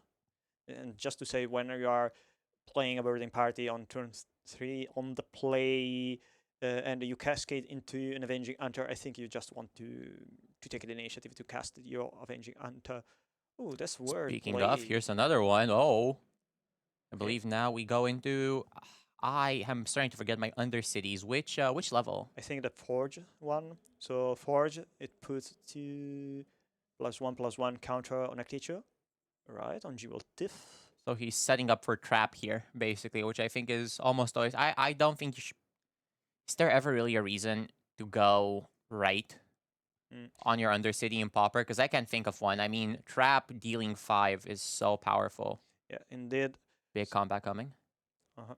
You're attacking with everything, losing the Arbor Elf, dealing 10 damage, and losing the Birding Party. I think this is honestly a very reasonable trade. Yeah, indeed. The Arbor Elf is nice, but at this point you're generating so much mana anyway, probably more than you're gonna need. And you gotta do something because now, really, Walter can't really steal that initiative back so easily. They Actually, have no, they just do have. 1 life left. Ooh. That is rough. Yeah, looks like an early start. Unless they have prismatic strength, I believe they're dead on board, right? Because They have 3 prismatic strands in their deck. However, I do not see any in their hand. yeah, because even if you don't attack, Oh. you take the damage from the trap room. We can actually see Walter right now from our side of the booth, hands fully on his forehead, pondering the situation, thinking, what am I going to do here? How am I going to get out of this? And it seems like now he's going to make a decision. He's going to attack, try to steal the initiative, get at least a little bit of something out of it. Draw a card, sure, but... Oh, this is Cry 2, correct? Yep. It's Cry 2, but is that going to be enough? I mean, you got to survive a big incoming attack here. Yup. Both cards bottom. It's a good side. And then what do we got? Yeah, play. It's a reasonable play. Now, crack a clue. Is it the Strands? It is not the Strands, and it is GG. Well, that was a quick one, but I guess that's how these aggro games go, right? You either do the thing in 3 turns or you don't do it at all. So then what are we looking at in terms of sideboarding? They've got a few interesting options. We've got, we've got our Martyr of Sands or Journey to Nowhere. Could be very relevant here. Yeah, for sure. Any removal spell is, I think, you want any removal spell you have in your sideboard against this specific matchup. So it's just a classic big creatures against small creature. So if you can't block your opponent creatures, the best way to interact with them is by killing. Pretty much. And I mean, for Gruul Ponza, it's so simple. You just take out all the thermal cast, right? Yeah, that's for sure. So Mulias Moss, Thermocast, and Structural Distortion. You probably don't need that either. Structural Distortion it's an interesting case here. Like, it does take out artifacts, which is nice. Exile target artifact or land. Deals 2 damage to that permanent controller, and it costs 4 mana. To be totally honest with you, I don't even see why this would be in the main deck in the first place. This seems like a very this is the kind of card that I would put into my deck just so I have an easier time boarding something out. Yeah, that's weird that you It's want to interesting. play more than 8 land denial spells, especially since these land denial spell is kind of worse compared to Star Rain if you compare it just by the mana cost. For sure. I suppose you want to play Structural Distortion as a way to deal with, modernize and breach. I mean, you can't destroy an indestructible land, but you can exile it, right? And it looks like we're looking at a bit of siding going in right now. I think in this position you gotta just side in your breath weapons, take out your thermal cast, and just Weather the Storm isn't really worth playing. The Glamour, I'm not confident in. You basically just maybe you can bring in a Relic of Progenitus as a way to counter Prismatic Strands. But from mono white aggro side, I don't really understand how you fight this matchup, to be totally honest with you. I mean, Journey to Nowhere is a nice card. Dust to Dust is okay, but I don't think this is an interesting matchup coming up, no doubt. I am curious if mono white aggro gets better or worse. Second game, any input on that? Yeah, to be honest, I think it's very difficult when it comes to white Weenie understand on of the sideboard against a lot of decks, because the deck relies heavily on the synergy between small creatures and Guardian's Pledge. Yeah. And sometimes you see your cards like Battle Scourge and say, yeah, this card is good, but when I don't specifically have my Guardian's Pledge, it does nothing. But at the same time, your whole deck seems to be built around that specific card, so you probably want to have all of those cards. So you need to figure out first which kind of game plan you want to achieve in that very specific matchup. Just to say, maybe it is not the right matchup to play Leonardo Big Brother or Spider-Man, because they are good to convert mana in damage, because but that's not what you want to do here. That's not your play. You don't wanna do that right now. Yeah. Also, those cards are good when your opponent is relying on 1-for-1 removal spell, right? So you suppose your opponent, Gruul will play relying on cards like Virgin Chrysalis and Breath Weapon. So maybe it's better to just have answers to Breath Weapon in form of Prismatic Strands. Yeah. And answers to the creatures. So Journey to Nowhere, Top and Charm, eventually Destroy Evil. I think that's very reasonable. We start off with an Arbor Elf here. No turn 1 play from Walter. That is not exactly where you want to be. I mean, already a little bit behind against a deck like this. No turn 2 play either, I would like to say. Is he holding something?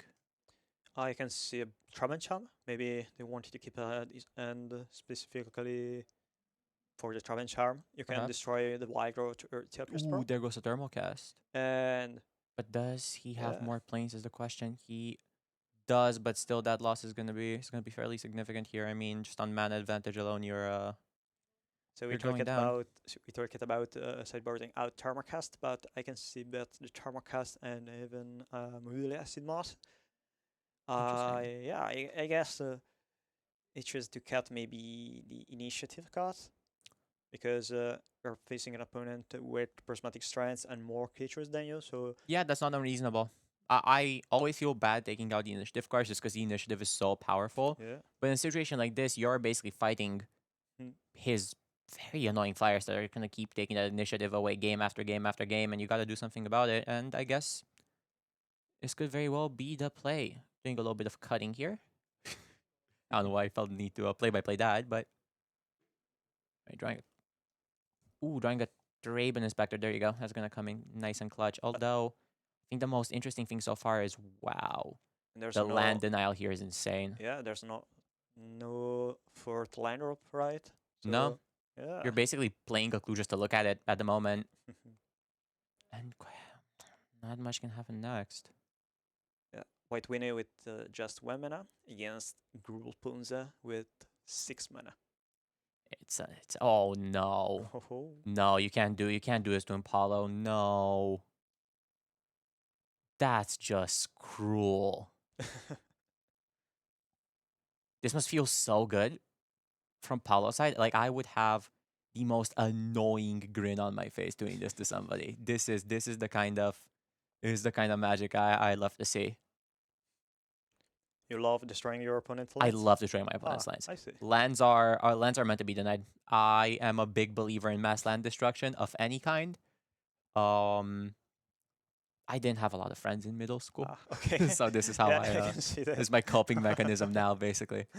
Ooh, Okay. there you go. So Sag play Wildling. someplace. You know, if you next turn have a Nyxborn Hydra and you enchant your Sag Wildling with Nyxborn Hydra, you're basically playing Ponza Bogles.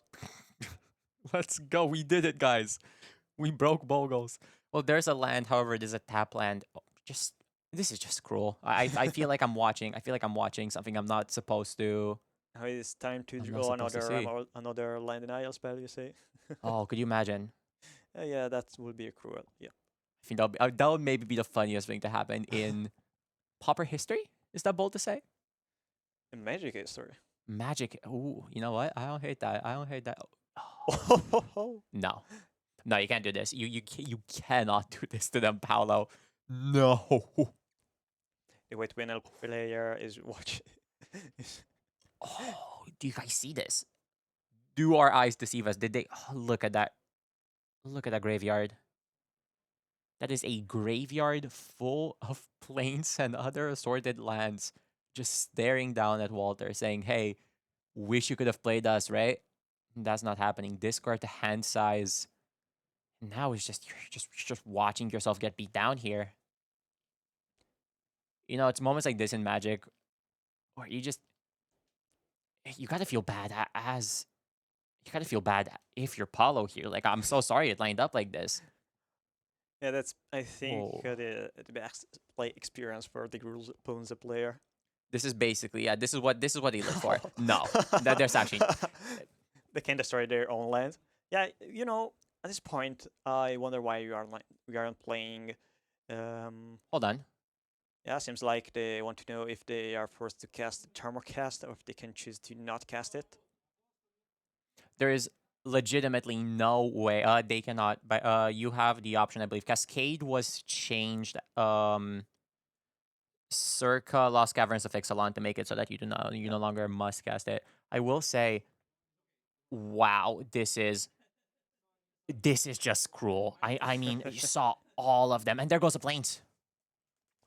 And I think when you excite cards from the top of your deck with Cascade, you're not putting those cards on the graveyard, but on the bottom of it, right? Yeah. Okay. All right, so another land from the top of White Winnie, but seems yeah, a very grim situation. I do believe there's exactly one thermal cast left, which means that Paolo has the chance to do the funniest thing ever. Yeah, that's true indeed. But wow. This is what you're seeing right now is Ponza at its finest. essentially. We started off here saying, oh, I mean, you probably just take out all the Ponza cards. And no, happy to say we were wrong. This is Wow. no. What if Oh wow. what if Serum Blades and Thermocast had a song? Every single time I think this cannot get more insane. It gets more insane. Every single time I'm like, no, you cannot have another one of these. You have to run out of them eventually. And the level of endurance from Walter going, yeah, I guess I'll draw. I'll go another turn. Maybe something happens here. It's just it's so impressive. This is the salt match. The salt match to end all salt matches. Wow. Okay. Do you think we have a way to win this game as a way to win it? I could definitely do it. I think if you put me in this situation, I would say, oh, the breath weapon. I'm not a I could not come back from this myself. That has to be maybe the funniest game of Magic I've ever witnessed in my entire life. I mean, so much had to go right for this to happen. It was just a beautiful display of Pauper, of Ponza, of just everything. If you ever get into Pauper thinking it's going to be a fun casual time, do remember, Paolo is out there. And he is playing for thermal casts.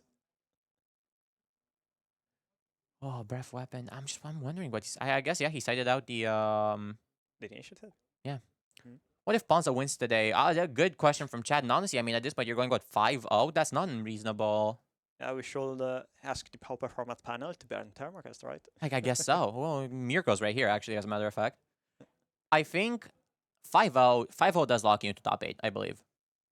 And now we go into our backup match. There we go. We've got Mono White Aggro. Ooh, another one against Azorius Cogate. Ooh, finally. There you go. I think Daniel wanted to see Kogate today, right? I believe so.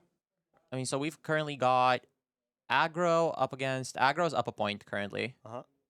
So let's see, can this be the Aggro redemption? Yeah, I believe so. To be honest, I think the matchup is in favor of Mono White Aggro.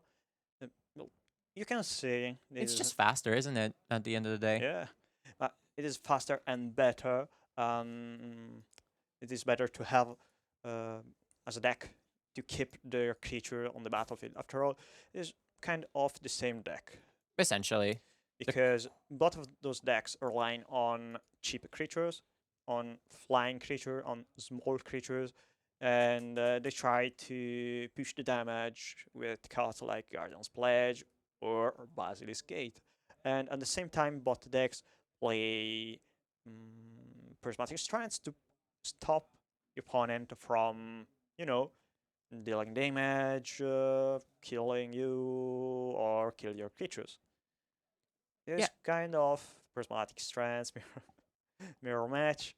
Let it be known, Dan is trolling me right behind the camera right now. Yeah, this is a bit of a mono white aggro fest right now. Yeah. Brainstorm once again. See, Brainstorm to me is one of those cards. I think a lot of people started playing Pauper just because they were told, hey, you can play Brainstorm here, and they were like, okay, sold. You don't have to tell me anything more. Tell me where I can play Brainstorm. Yeah. I'll show up. I love a Brainstorm. It's such a good card. Worth noting, Mattia is in fact on the Leonardo Big Brother version of this mono white Weenie deck. Yeah. So yeah, see, that's what's so interesting about it. Ponza is a bad matchup against White Weenie. I mean, I think realistically what happened there under normal circumstances should not have happened, right? I mean, that was such an extraordinary magic literal magic happened in that moment. Yeah, it is kind of the nature of that kind of deck. I mean, you're playing at the Ponza deck, so sometimes you win thanks to your blind denial because you get turn 1 mana dark, turn 2 Thermocast, turn the other turn another land denial spell. Sometimes you win because you draw your threat like Avenging Hunter, Burn the Party, and the Dinosaur. So, yep.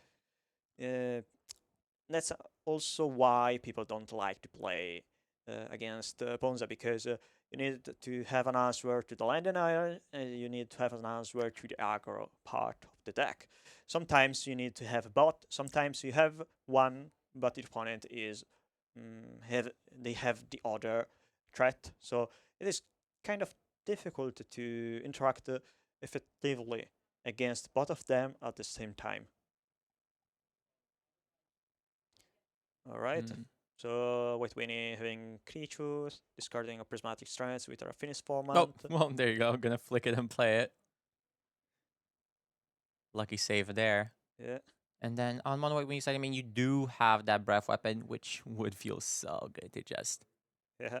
You need to wait at least one Yeah. turn. Do maybe. you? I mean, they have a counter spell to counter prismatic strands. So they have a prismatic strands in the graveyard, but it's not really. That's fair. I guess if you can do stuff at instant speed, you just should, right? Yeah. However, never mind. Never mind. Thinks about it for a second, goes, but like I could just play it instant speed, and I think that is, yeah, there you go. That nice little go forward handstance is one of my favorites. Yeah, they choose to pass the turn. You're probably going to cast their prismatic strands, so having prismatic strands in the graveyard allows you to play next turn the Guardians of the Guild Pact. Maybe they want to cast their Breath Weapon on the 5th turn, because on the the 6th turn, because you needed 5 mana to play Breath Weapon and counterspell on prismatic strands. Yeah, that does look like the play here, and I mean, yeah, what's gonna happen now? There it is. Prismatic strands. There's the strand. Here they. Okay, I guess Breath Weapon here is not the best play, since they have just 2 creatures and they can kill. I mean, 2 creatures that you can destroy with the prismatic strands, with the Breath Weapon, sorry, and their finishing format is too big, and maybe you prefer to keep the Breath Weapon to maybe kill the tokens from a battle screech. That's fair. I think that's very fair here. Looking at a bunch of cards, you're gonna put some down. I do see a prismatic strands. My eyes don't deceive me, and my eyes do not deceive me. There's a prismatic strands. Yeah, there's a prismatic strands, a couple gates. I believe are gonna get put back. So now what are you doing? Nice, there you go. Tapping 2 lands, playing the tapped lands, maybe passing to turn. Okay, they're not fearing a trap and charm. I do love the consistent like mix of quality in Christian's gate color indicators. You go from a nice like cut up mountain for red, you go to like a nice W white, and then you just go blue. You can tell he's definitely picking favorites on colors. You're looking at a bunch of creatures here, and the question is how do you make this work? How do you make this play work if you're Christian? How do you, I guess basically you should kind of delay as much as possible, right? The longer you go, the harder it's going to be for mono white aggro to do anything, and then eventually you're gonna. Yeah, I think so. So you're waiting for Battle Screech or for mono white or heroic mono white Weenie to deploy all their threats on the battlefield, because they are forced to name the color, the red color with the C gate. Yep. So it is clear as day that you have a Breath Weapon in your deck. Maybe you don't have in end, but you give a tell to your opponent that they are forced to play around Breath Weapon. For that reason, I believe White Weenie is trying to not speed up too much the game. So they are just taking their time, attacking, and eventually force the opponent to flash back their prismatic strands, just to trying to go for the longer game. Because unless they find another copy of prismatic strands, or unless they have enough resources, and it could be quite difficult to come back in game after getting a Breath Weapon, killing all your creatures. Sure. Yeah, that does make sense. We're gonna see again a nice board of creatures swinging in with that. Is how much that is? That'll be 5, correct? Yeah. No, it will Whoa. not, because there he is. Everyone get excited. Yeah. Leonardo sneaked in. I believe that's the first time that's happened on casting so far. Finally, Leonardo going. There you go. We've talked about him, and there he is. And Leonardo, it's a card and a half. I'll tell you that much. I mean, it's gonna come in, gonna have a nice little sneak effect. I do like sneak. Yeah, that's a great ability. It is great. People forget about sneak. Like I've seen a lot of people ask if sneak is just redone ninjutsu, and no. Important distinction. Ninjutsu has a lot more tricks you can do with it. Sneak is locked specifically to your declare blocker step. You cannot do any of that sneaky stuff that you could do with ninjutsu. And then most notably, you can counter this. It's not in a casting cost, not an effect. Exactly. So, Which again is weird that this didn't get countered, because I feel like I would actually, I would probably counter this from I do wonder because from Christian's side. you have a Guardian of the Guild Pact in end, if you remember correctly. Correct. So, and you have as well natural of Medic, so you can potentially speaking just block and don't care about Leonardo being on the battlefield, especially since the creature is legendary. So Mhm. if there is a Leonardo in play, the opponent can't really cast another Leonardo Right. unless they choose to sacrifice one of those creatures. So wasting the first Leonardo to cast another Leonardo and not getting any damage. That'll to be the bad. That'll be a opponent. bad play. Uh-huh, It's probably why there's only 2 of these in here. All right, so now doesn't seems early good spot for the Zerius Kugit player now, but they're forcing the Bright Weapons or Oh, that speed happened. on their turn. They or in the end step. And now I do believe I believe that's on step. Okay. And now what happens?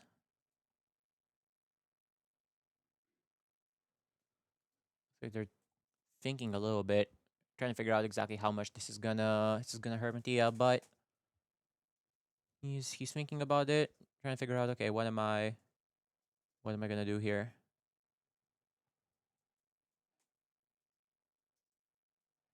And Hmm.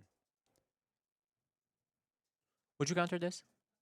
Nice question. I think okay, so it is in the end step, right? Yeah. Probably. That's a I- weird situation because you are forcing Bright Weapon on 2 creatures. I mean, And one of them comes back, no? The yeah. this I feel really fine just kind of allowing this to happen. Uh-huh. It's a 2-for-1, but it's not a very unreasonable 2-for-1. I mean, honestly, Matthias board still looks good here. I think. So okay. Oh no, that wasn't end step. Yeah, that's That was sorcery speed. it's weird. That's questionable. Yeah. That I don't. I think Christian Buffassi, they have a game plan. They have yeah. I'm They- a believer. I mean, Coggates players have been playing Coggates for so long. They're so in tune with this deck. I'm sure there's a plan to follow through here. Maybe one did. There's something. There's Yeah. undeniably something. The question is what that something is, and I believe we will find it. So let's see. Let's see what we got. All right. Now they have 5 damage on the battlefield, right? Yes, does look like it. So it's a 2-turn clock that's being presented here. Yeah. And what options are there in hand for Christian to actually? There is another Squadron Oak, 6 damage. Oh, that's rough. And I mean, by the looks of Christian's hand, there's actually not many options to. Oh, and there's a prismatic strand still. What's that gonna do here, though? Really? There you go. Yeah, you gotta do it. All right, transform the hand. And now, yeah, there is a heap gate on the top deck. So I believe it is time for the Guardian of the Guild Pact and Orclav Medic to come Mm. the battlefield. They have 7 damage, so yeah. There you go. Oh, get the Ooh, Leonardo back, of course. That's a great play. It's a fantastic play. I mean, then you get the opportunity to maybe attack with the Ooh, the name's slipping on me right now. The common from the one with 2 counters on it. Ah, yeah, the creature with Disturb in the graveyard, you mean? Yeah, yeah. Uh-huh. Yeah, Oh, interesting. Yeah, guess he did Breath Sorcery Speed due to Strands in Graveyard and no untapped creatures. That's actually that's a fair call from chat. yeah. It's a very good shout. That does make sense. Again, these Kage players, you gotta trust them. I mean, they've been playing this deck for so long. There's always a Kage player that goes nuts at every event. I think it's always reasonable to just let the Kage player do the thing and trust that it'll just don't make some magic. Yeah. I think they're looking to cast their creature, like right now. That would be. Yeah. Now they need to choose between. Yeah. So they have 9 life left. So eventually they can even play the Afterlife Mythic. I mean, playing Afterlife Mythic here is better than. Ooh. Trap and Charm. Oh no. I guess you want to counter it. Yeah, no, 100%. I think Trap and Charm uncountered just ends the game on the spot, or at least comes very close to it. Yeah, you gotta let that. So you keep your T copies of Prismatic Strands in the graveyard. You I mean, let your now Christian's only got what, the healer in hand. That's not. yeah, they have the How to Love Mythic in hand, while White Weenie have I think 2 copies of Squadron Oak and 1 Leonardo. So with the Leonardo they can bounce back Korsky Fisher, which is a very neat interaction because every turn they have an evasive Leonardo, which means they're kind of forcing the opponent to flashback Prismatic Strands or to counter Leonardo, or eventually to kill it if they have any normal spell. So The best part is, I mean, Christian doesn't have any way to do that in hand. Really, Yeah. right now it's just kind of just a hold. Ooh, there you go. that's a great card on the top. That's what you want to see right now. When your opponent's up against Leonardo and you got 2 flyers, this is. Yeah, this is a big one. I mean, now you just flash it back, get 2 more, and then pick Leonardo win, no? Yeah, I think so. So they flashback the Prismatic, the battle creature. They have 2 extra creatures, so There you go. 7 creatures in play. If they attack with Leonardo, and if they ninjutsu, That's win. Yeah, You just gotta attack with Leonardo, and we are about to see a Ninja Turtle card win basically the first major Pauper event that has been legal in. yeah. That Will would this be happen? There it is. There we go. Runs back the Korsky Fisher. There's Christian's looking at his outlaw medic, wondering, can you save me now? Is that okay? Gotta block here, gotta force it. And I'll play another Trabant Inspector. There you go. All right. Lorien revealed from a top deck.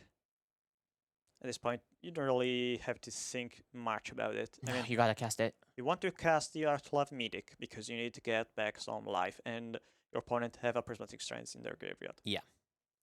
So at first you force your opponent to flashback Prismatic Strands, and then you try to attack again, but you need to get enough time, and you already flashback at the first Prismatic Strands. So maybe they need to find another Prismatic Strands or a way to counter the Korsky Fisher. So they're playing first the Lawyer Village. Nice, drawing 3. That makes sense. I guess you gotta see your options first before committing. Ooh, Sacred Cats. Not horrible here. Would have been better like 5 turns earlier, but Well, to Yeah. be honest, I think at this point of the game, you just want to have a way to interact with your Leonardo. and this is not. Yeah. There's no interaction to be had here. I believe. Anyway. I believe it's turtle time, if there ever was one. Yeah, it's turtle time for sure. And it is cool to see how that Leonardo is clearly a good card now, right? I think that's a very reasonable thing to say. Yeah, I mean, flyer plus Leonardo, and what do you do? Yeah, Leonardo with flying is very strong. That's all you need. You need like a bird token plus Leonardo, and then what's your plan there? You do not need that many creatures for Leonardo to be a TKO. Like, Yeah, that's for sure. I mean, you know that your opponent have 3 copies of Squadron Oak, and you don't know the other 3 cards, right? But anyway, at this point, you want to force your opponent to flashback the prismatic strands, and they are forced to name white, and your creatures are white. So prismatic strands is not really great in this matchup. Ooh, so much hype. The table shaking. Okay. So you know big damage is about to come through. I mean, just that flying damage alone. If you force flying damage right now, you're oh yeah, okay. Journey to Nowhere on the Squadron Oak. Had a good run. So, but you just gotta force the prismatic strands now. No. Yeah. I mean, if they cast Skyfisher and bounce back the Leonardo. But if they don't have another copy of Skyfisher, that's lethal on the board. Let's see what happens. Yeah, they're forced to block the Leonardo, and if they don't flashback prismatic stance, they turricane 2, 4, 8. Yeah, that's lethal. They're counting you right now. Journey to Nowhere was enough to. Yeah, you gotta do it. Lethal. Yeah. Your prismatic stranding. Yeah. Fair enough. There you go. And now, I guess that's it.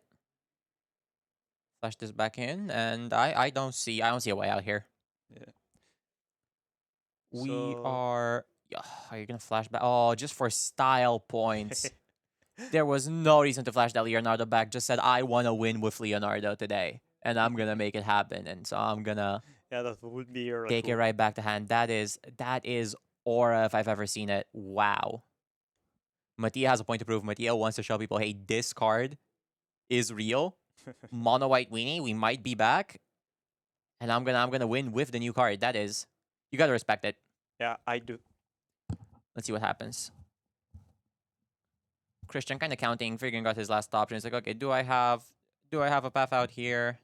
Is there anything? I'm staring at my cat here, and the cat's not really doing much. I got Squadron Hawks. There's a Journey to Nowhere.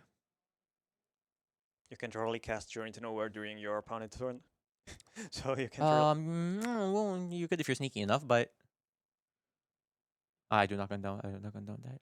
For anybody watching. Yeah. So what's going on here? Guardian of. Oh, yeah. Okay. Sure. Play a white gate. Might as well.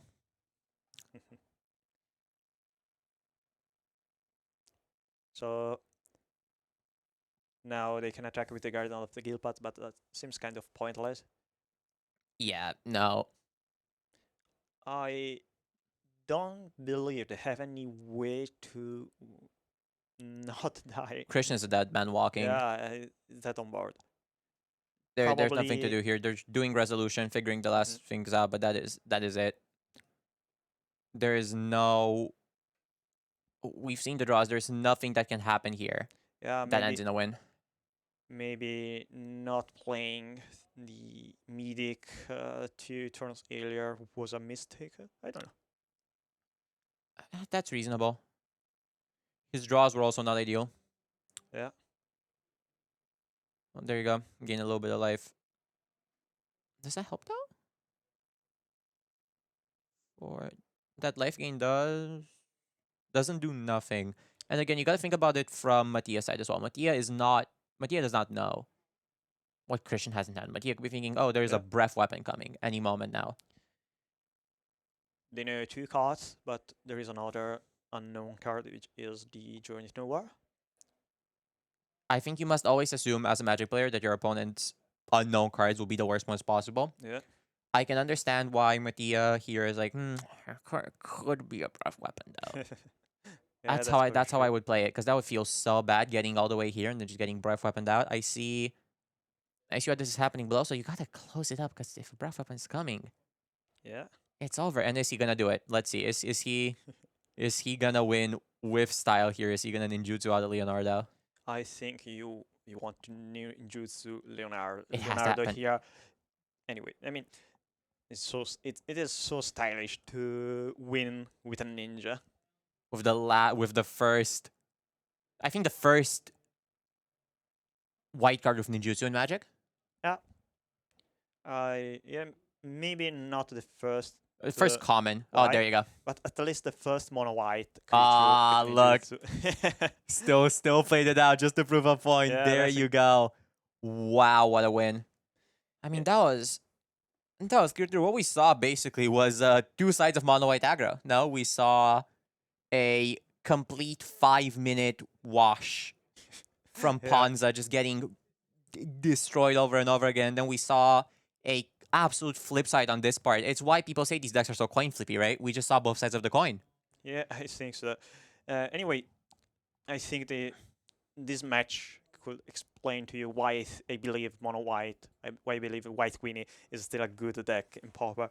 It is kind of surprising because white Weenie used to be a very weak deck for a long time, and it used to be like, yeah, white Weenie is come back in the metagame, but just because the metagame is so insane that the good deck that usually annihilate white Weenie aren't playable. But right now, the metagame is fine, Yeah. and white Weenie is good, which is kind of weird, but you know, after you have seen Leonardo and maybe even Spider-Man, Web Slinger, and Korsky Fisher, of course, you can understand why this deck is good. Because you have good interaction and good ways to deal damage to your opponent, and as well you have cards that let you prevent your opponent to killing your creature. You know, Prismatic Strands, countering Breath Weapon is a good play. Yeah, white Weenie in a way is sort of UB's beloved child. Yeah. Like, That's like true. if you're looking at cards, like, ooh, where can I play Spider-Man? Where can I play Ninja Turtles? If you're looking for that, you got it. You saw it right there. I mean, Yeah. Leonardo, kind of a real Magic card. I was skeptical. I'm no longer that skeptical. I mean, Leonardo with a couple of flyers, and it's like, oh, okay, Yeah. guess I that's win. true. The bounce is so powerful too. I mean, this is a deck where like ETBs galore over and over Yeah. again, being able to just like bounce stuff. Yeah, like It's not a bad card. Could you imagine if it wasn't a legendary? if there wasn't a legendary. Wow, no, I don't Could want you, to imagine could that. you imagine that world? Oh, there was a release article a little bit ago where I believe it was Rosewater and Aaron Forsett were talking about how they actually did not want to make some of these cards legendaries, but they got pushed back from R&D. There is, objectively speaking, a reality where somehow Rosewater and Foresight won that battle, and we would be seeing playsets of Leonardo just running about here, and that would be a world that I do not think I want to see. So, Yeah. good on them actually. As a Me matter of fact. neither. I mean, Some cards should stay legendary. yeah, you know, all that glitter is banned from a good reason. Yeah. And Yeah, that's actually a really good analogy. This is in a way very reminiscent of all that glitters. I wouldn't say it's 1-to-1, but it harkens back to all that glitters. You know, Yeah. really. I remember all that glitters. That was a card that we were just like, how were we okay with that for so long? Now that I think about it. nice question. Yeah, it was good if you weren't play a deck that I don't know how to lose to all that glitters, but to be honest, most decks were bad against all that glitters. Yeah. It is better now the metagame without all that glitters, especially. I'm happy without it. I'm very happy without it. But maybe it's not so gone. Maybe this this Ninja Turtle can actually do a little bit of redemption for glitters here. Who knows? Anyway, Leonardo is much more fair because it is a legendary, and Yeah. also you need to have a bunch of creatures in the battlefield. All the glitters was good thanks to, you know, the interaction with artifacts, artifact lands, and other enchantments. While Leonardo relies on creatures, and creatures are usually The hardest thing to get on board. I mean, Yeah. all that glitters, you have to just like play lands. yeah, and also it is easier to interact with creatures compared to artifacts. 100%, especially artifact lands. All Well, right. I mean, I think that was a good show. So currently we've got Ponza on the 5-0 is ridiculous. We might actually see a Ponza 7-0 today, so do stay tuned for that. I would love to see it. Do you think that could happen? Do you think we could see a Ponza 7-0 at the end of the day? Well, to be honest, we already seen Ponza doing well a couple of years ago on Paupergeddon Pisa. Yes, Paupergeddon Pisa. In the last Paupergeddon held in Pisa, it almost won the whole tournament. It ended second, losing to Rakdos Madness. And yeah, playing Rakdos Madness at that event was kind of a madness by itself because deck supposedly wasn't good, so it was a double surprise. But Ponza at that time was good because Modern Horizon 3 just went out. That was a set. Yeah, And Virgin Crystal is a kind of good card. I think we I've already heard. talked I about think that. yeah, we need like a counter for every single time we bring up Raving Chrysalis at this Yeah. point. Okay, I so believe. I think a 7-0 Ponza would be legendary. all the Would be so I think good to would be see. quite annoying. I like ramp and I like playing it, but I don't like playing against Ponza. I like playing Ponza, but I don't like when they kill my lands.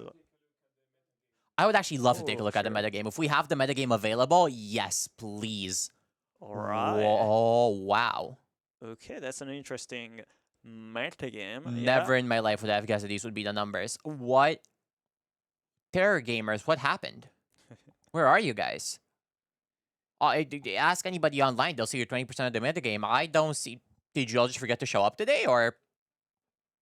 That's so. What stands out to you the most here? What do you think is like? I think it is surprising for me to see so many copies of Mono Red Rally, but as you already said that this tournament is rather small compared to the bigger ones like Paupergeddon. So seeing so many players with Mono Red Rally is kind of reasonable since a lot of people maybe want to metagame against decks like Mono Red Madness, Giant Wildfire, and even Mono Blue Terror, because Mono Red Rally, since the ban of Culture Bird, is not so good as it used to be, but still has a very good matchup against decks like Mono Red Madness, and it is a decent matchup against Giant Wildfire and Mono Blue Terror, because those decks more or less are weak to very fast aggressive strategies, right? Jan have Gargant Shaman, Mono Blue Terror have the Blue Elemental Blast, but still not so many decks are good into Goblin Bashwalker in 4 copies. So maybe Mono Red Rally is the wisest deck choice for this tournament. Could very much be possible. At this point, I'm so excited to be back for round 7 and see what happens here. Is round 7 the final round? Can we get confirmation on that? Do we end on 6 or 7? What would it 72 people, I believe round 7 will be last. Well, here's the thing. I think honestly, if I had to make a prediction right now, I think we might see. I think we might see Ponza do the crazy thing and just kind of do it. Yeah. 5 games in already, and it's just been working out. It's 8 rounds today. Wow. Oh, huh? Sorry, come again. So it's 8 rounds, confirmed. The official number is 7. Mm-hmm. But the judges have decided to add 1 more round. So we're getting told right now that it's going to be 8 rounds, not 7, because the judges decided to add. Gotcha. So basically, we've got 8 rounds today. So, that does kind of change things a little bit. I'm confident about Ponza being able to do it 7 times, 8 times. That's a little rough. Like, I believe so. When Ponza is in a good run, usually you see it. And the Ponza we were able to see was, doing very well. Was a good run. I mean, stuff was just happening. Wow, not being able to play a single plays your entire game, that's just cruel. Basically just staring at your cards for a while. That was rough. I mean, this metagame looks sick, though, I gotta say. Yeah, we already talked about that. Mono Red Rally is very surprising.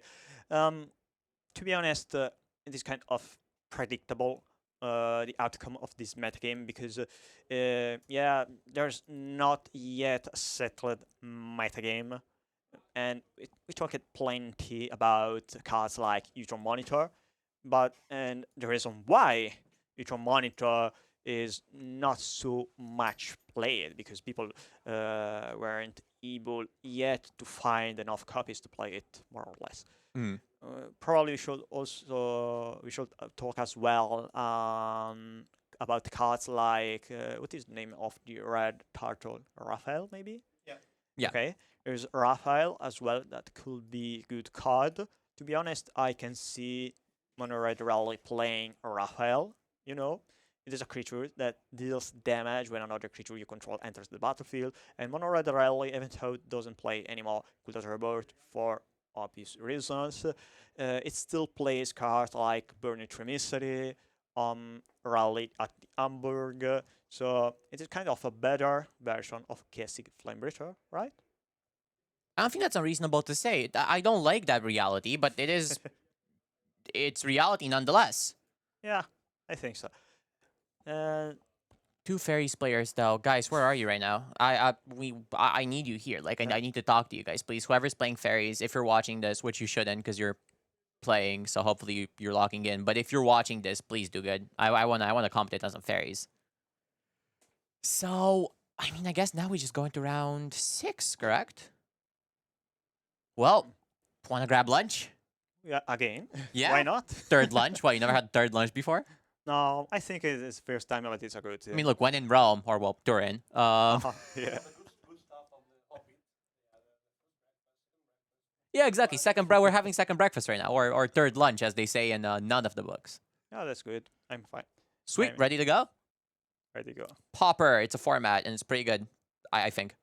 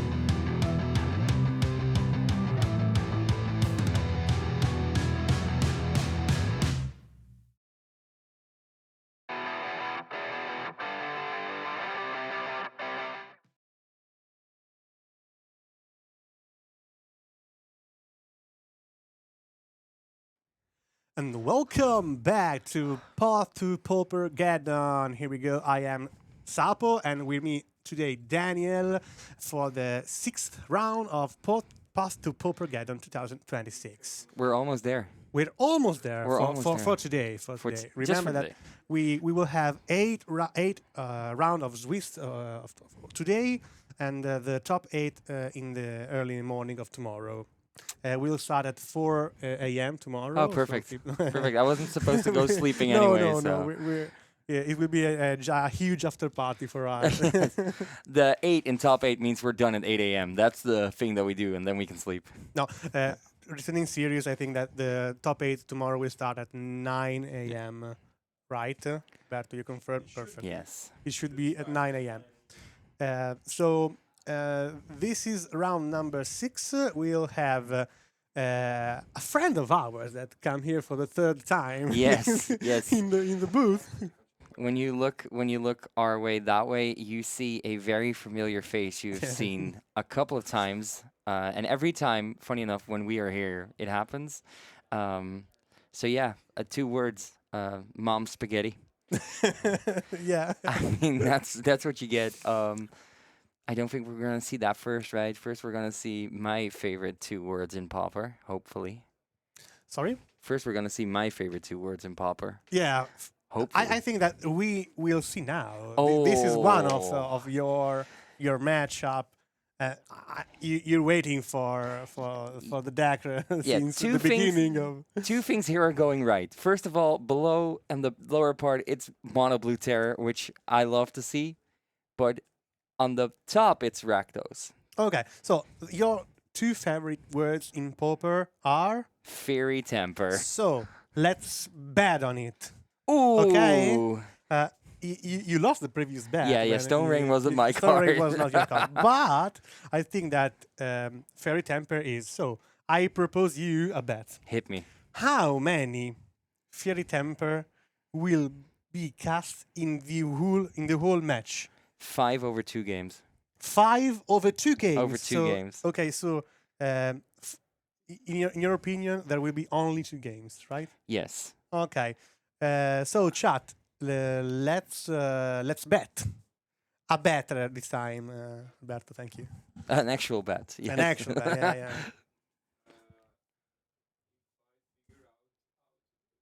yeah. Another one, a cheap bet is this Delver going to flip? The answer is obviously always yes. But there it goes. I will give Sapo a hug when he gets back. I promise you that. Leviathan of the depths. But yeah, I am... Oh, there's an Epicure. And you know what an Epicure does? An Epicure makes a blood token. And what is the best card to sack, to discard to that blood token when you sack it? Of course, it's Sneak Snacker. Okay, fair point. Fair point. I just for everybody in between, I just won my very first Pauper game. But okay, I can retrieve my my opinion and say that the best card you can discard is Fairy Temper. It's Fairy Temper. Yeah, it's obviously Fairy Temper. I just in between rounds I played some madness and I got to do the thing. Yeah, for sure. And I still believe You're here for that. doing the thing is a very good thing, even in Rakdos. But tell us why is so you like the Fairy Temper so much? When I started playing Magic, which is I'm not gonna say when because then you know how old I am. The card Fairy Temper didn't do a lot. Like Magic was a simpler game back in the day, and people were like, it is. What is card doing? It's a worse lightning bolt, basically. Turns out, a couple of years later, and Fateless Looting. Turns out Fairy Temper is a quote unquote maybe even better lightning bolt. Let's wait. Let's wait. I am so Give excited. me from 4 to 6. Okay, fair point. There's a sneaky snacker. From less than 4, 5, and 6, or more than 6. Yeah, Torment was indeedly where I started playing Magic. We saw Sneaky Snacker go into the graveyard, so you were right. I mean, that's how it goes. So for this purpose, I'm not on your team. So I No, need I get it. to push in the opposite No, direction. I totally get it. But there is something to just having to discard a card as a cost, and that being Fairy Temper, another one. I do have to applaud Francesco for choosing the most ugly art of Fairy Temper you can find and matching them. I think that he has it's fascinating in its own way. Yeah, absolutely. That's a way to put it. Yeah, that's absolutely a way to put it. I strongly remember playing a limited event for a set, just a draft, and my opponent shows up and drops down the playmat of that art of Fateless Looting. He won that match, not because I wasn't playing well, because I was just too unfocused about that playmat. On the other hand, though, the Mono Blue Terror has an eel, a snake, as I like to call them, and a flipped aberration. It doesn't look good for our hero above. Ooh. There you go. That goes to sleep. This could be over sooner than we want it to be. I think that Mono Blue Terror did a pretty good meal here to cast a Cryptic Serpent on turn 3. And here we go. Oh, there it is. Oh, there is the snake. I mean, what can you do, right? What can you do right now? Pray. Hope, yeah. Starting by praying is a good job you can do here. This is where you start ordering your sushi. Yeah. Incredible, though. And what a hand that must have been, right, for Mono Blue Terror. Yeah, I completely agree with Morgante. That's not a stun counter, but I think that he puts a dice on the creature to just to remember. I mean, another sneaky snacker isn't gonna do it right now.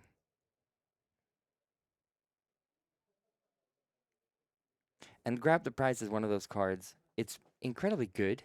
Yeah. The artwork is incredibly tormenting. And I think it's one of the best card you can play here, associated with Sneaky Snacker, Yeah. because it allows you to discard before draw, so you can reanimate at the same instance. And Yeah, here we Uh, go. Turn it sideways. trying to bolt there. It's a Oh! far spike for the win. And that's it. That must be it, right? I mean, we're talking about... Yeah, there we go. Pick it up. 13. Exact. Accurate. On the dot. Exactsies is what we call it back home. Yeah, I mean, what can you do, right? What can you do? Nothing. Nothing. No. He checks the force spike just to be What's sure. that? Let me see. Please. It is days without the... Oh, without- yeah, 14, yeah. Oh. correct. I mean, what can This you is a do? 6-5. Yeah, correct. Let's So hope... that was not a kill, it was an overkill, yeah. By 1 point, but it's overkill. Overkill. Earlier in chat, Leviathan of the Depth said that I have to give you a hug. So here, Yeah, I mean, I'll do it right now for him. Oh, yeah. I will do it right now. So that game lasted 6.5 minutes. Let's hope the second game lasts a bit longer, because we all know what faces us on the other table. And once again, 2 words: mom's spaghetti. What is your favorite Pauper card, Sapo? Nice question. It's hard to me, but I think that I have at least 2 cards. Ooh, I like a They're good... all blue cards. Oh, perfect. I Okay. mean, I'm on board with this. Tell me. Okay. Am I able to select 2 of them? Yeah, for Okay. sure. They're blue. You can do 2. But only because they're blue. Only because Yeah. they're blue, yeah. But I think that Spellstarter Sprite Oh, is beautiful. one of my favorite card by the art and by the card itself. Obviously, yeah. I love the creatures that enter the battlefield and do something, and I think that counter a spell is a huge thing you can Yeah. do. Is a Wincon, so you can beat with them. Yeah. And the second card is share a philosophy of this one that because it's a Ghostly Flicker. Oh, yeah, that is a classic, right? I am a huge fan of Enter the Battlefield effect. Oh, and yes. Of every creatures. So in the early part of the Pauper, I played Esper Familiar with Cloud of Fairies. Oh, yeah. Unfortunately, the Wizard of the Coast banned the Cloud of Fairies in a couple of months, so I need to switch to another deck, and I started to play Elves. But I completely morphed the deck, the Esper deck, in a Dimir Flicker based deck. Oh, Okay, beautiful. so basically it has no Wincon, but continue to flicker stuff to doing things.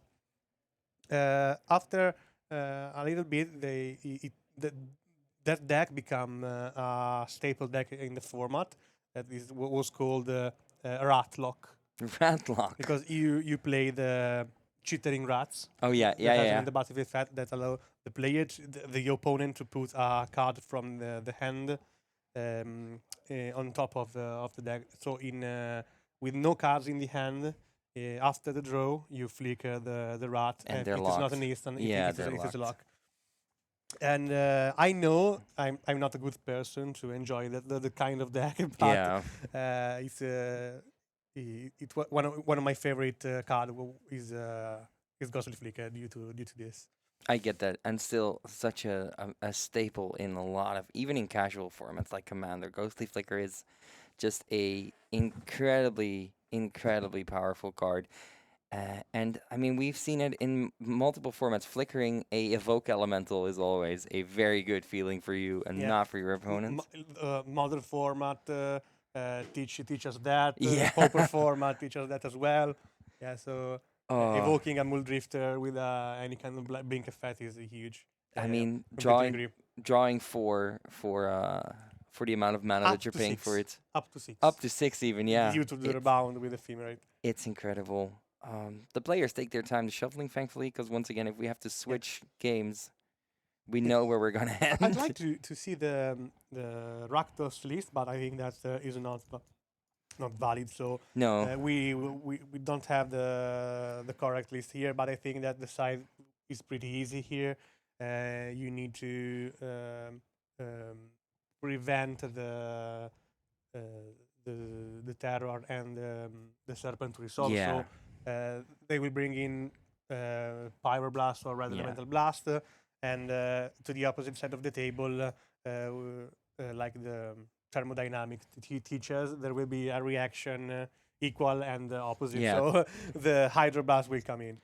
I think the next after sideboard we can just put this match back to anyway I started blasting, Yeah, and we'll see which color the blast 100%. blast has. But Uh, the mono blue terror deck plays 5 blue blasts at all, so 5 Yeah. Hydro Blast, and the 5th is a blue elemental blast.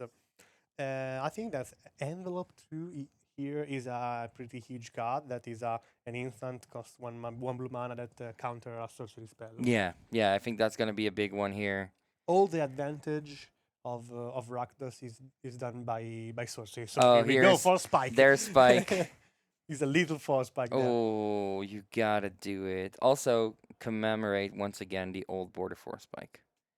And there it is. That is one of my favorite cards in Magic the Gathering of all time. Yeah, played in a lot of formats, a lot of most skilled based formats. So Oh, yeah, there is something about resolving a brainstorm. and that card increases a lot their power level if you Yeah. don't put back 2 cards on the Yeah. on the grid. yeah, it's pretty good. When this turns into an ancestral recall, that's when you play Magic the Gathering. Once again, I mean, just adding P9 power to the cards or just tutors to lands, that's something that's just amazing. That's how it works. Curious to see if we find a second land, though. I do not think he did. No second land. Are we going to see it now? Brain locked, as we called it here in Italy. Branza loccato, brain locked. Two cards are gonna be You're discarded? you're searching a land and casting a brainstorm to find it, but you don't find. So Oh, and that is bad the times for Carnarium. Francesco Manzari, aka Mother Monkey. It was one of his its nicknames years ago. If they got a mill in hand, it's fine. That's true. That's so true. On the other hand, though, we at least know the next 2 turns what's going to happen.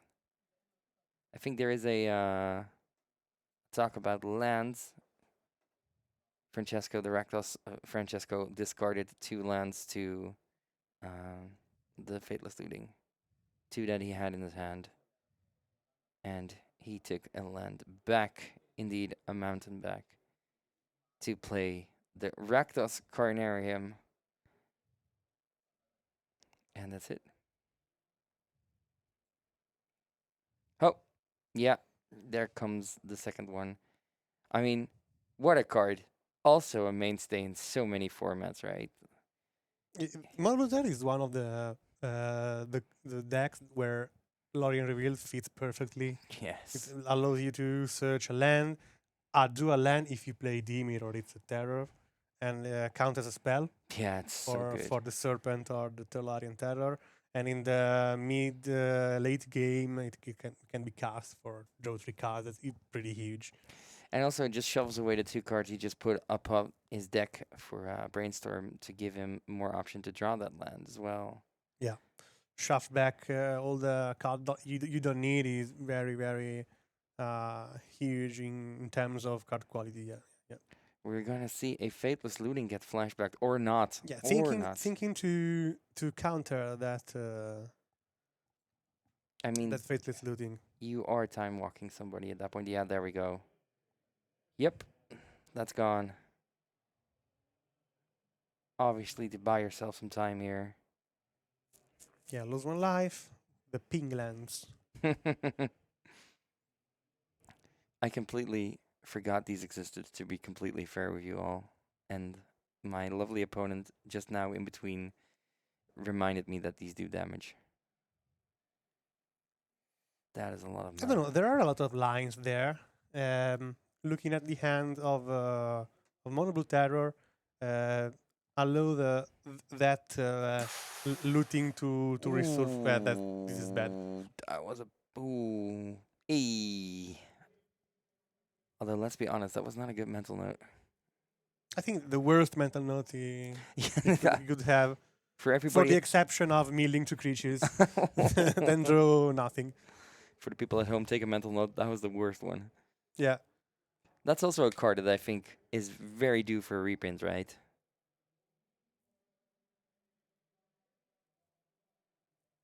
Okay, let's see what comes out. So six spells on in the graveyard. So There must be a land as well. There it is. Yes. And here are free snakes. Like terror. Pass turn. That would be. But we can sort of see what goes on.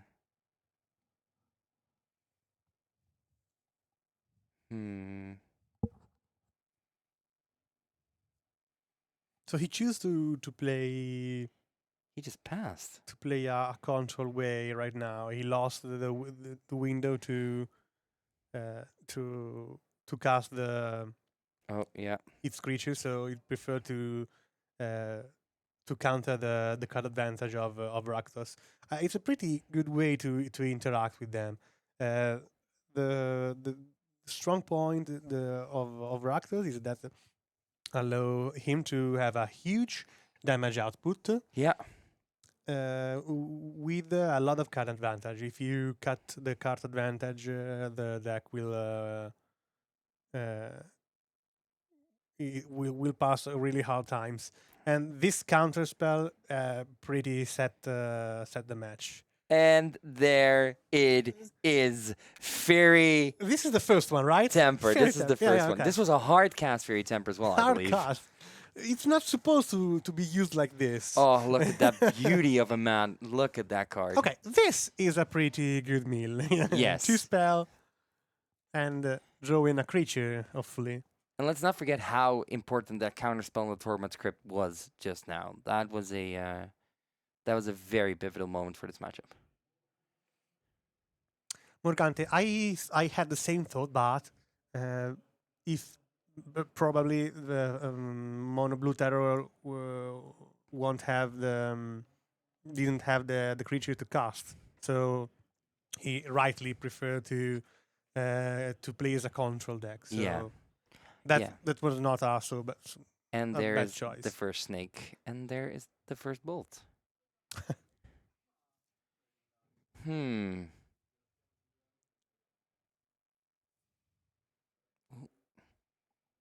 Even I have to read that card. Morgante, they actually play Unable to Scream. 3 copies.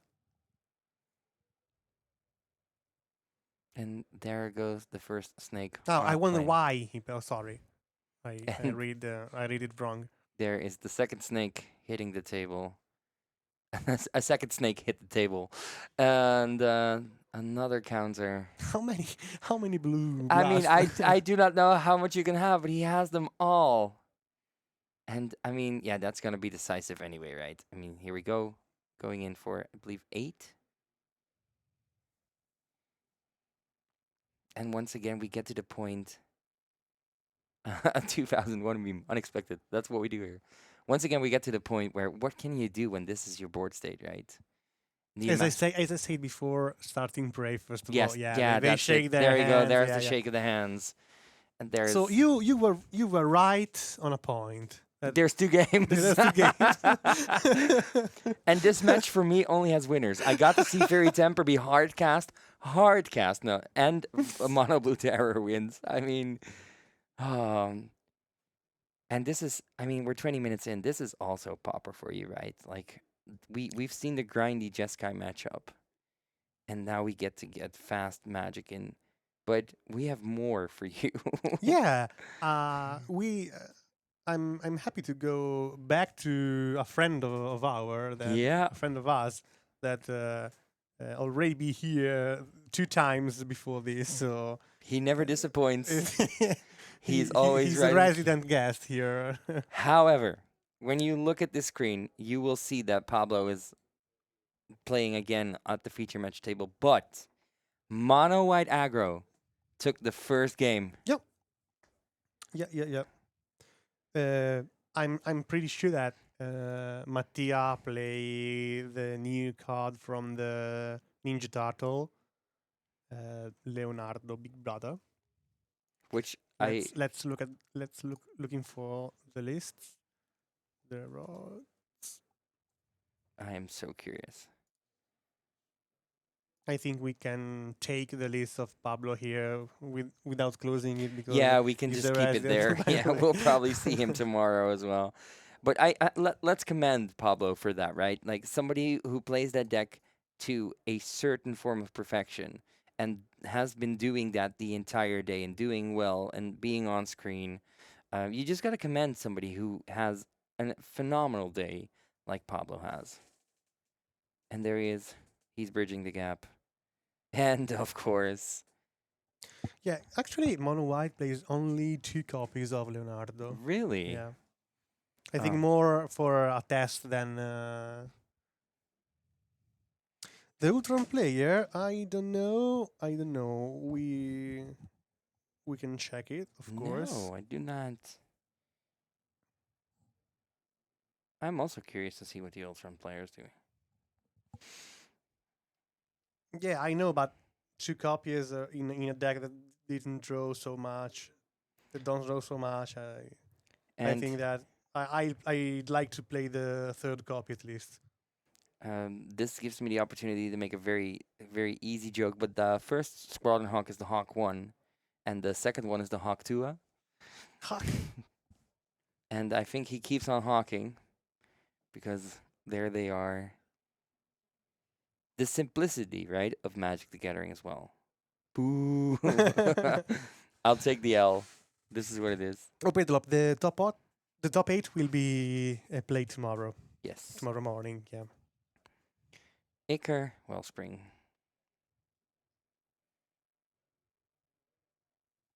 And this is the, this is the everlasting rock, paper, scissors of Magic the Gathering. Tempo meets a sort of mid-range deck. And it's all about pressure at this point. Yeah, in every scenario, Mono White here is the aggro deck. Yes. And need to continuously play the role of aggro deck post side. The nice thing of John Wildfire, okay, not of this list precisely, but John Wildfire has a lot of versions. Many of them play creatures that go big really fast. So he could play the mid-range role or the aggro role Yeah. as well. This version actually is only a mid-range deck. It doesn't play the Jigsaw Infiltrator, that so it couldn't do the aggro in the early turns of the game. And I think that is a shame. I really love that those decks that can be used as a control or aggro depending by the your attitude. So I think that here Mono White should be always the aggro deck. So making pressure, making more the presence is the prerogative here to deal with the John Wildfire. And in that case, it's going to be so hard for Wildfire to stabilize, especially because there's just that mid range. If Mono White aggro does not give a Wildfire the time to actually build up the engine, it is going to be a very easy game. And I believe that's what happened in game 1. We did not see it, obviously, but when you see how this goes right now, you see what basically the tempo is of this game. Will there a time when Paupergeddon top 8 need to get moved on day 3? Yeah. Obviously, yes. yeah. When the player will reach the 10,000, I think, Oh. something like that. So will be a problem of hour of tomorrow. Spotlight Series Pauper, can you imagine? That would be the grandest. Hawk hits the grave. With maybe the best sounding mechanic in Magic the Gathering, Connive. And here we go, destroying enchantment. Really, really huge here.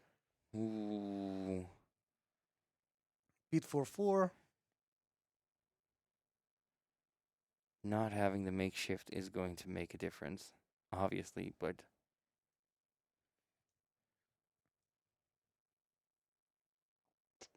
4 mana. There is green in that mana pool. Ooh, that's a breath weapon. Ooh. Yeah. Yeah. Dila, 3 for 1 is always a good good trade. It seems to be a very good trade. Good knife. Yeah, I could knife. Guys, please. Come on. Come on. Oh. And we are looking at a completely different game already.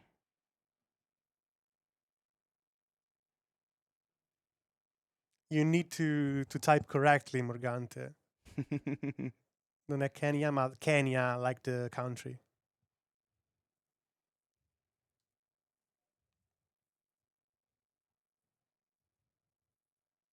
Curious to see what comes next. A hook with haste would be fun. No, that was the glint hook. The glint hook with haste. Yeah. And also you gotta hand it to Pablo. He has been facing white almost the entire day, but winning. New Benali. Beautiful. There it is. Oh, there. There it is. Here we go. Cowabunga, dude. 3 damage.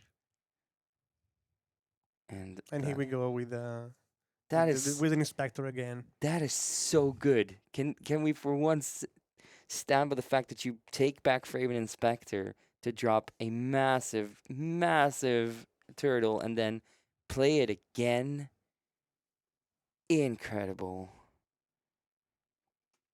But say it with me, chat. Riving Chrysalis. It's good to see some new cards here. Never played today, Chrysalis. Never played. I mean, for those who do not know what Riving Chrysalis does, can we put it up on screen? We never saw it, so it's a weird card. I never see it on a battlefield. To be fair, I think Pablo cited the min after game number 1. So we need a counter like in Pacific Rim. Oh. There it is for people who do not know what the Eggplant does. Dr. Eggplant himself. We need to do a prop here to Pablo to play this card that no one knows. No. I mean, and he woke up this morning and he was like, Yeah. I am going to Why show I cannot play the Breathing Chrysalis? I am going to show the world tech no one has ever seen before. It does bring Mattia into a certain bend right now. Here we go.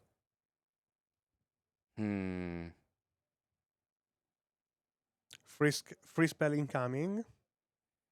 There's a pledge on the way. Or a trap and charm. Yeah. Flavorful charm though, having the Yeah, trap and inspector. charm, yeah.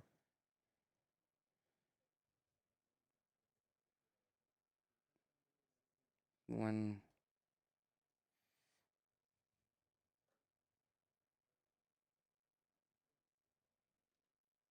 Yep. Hook.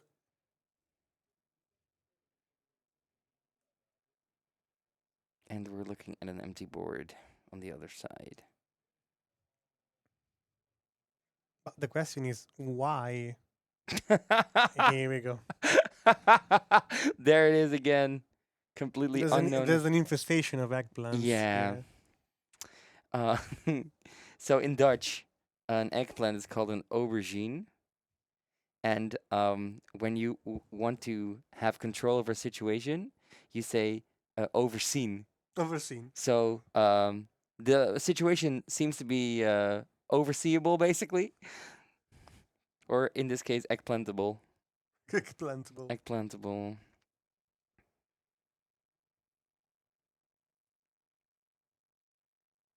I am need Okay. some interaction here from on a Y to Yes. preserve the role of the aggressor here. It must be such a feel bad to just clear that board in the way that he did, and then Cracking a clue, drawing a card. Ooh.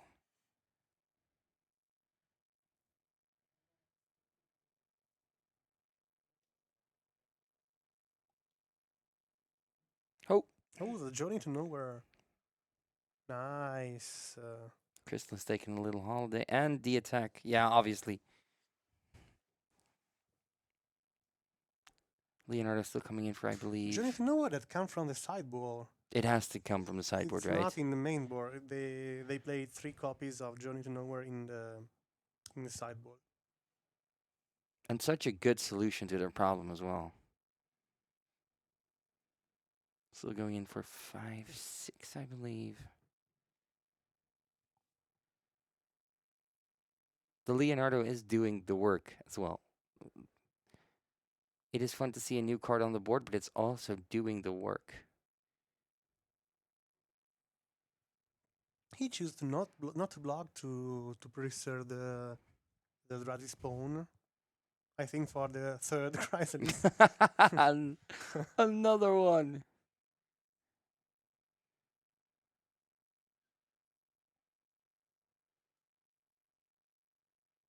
Ooh.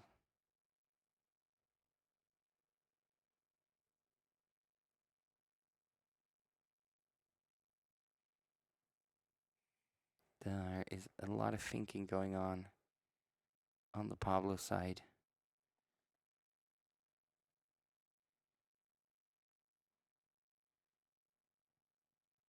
What is going to happen next? Oh. That we took back the chrysalis, but it don't create No. the tokens. Can you imagine though? Naya Blink would be such a thing. No. Wow. Oh, teamer. Oh, Wellspring as well.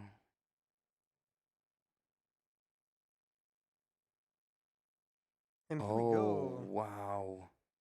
Plenty of planes to discard. So this is not a problem. But another, the last clue to crack. Yeah, I completely agree, Morgante.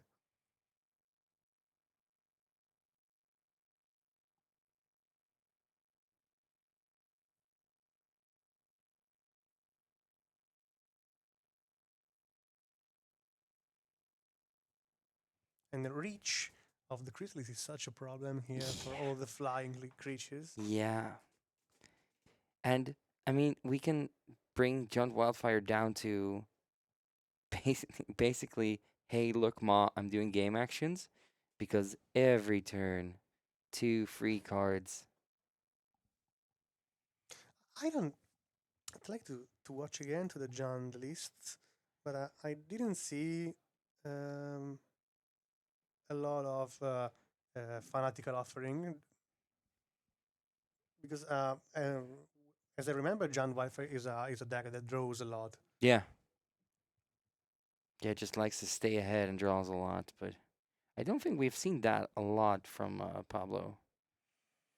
Just one fanatical offering in 2 games, I think. Still, if you get the chance to draw free for 2 mana, you take the chance. There's only one thing better, that's drawing free for 1 blue mana.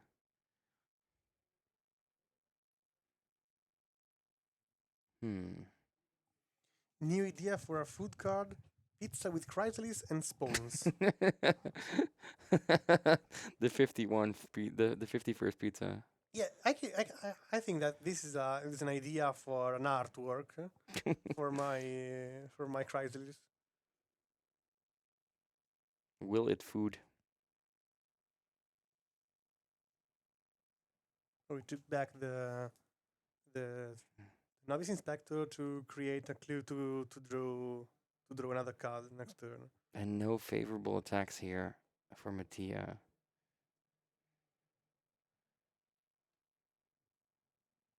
So anything can happen now on the other side of the board. I don't know how many cards has Pablo in hand. I think 2 or 3.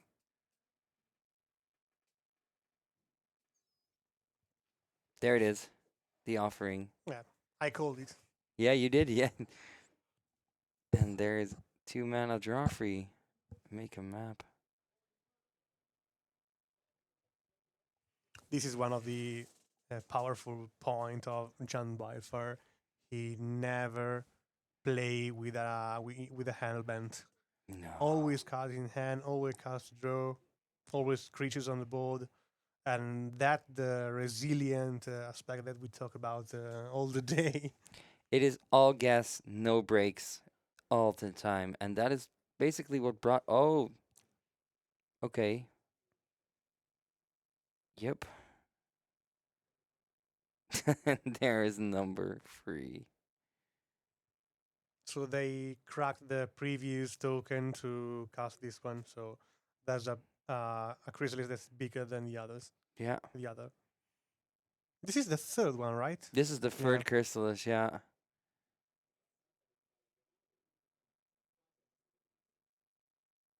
I am curious. This has all the idea of going into a game free. Because look at that board state. It could be a nice choice to draw a pair of cards here and see if you can do something. Otherwise, you Yeah. concede and go through Yeah. 3. When you start on the play, and you will able to do something better than this. Yeah. I agree. I think threat assessment wise. Ooh, Palace Sentinel, nice. The king has been chosen. Yep. And the king is Mattia. Oh, wow, Squadron. Yes, but don't refill the hand.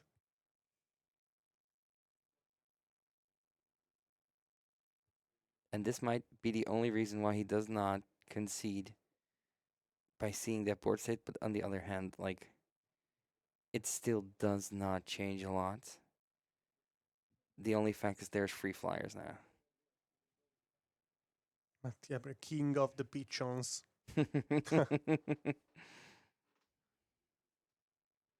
Bird is the word. Bird is the word. Oh.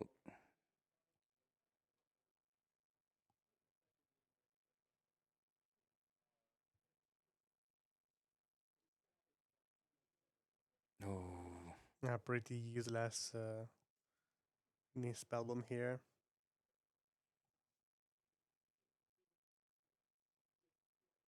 Two mana. If it's another offering, though. Ooh, yep. And the weather on the storm Weather here. the storm. Yo, that's nice. That brings him In back. response, gut shot, gut shot, gut shot. Yeah, so go down the 14-win game. Ooh, 15.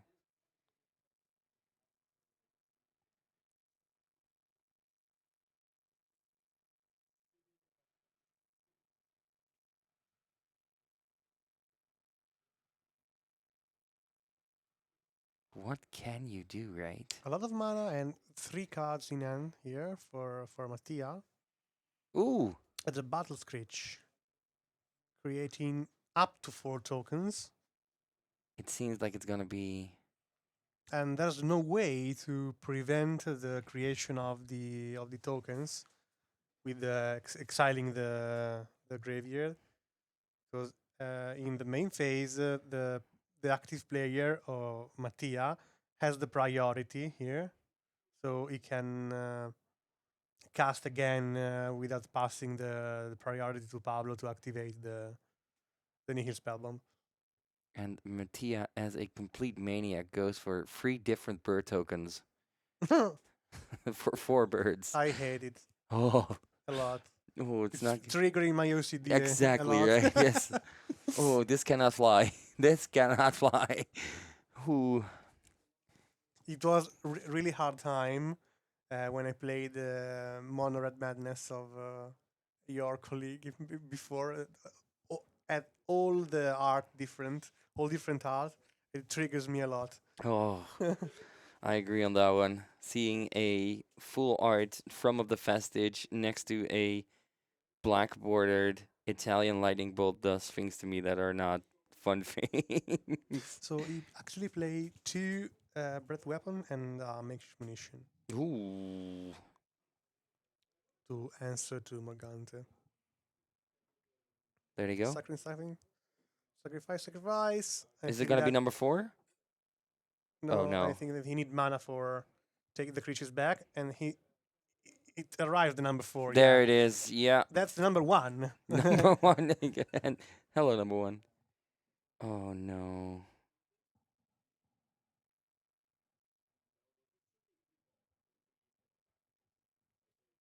Oh Oh. gosh, that's the moment you can choose to concede. This, I think, yeah. I think this, yeah, exactly. I mean, I get it if you want to play it out, but You cannot let this game long more than 8 minutes. So I think no, I try to concede and go fast to game 3. no. At least mono white aggro has the idea of, um, or the option at least to play a fast game in game 3 on the play as well. Traben, suck the clue, draw a card. Nah, scoop it up, boy. Come on. Oh, another counter goes to a flyer, or not.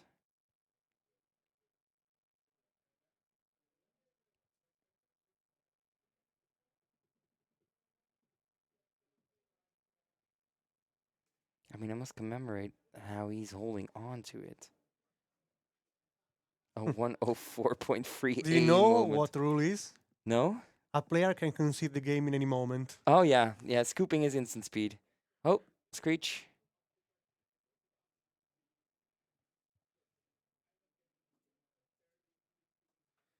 Oh, it is 4 different birds. The one is foil. Okay. No, please tell to use the correct dice.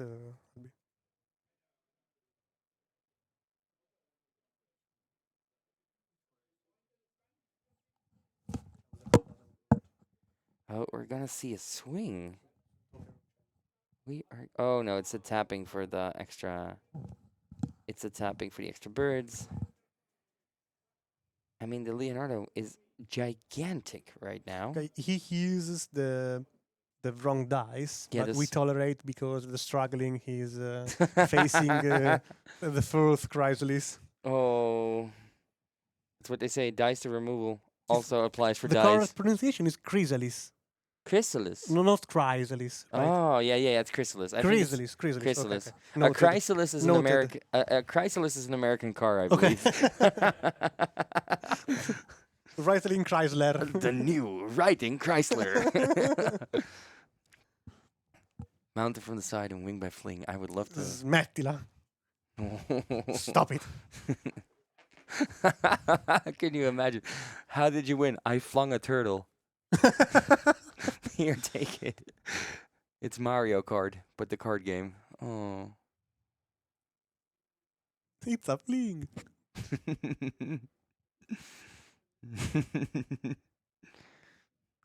No, I'm sorry, honey. It was just a fling. What? No, I mean the card. Discard for the blood token. Cialillo. Ti vedo. Ooh, nice. A little bit late, but really, really huge. It's a Ooh. curse Yeah. that allows every creature that enter the battlefield under the control of Mattia to Ooh. drain 1 life. Are we allowed to curse on stream? Is that clearly we're allowed to curse? Ooh, that is a bit late, but like Try to imagine this 2 turns ago. what a terrible night to have a curse. Yeah, it's true.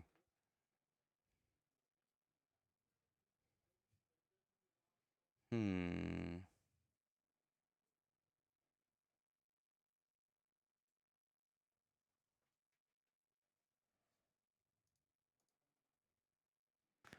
counting 1, 2, 3, 4, 5, 6, 7, 13, 14. The Leonardo is 15, I believe, when it attacks.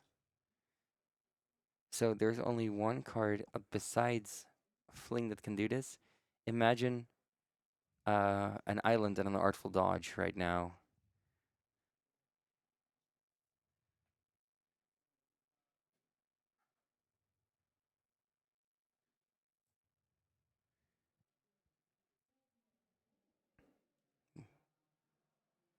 What is there to do? We can try to build a Boros version Yeah. with that is pretty this deck, but with the Boros engine, so Glint Hawk, Sky Fisher, all the artifact that draw cards, etc., etc., and the Wedding Invitation. Oh, yes. So you can make the Yes. But if we do Boros, we need to do Fling, right? Wedding Invitation can target every creatures or only if at power less than something. Let me check. Wedding in. The invitation is the wedding. No, not every creature. So it's if it's a vampire, also gain lifelink. We Oh. don't care. We don't care about that. Ooh, Luminarch. Lose one, but now everything is Luminarch. What is happening here? I think he's trying to decurse the curse by putting just more boards on. Okay. He needs a Guardian Pledge to win the match. Well, it's that or a lot of help from above, let's be honest here. Does he play? I don't think a Guardian's Pledge will solve this game. There are a lot of blockers out there. 2, 3, 4, 5, 6. Pablo being at 6, 1, 2, 3, 17. 4, 5. Mattia has I know +5 birds with that dice. Yeah. He needs Hydra. If he does, if he wants to close it out, Hydra would do the thing.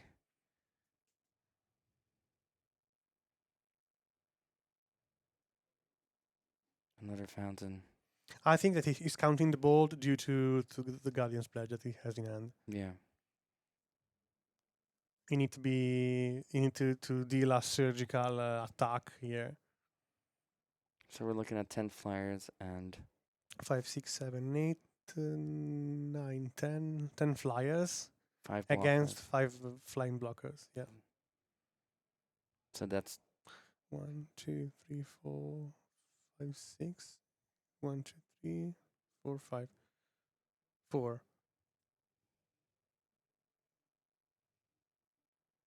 If Mattia attack with all the creatures and Pablo block with all the creatures, only few than 9 creatures will pass. Yeah, so it's not enough, right? No. Well, Toto 10. Guardian Pledge give +2. No. I think that if is he going to turn Here we everything go. sideways?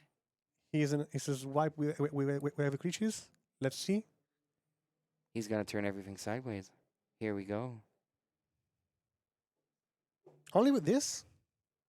Educated guess, I guess.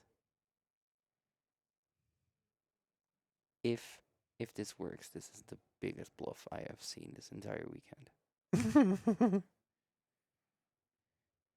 Double Guardian's Pledge. Oh, can you imagine? Oh, there's a bit of restructuring going on.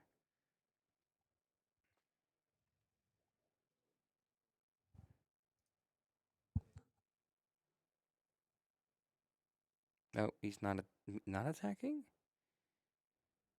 Or just with the 2 Lumen? Oh, no, okay, so he's not attacking.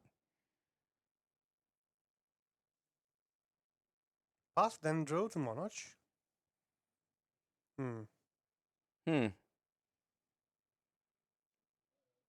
Toxin analysis. This could have been zone event. We have, I mean, yeah, there's 5 seconds left. What can you do? This is it. We go to turns.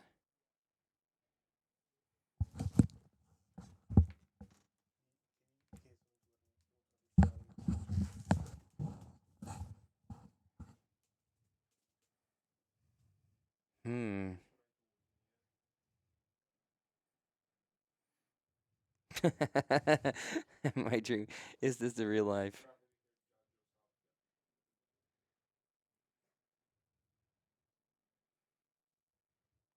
It is just fentanyl. Caught under a landslide. And escape from the chrysalis. Open your arms. Yeah, there's no hammer down situation going on here. This is what it is. Oh dear. Does this mean there's a Hydra?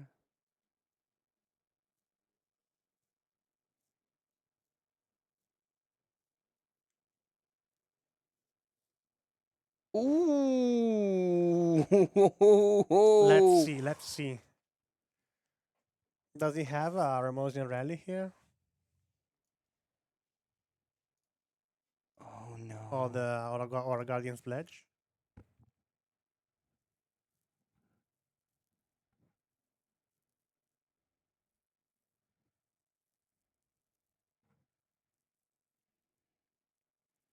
Oh no, let's see what happens.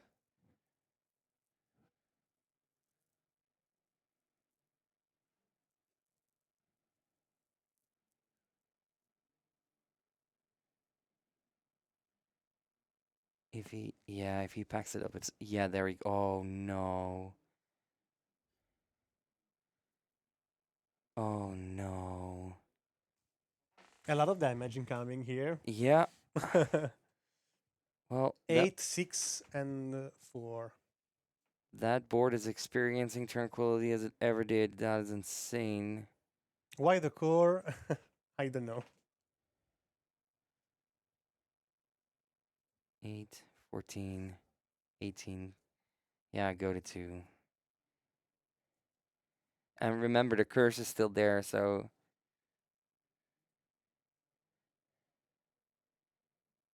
That means if Mattia plays a creature, he takes I the think damage. that is a draw. This is a draw, yeah, I think so too. Definitely a draw. What an interesting game of Magic the Gathering. What a blowout. What an incredible blowout. There is the hand extended. Yeah. What is a person to... Completely useless against the Chrysalis there. Completely useless. I love that this is once again a showing of Magic players going like, how many turns does it take for me to actually do something? But yeah. I know that that a draw here does not advantage any one of them, but No. there are literally 2 judge over there, so they can't accord to a concede. A player can decide to concede the game itself without any bribery stuff or something like that. Yes. What a Um, game, though. well, What a game. A pretty nice. I thought that Mono White could play a little bit faster. Yeah, I agree. Yeah, I completely agree with the chart that it's not stalling. It's simply a slow play due to the difficult count on the interaction that also John have. For example, as we saw the breath weapon. Yeah. Yeah, for sure.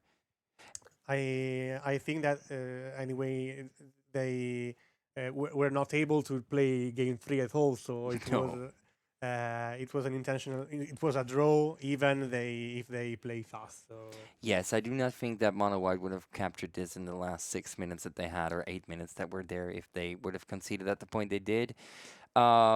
But in general, I mean, the difference between these two matches that we've seen, right? We've seen Rakdos versus Tolarian Tenor.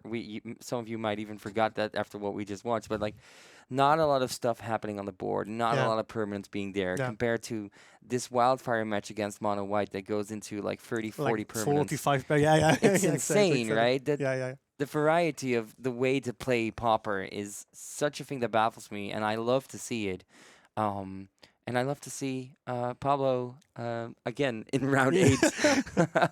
Because I hope Mirko will find a player that has not come to the booth yet. So we're able to bring you some various content. So, by the way, this was the round number 6 of Path to Paupergeddon 2026. I am Sapo. He is the Magic Daniel. So we'll see in a few minutes with round number 7 of Path to Paupergeddon, back with Ashley and Alessandro. So see you later, guys.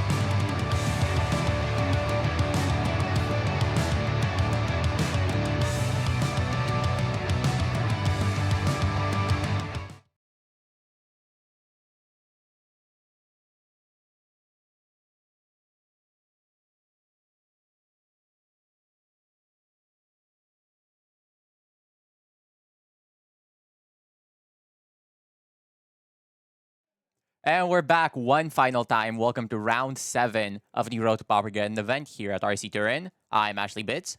And I am Alessandro Moretti. Welcome back to the streaming chat. And we've got an interesting match lined up right now. We're looking at Celestia Bogles versus Jund Wildfire. That's right. They're both back. Yeah. To be honest, in this matchup, I like more the Celestia Bogle. I mean, there is Forest and it is an aggro deck, so and I don't really like Jund Wildfire's deck. It is too boring from my perspective.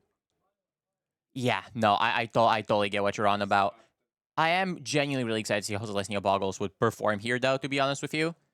Yeah. Because I just like seeing this deck do good. I mean, it's such like you play the little guy with his backpacks, and I believe we have the both players, we have them wrong. Oops. Ruh-roh, there's Azorius Coggates versus Naya Slivers. Naya Slivers? Yeah, look wow. Okay, that's What? this is really something interesting. No, do my eyes deceive me? Naya Slivers? Oh, that is so sick. I don't think I've seen a Sliver deck in 8. When's the last time you saw a Sliver deck?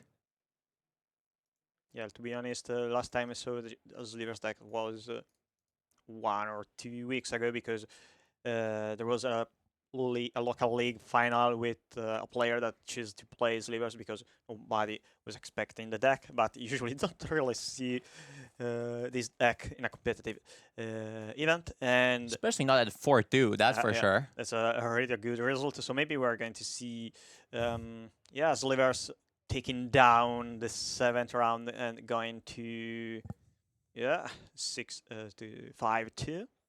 Going to Paupergeddon for playing Slivers is wow. I mean, you gotta respect it. So we're starting off with one of this. I'm actually going to. It's been so long since I've last seen a Sliver played in Pauper. I'm gonna have to go pull out the visual view here.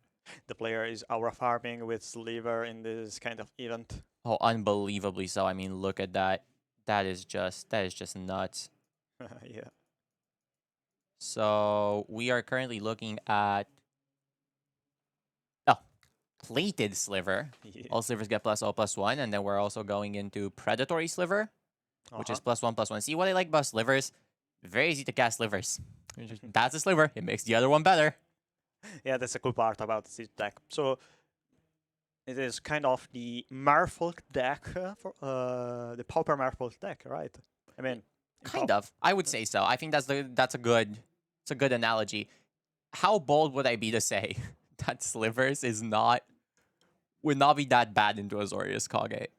Well, to be honest, Azorius Koggate usually is good into aggro deck, right? Because you have Prismatic Strands, you have Basilisk Gate on Secret Cat, but Prismatic Strands isn't really great to block to stop a multicolor deck, right? Yeah. Because it does flashback, but you are kind of forced to flashback the card in the same turn you play it because your opponent is playing so many big creatures and too many big creatures of different colors. Alongside that, you have cards like the one Sliver with Provoke and the other Slivers with how do we call it? The Slivers that gives -1/-1 when it gets blocked.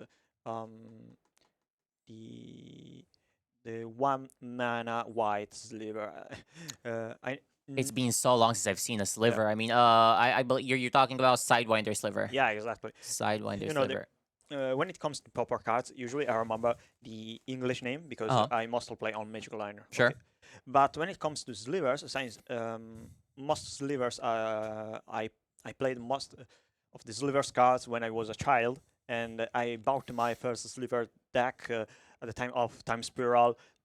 When I was a child, the deck was, of course, in Italian, so I remember those Slivers with the Italian name, not the English ones.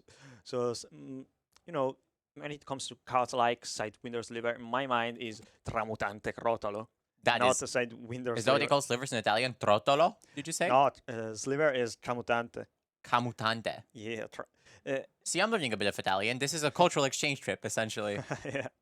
And the cool part about Slivers is that they have a different name basically in every language. I mean, they have another kind of name in Portuguese or Spanish as well, which is very different. That's so cool. Yeah, they're very multicultural as a creatures. We got Sacred Cat here. Okay, so Although, and they have 2 blue mana open to cast counterspell. So I guess we're going to see their counterspell from the side of Azorius Kogate, which is kind of good, to be honest, because would be very reasonable. Are you gonna? Yeah, does a predatory sliver get countered though? That is a yeah, that would be very good. that is the question. If I think you have to counter a Yeah. predatory sliver, I mean, at this point, it's already so out of control. That would make every single sliver like a what, like a 2? Yeah, there you go. Yeah, so basically your counterspells are just removal spells that works on the stack instead of the battlefield. Pretty much. We're currently looking at about a 1/3 buff for each sliver, Yeah. which is a very like kind of toughness heavy. So basically predatory sliver is a sort of permanent giant growth. Is Yeah. carrying really hard right now as well. If they get rid of that permanent sliver, I don't know what they've got. But wow, that's just so cool to see. Like I know I'm not supposed to pick favorites, but come on, it's slivers and it's 4/2. That is such an improbability. It's just it's beautiful to watch it happen. Yeah, to be honest, I'm rooting for Slivers because it is just a cool deck. You have to. It's slivers. How? Like this is just a legendary story. Imagine telling somebody, "Yeah, I went to Paupergeddon, for free, because I played slivers at RC Turin." Yeah. That's just too good of a story to pass up. And I mean, Cogates, we've got a bit of a like pondering going on here. I'm not really seeing a lot of the cards in their hand, to be totally honest with you. Yeah, I can see them as well. I there's see a Journey to Nowhere. Yeah, and maybe another counterspell. They have another counterspell. Yeah, wait, I think that's Oh. Lorien. Yeah, and a Squadron Oak. Okay. Yes. We're good at this. We can see now. Huge upgrade. So, Zeroth Kugate, what are you doing here? You're playing Journey to Nowhere, or you prefer to attack with your Circuit Cat? Yeah, I think Journey to Nowhere in the predatory sliver kind of stops any of these guys from being a threat. I mean, basically right now you're looking at what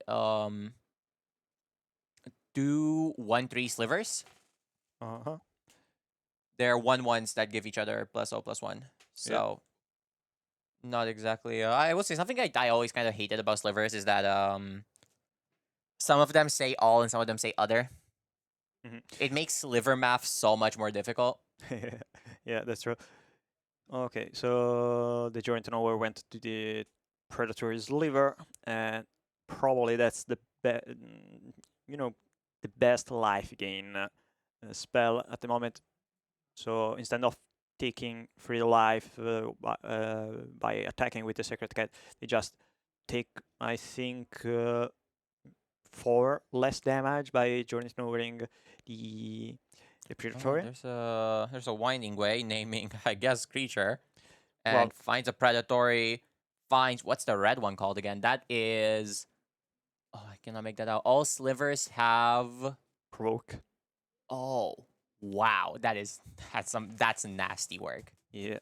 The issue here with Sliver is not hitting the 3rd color. So unless they draw another Holdout Settlement or a Trivian Land, they will eventually not be able to cast the red Sliver. Well, they have Gemhide Sliver in their deck, which is probably the strongest card in this archetype, being able to transform those all your toughness slivers. slivers in Bursts of Fire is a very strong thing.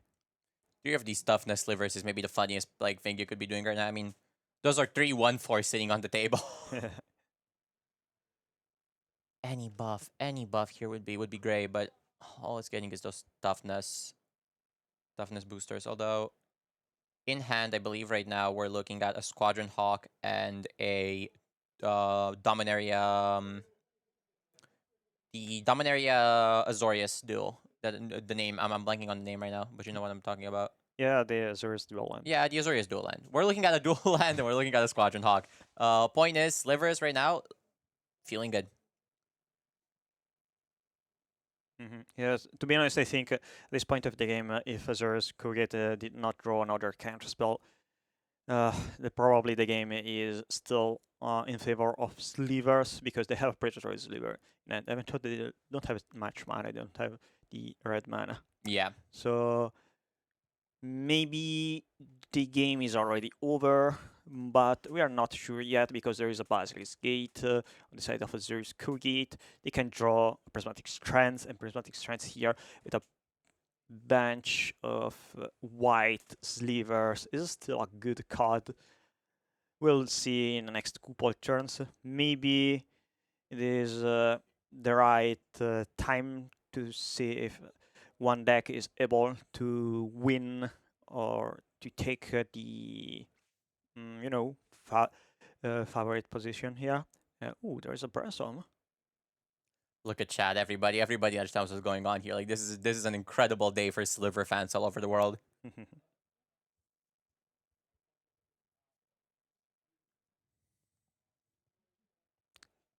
So Brainstorm after Squadron Oak, so probably they just maybe they don't care about the card advantage generated by Squadron Oak or they just wanted to maximize the chance to get to draw a land. After all, they can still draw another Lorien Vili, the Brainstorm after casting the first Squadron Oak and the first Brainstorm. Well, look, all 6 Sliver players in the world are currently rooting for this guy, so he's gotta do the thing. Yeah.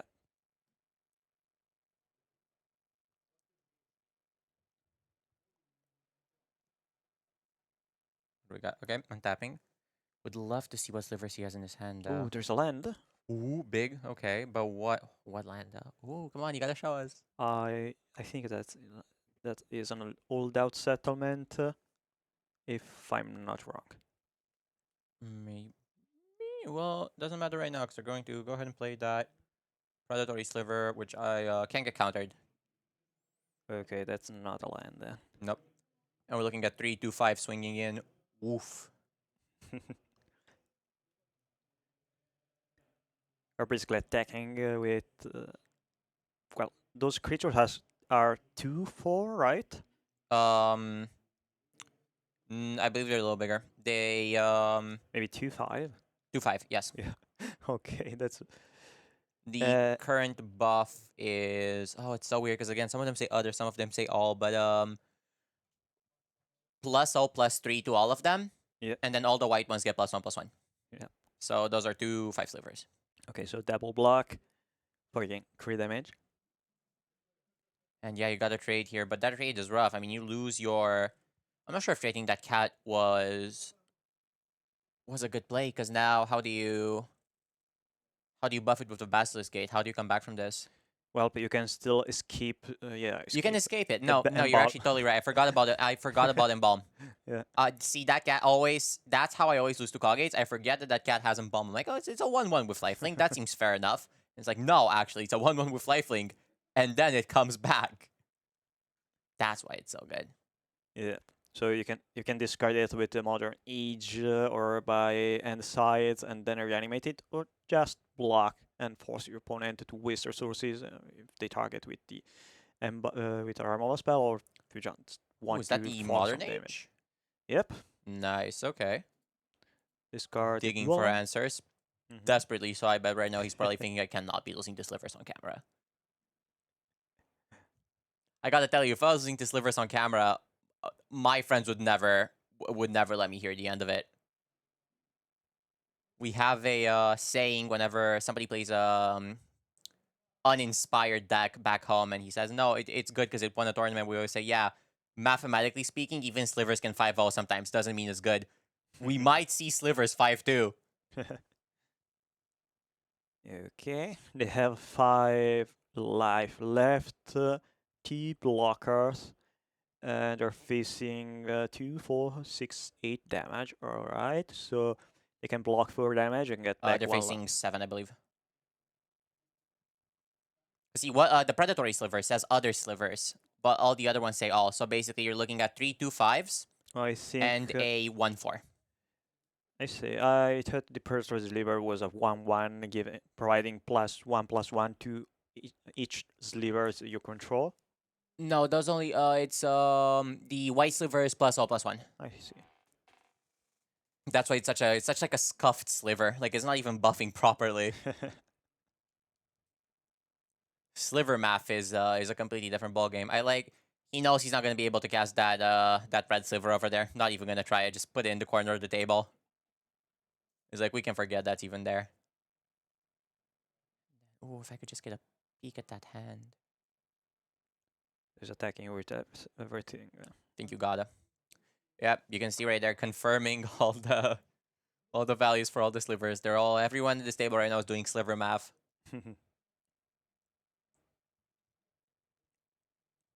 You gotta trade here.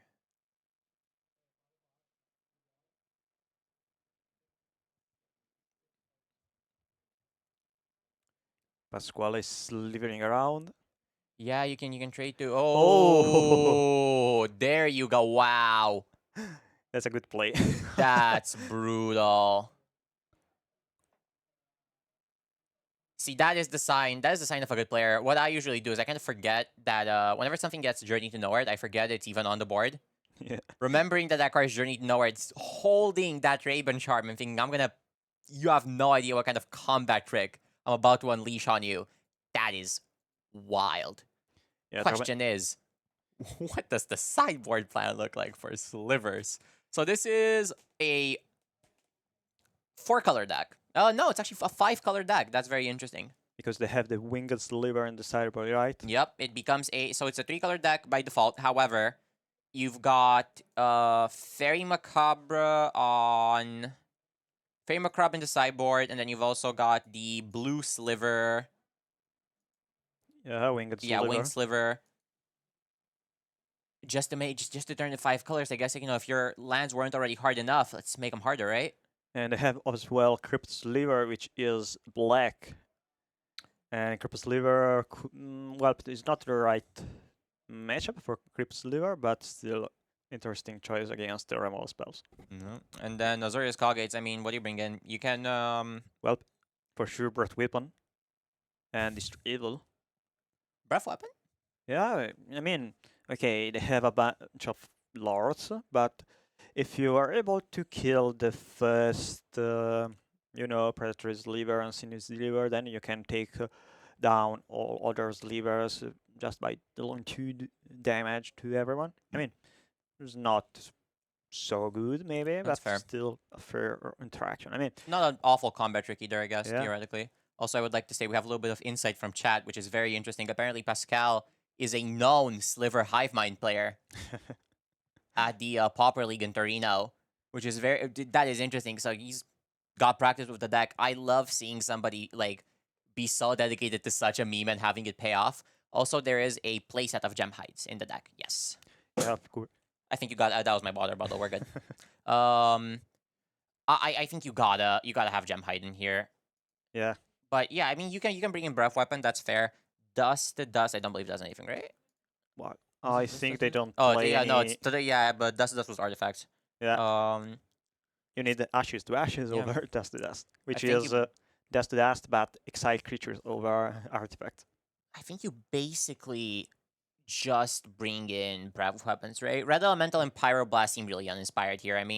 They're not irrelevant in my opinion. Yeah, no, I think you just gotta bring in your Breath Weapons and I don't know, cut. What even- Well, probably you can cut Okay. Guardian of the Guild Pact.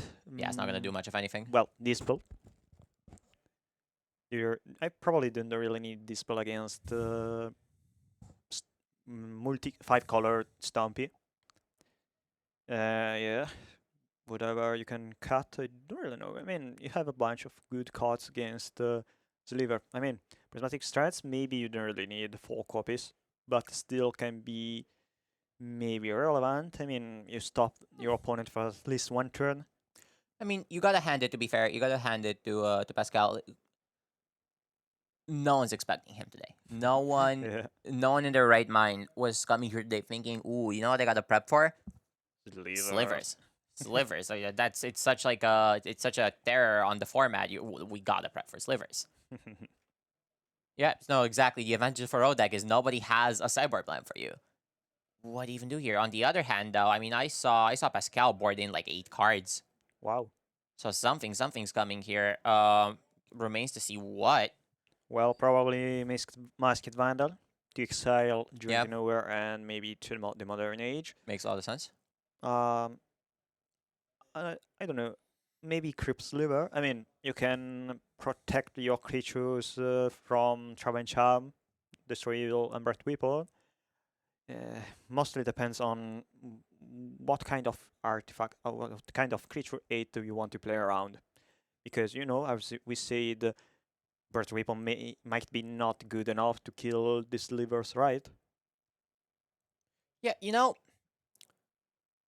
one thing I was maybe he's hiding out Slivers and putting in Yeah. poke.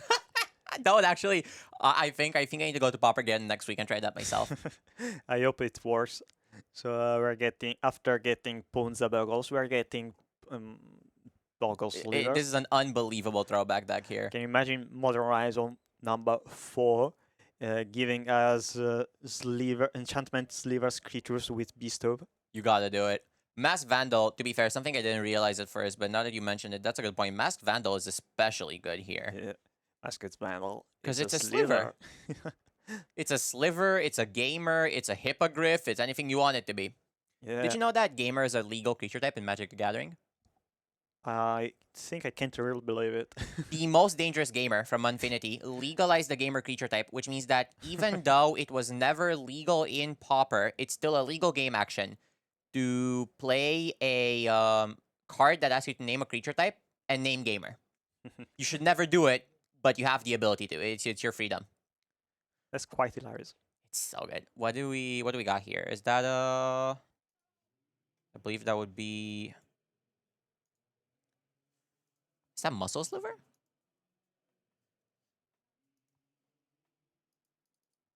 Yeah, that's Masked Sliver. Oh, there you The go. original one, Yeah, the OG one it's, from Tempest. That's what threw me off. You're blocking the secret cut with the Muscle Sliver.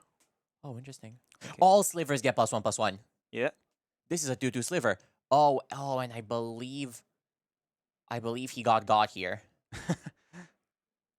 Do you think he thought it was a 1/1? Yes. Oh. I'm very confident about it. That is something. We can see it from the booth as well. He's like, "Oh no, you got me." Yeah, no, that's gonna get you. I mean, that's the thing. See, because like depending on when you started playing, you only know slivers as other slivers. That's the tricky bit here. This is a 2/2 sliver. Well, to be fair, it's basically a bear. It's not that good, but still, you gotta be aware of stuff like this. And now we're looking for a Squadron Hawk to draw 3. Yeah, they have a brainstorm in hand, so Fair I enough. hope we are getting some extra value next turn. You must. Then what are we looking at here? 2 mana to cast. Probably another Gem Gem Height Height Sliver. Sliver. That Or- is the sliver. Gotta be the best one. Yeah, for sure. To be honest, I do hope at some point in the near future, Wizard will downgrade the other version of Gem Height Sliver, which is uncommon at the moment. Would that be good enough, do you think? Do you think that would be enough to make slivers a thing? Yep. Actually? Yeah, to be honest, this deck is good, but it has very quirky mana, weird mana. It doesn't really have a good mana base. I mean, this deck is 4 Second color, muscle maybe sliver? 5 color, but its first land drops were all basic lands, Yep. and we can see the deck list, and it's not really great as mana base because the deck is more or less Selesnya splashing for a bunch of colors, hoping they are able to get a Gem Height Sliver or at least one rainbow land. So maybe, yeah, it needs better mana. Okay, time to Maybe so. downgrade this Ancient Ziggurat, I guess. It's time. Come on, Watsy. You can do it. Oh, well, we're now officially out of breath weapon range. Yep. Turns nowhere. Oh. Yeah, okay, taking that gem height, that's gonna hurt. It's gonna hurt a good amount. Although already on 3 mana, You're casting most of your slivers anyway. Yeah. We do not know again. We cannot take a peek at that hand just yet. Anyway, it is very interesting to see Azir's Kugit exiling the Gemhide Sliver. So they're respecting. They change the sliver. Might have some off colors creature, or they just want them. They just want to prevent them from landing too many annoying creatures. Yep. They're aware of the red sliver from last game. Okay. So Plus, they do have that info. I believe that would be the that's just another classic all slivers get +1/+1. that is the planar chaos version of the Nice. muscle sliver. So that would be 2/4 coming in.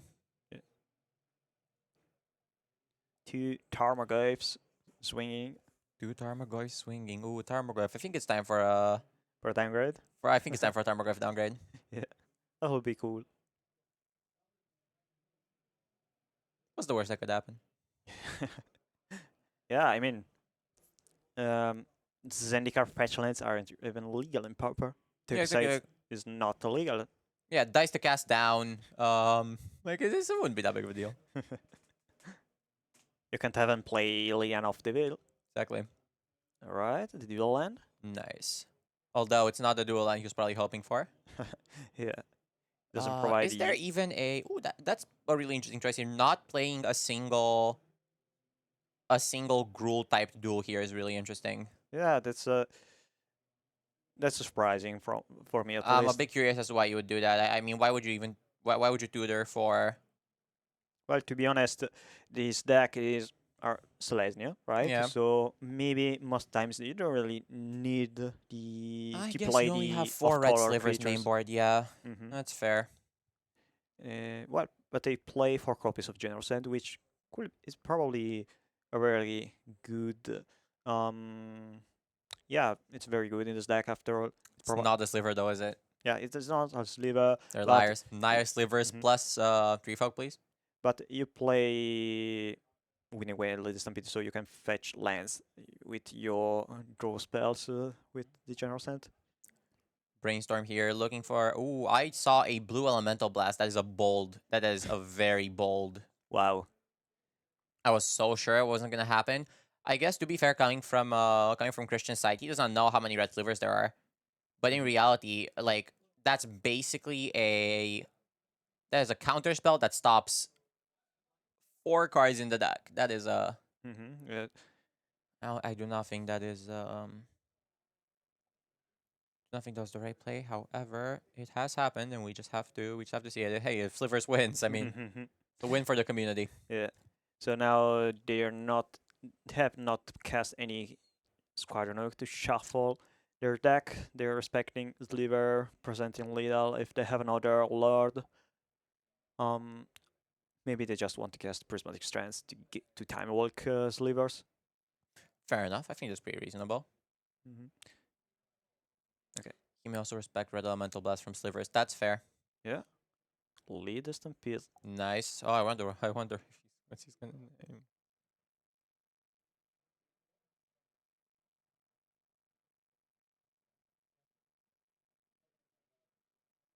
Oh, okay. There goes the red sliver. Curious. That's not what you want to see here, no doubt. Yeah. Especially after a gem high sliver is gone. Yeah. Might end up just being a dead card. But hey, is that muscle sliver?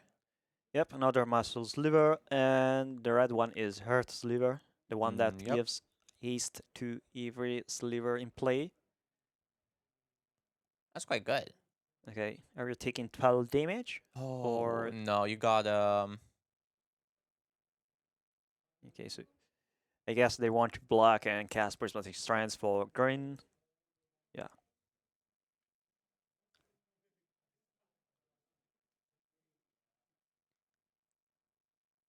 Take 4 damage from the Senior Sliver, and oh, okay, gain 1 life from the Secret Cat because they're preventing damage from green. Okay, now they draw a Squadron Oak. And do you know what other cards the Azorius Kogate have in hand? I cannot see him. above these players are not playing with their hands revealed. They want to keep us in Yeah. suspense. Okay, another copy of Journey to Nowhere. And unless they want to leave the mana open to cast Counterspell, I think we're going to see Squadron Oak shuffling the deck. Yeah. Yeah, Coggates is really on the ropes. Secret Cat? Another one? Or maybe not.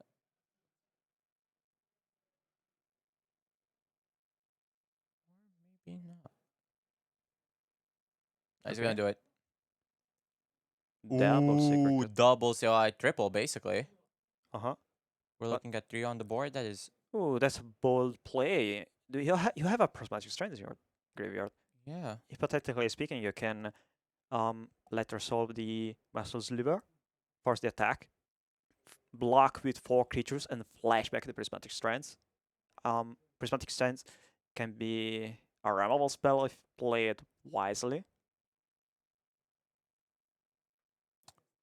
That is actually true. Yeah, Prismatic Strands though, another card that I just like is such it's just Yeah. so funny.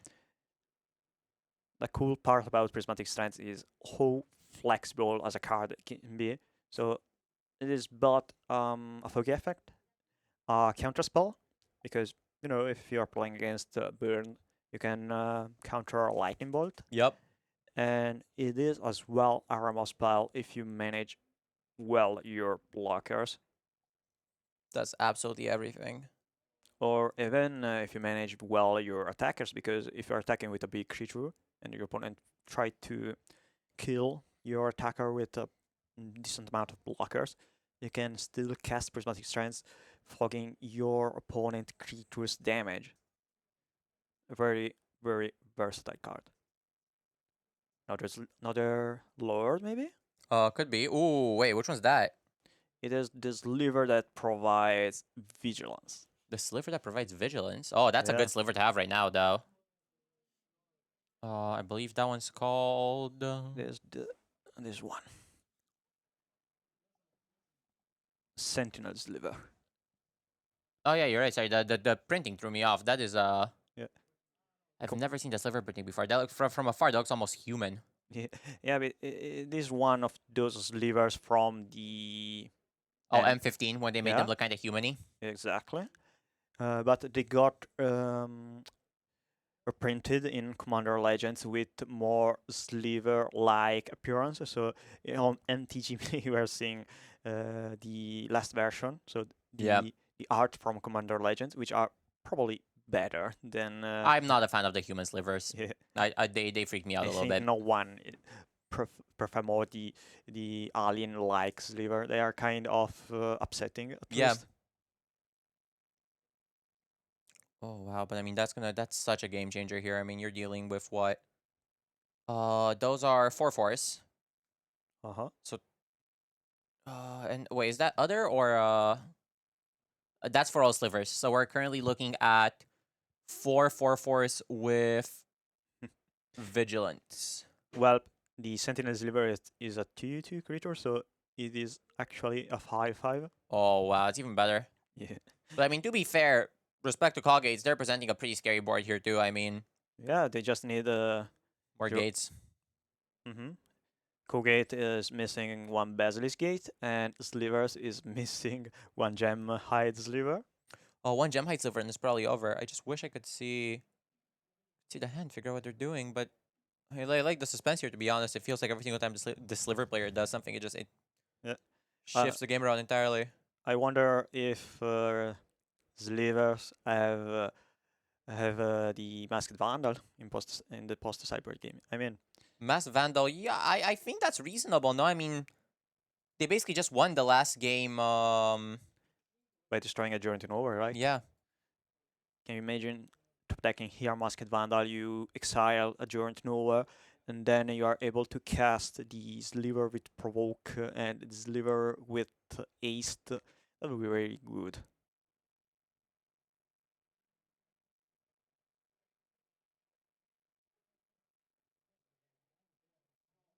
Trade Charm incoming again. I think so. I think we got a Trade Charm something here.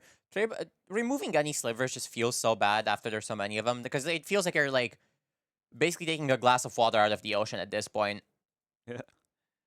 So they're trying. Okay, maybe they're blocking with 4 creatures. Hmm. I think so. Maybe they have a trap and charm, as you said. That's it. Let's see. They're blocking the Sentinel Sliver. Oh. Oh, wow. That's a big block, though, for Sentinel Sliver. Oh, yeah, because if they Oh, are, if it dies, it's gonna affect the damage, isn't it? yeah, Yeah, there you go. Okay, that's reasonable. well, the reason they are forced to block 2 Yeah. Slivers, right? Because they have only 12 life left. Otherwise, they lose. Yes. Uh-huh. So it is just a matter on you prefer to kill Muscle Sliver, or you prefer to get more tempo advantage from Prismatic Strands. Because maybe they have a Prismatic Strands in either, right? Oh, wait, that's a Prismatic Strands from Slivers? Wow. Oh, wow. Okay. They're gonna do it. They're actually gonna do it. That's surprising. I wasn't expecting Prismatic Strands from Slivers in post-sideboard game. That's a little bit insane. But it is a good combat trick, as we said. Clearly.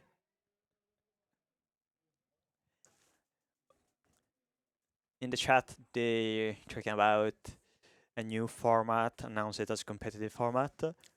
I would make a pretty strong guess it's Pioneer. I think it's like I don't think it's a new format. I think it's like some well, a format will enter, and I don't think it's Pauper. I think it's hard to monetize off of Pauper at the Pro Tour level. On the other hand, Pioneer's on Arena. Pioneer like gets a bunch of standard cards. I'm sorry, wait. No, sorry. Bless you. Oh, Jesus. Slivers is so sick. It's making me sick.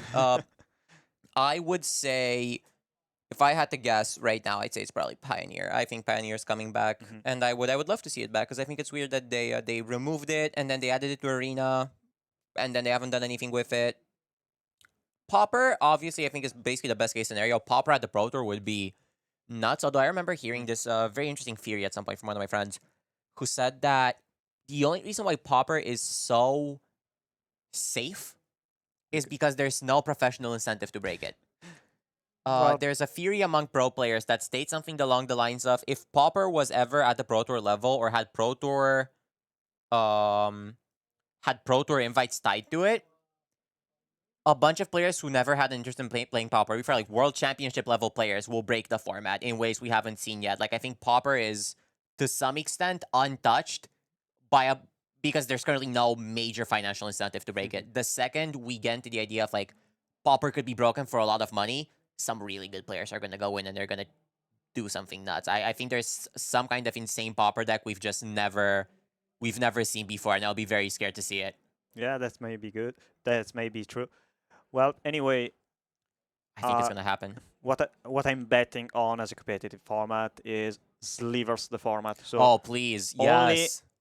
the only creature type legal is Slivers. You can't play humans, cats, birds, whatever. Just Slivers and changeling that are, technically speaking, Slivers.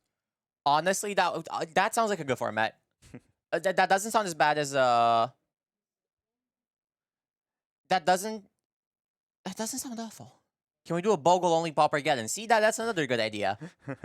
Sliver versus Bogle only Paupergeddon. Those are the only two things you're allowed to do, and it's like a team trio type situation. Like, no, it's like two-headed giant. One plays Bogle, one plays Slivers, and that's just all the matchups. See what happens. Imagine pro players breaking Slivers versus Bogles format. Slivergeddon already sounds better than Pioneer coming back. Yeah, that's a good point. Slivergeddon, guys, we gotta push it. Mirko's right here, actually. Yeah, I wonder if we can get him in. We've got Mirko walking over to the booth right now. Let's pitch this. I think this could work. I think this could actually work. Mirko, we have a proposal for you. Could you come a little closer to the microphone, please? We want to hear your reaction. So hear me out. Slivergeddon 2026. Let it be known, Mirko is slowly walking away right now, probably in fear. Yes, I mean, look, slivers are real. Like this could actually happen. I have an history Yeah. with Slivers, and it was not good. Not a sliver fan. I had some nightmare, so it So was y- a bad experience. Okay, so you are not part of the Slivers format panel. No, That's fine. I'm willing to take Mirko's spot. It's just the two of us right now, I guess. So we gotta We're find some forming new now the members. Slivers format panel. If you wanna apply, I guess just put your application in chat, and we'll never look at it. We're still looking at 3/4/4 slivers. I mean, that is wild to see. I'm excited. It could actually be the moment. And nutty thing is, I mean, there's what, 10 minutes left in time. Oh. Another Oh Lord. wow, there you go. Notably that's the other. So we're looking at what's that? 1/4/4 3/5/5s. Yeah. Swing through.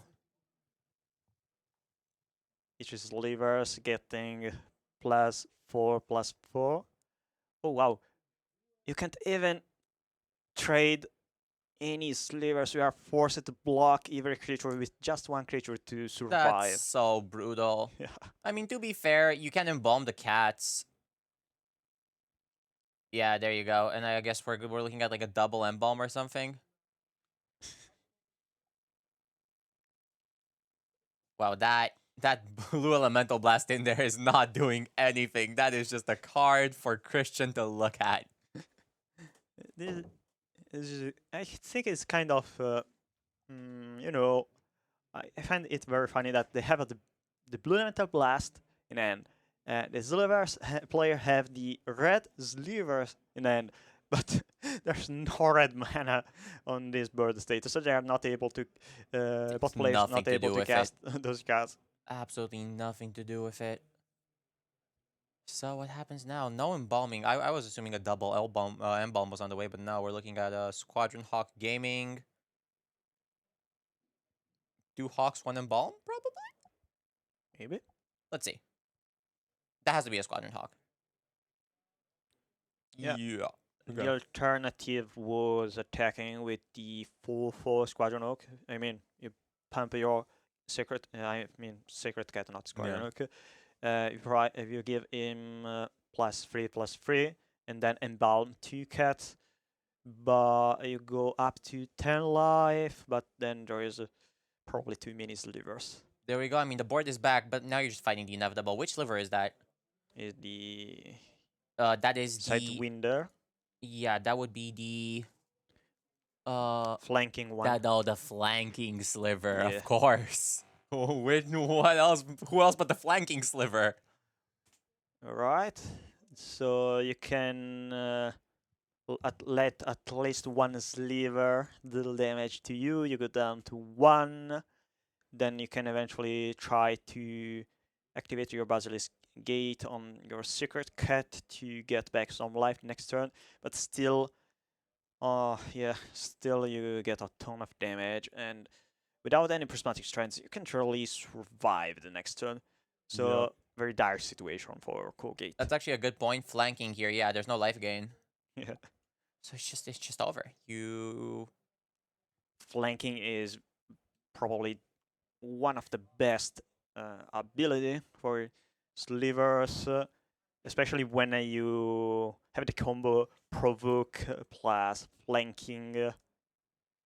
yeah, not much you can do here. Yeah, I think it is very cool to be able to play so many old school mechanics in a deck like Sliver. And down to 1 is the comeback coming. Doesn't look like it. Both players are currently laughing over in the booth. Yeah. Big white grins there, but like, oh, okay, I guess this is happening now. Counting a bunch of gates here, trying to figure something out. I guess looking to make a big old embalming turn. Doing the math, looking at it. Can I do it? Can I buff this cat? Doesn't look possible. Ooh, destroy the will. Destroy evil on one of the slivers. All right. And then I mean, it's still a win on stack. It has Yeah, we're to- looking at a counter spell, and that's never gonna happen. Slivers take it home. That is, wow. Yeah. What a game. 5-2 5-2. Sliver. Does 5-2 lock somebody in the top 8 for Paupergeddon? No?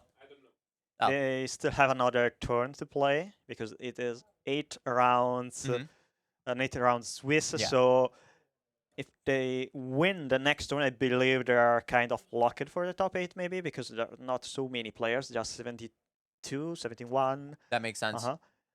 Maybe we can take a look later on the standings, We but really saw Slivers win. Do you realize how we are like the first people to see Slivers win on casting in general? I'm the first person in my family tree to see Slivers win on casting. I mean that is Yeah. a historic moment. Wow. we are everything Pauper history here, thanks to Slivers.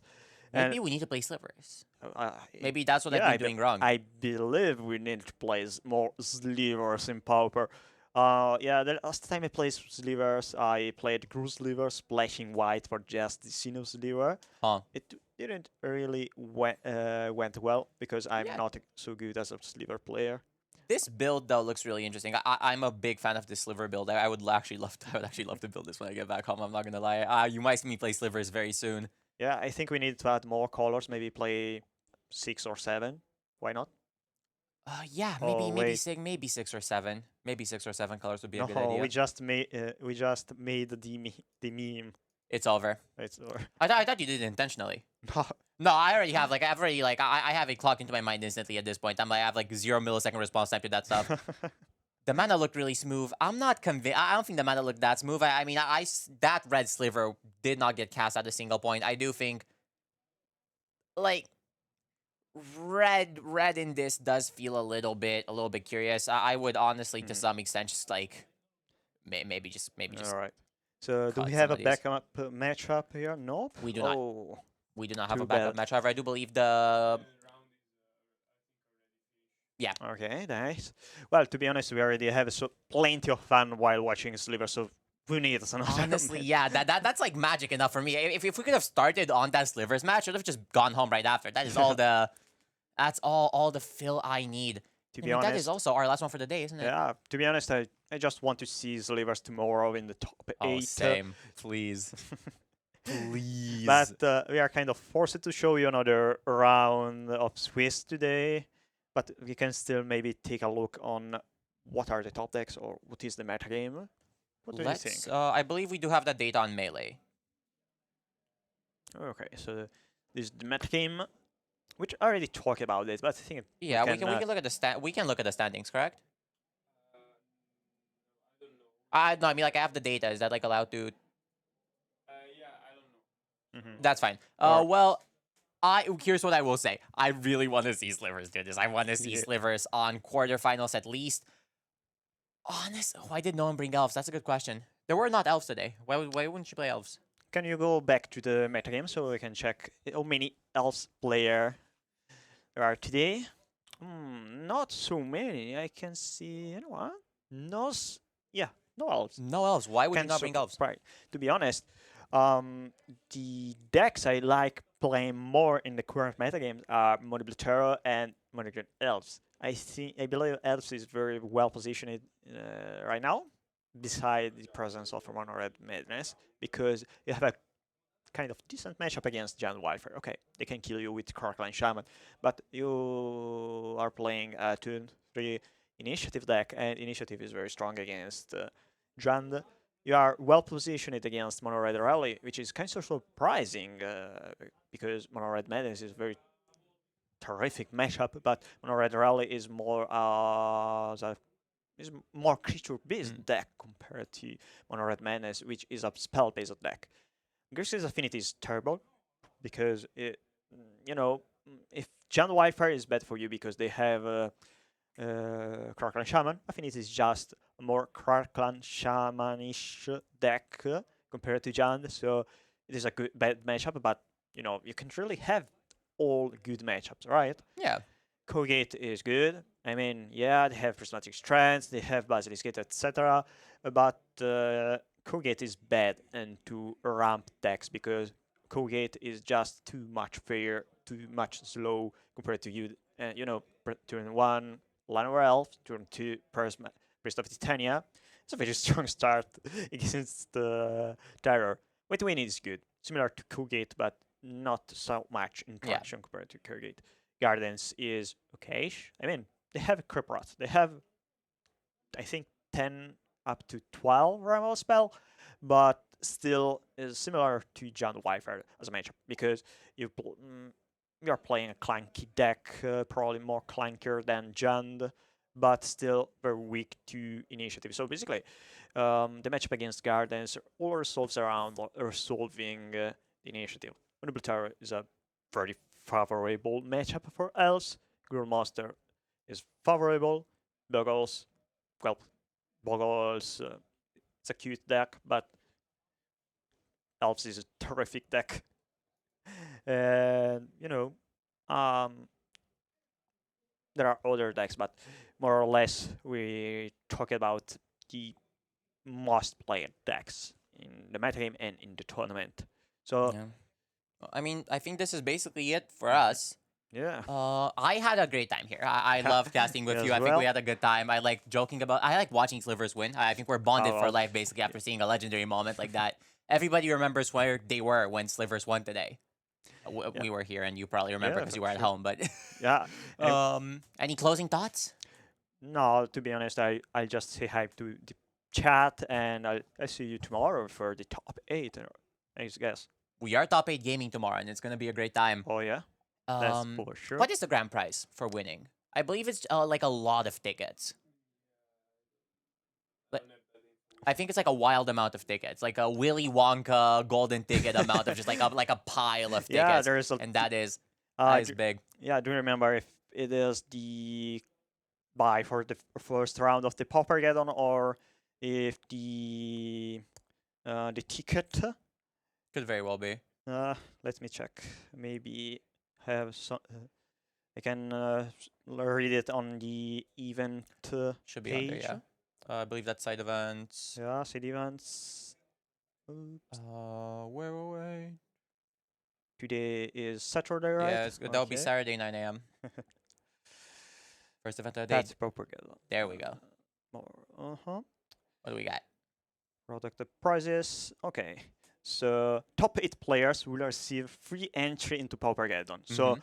not just the first player. No, but all 8 of them. all of them. But of course, beside the free entry, you will get 2,500 prize tickets for the RC Turin from the 5th to 8th place. 5,000 ticks top 4.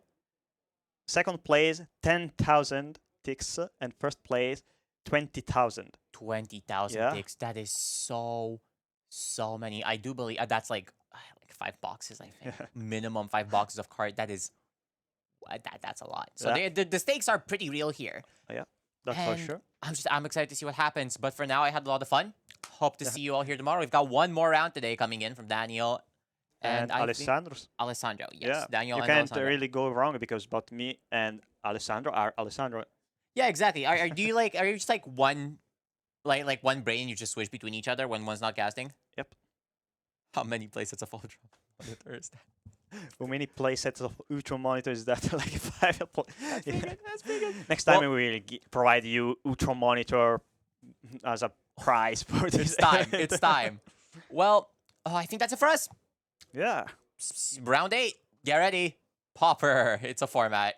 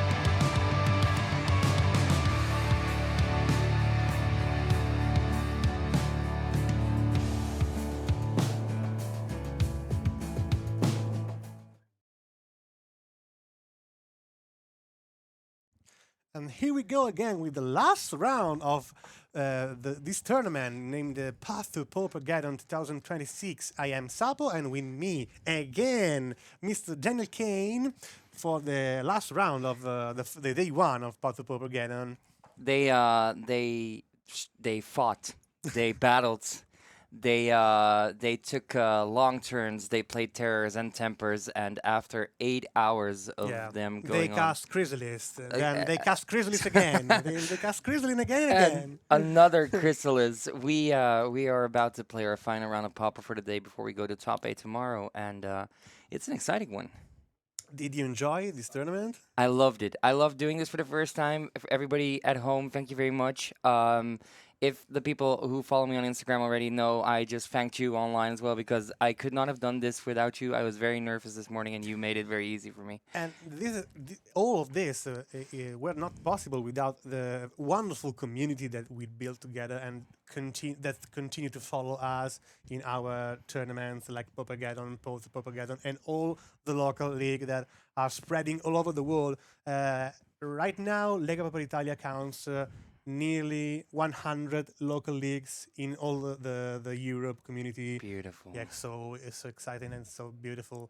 And we have one of the biggest one is the Dutch Purple League, by the way. Yeah. The DPL. Yeah. Or the Stroopwafel League, as we call them.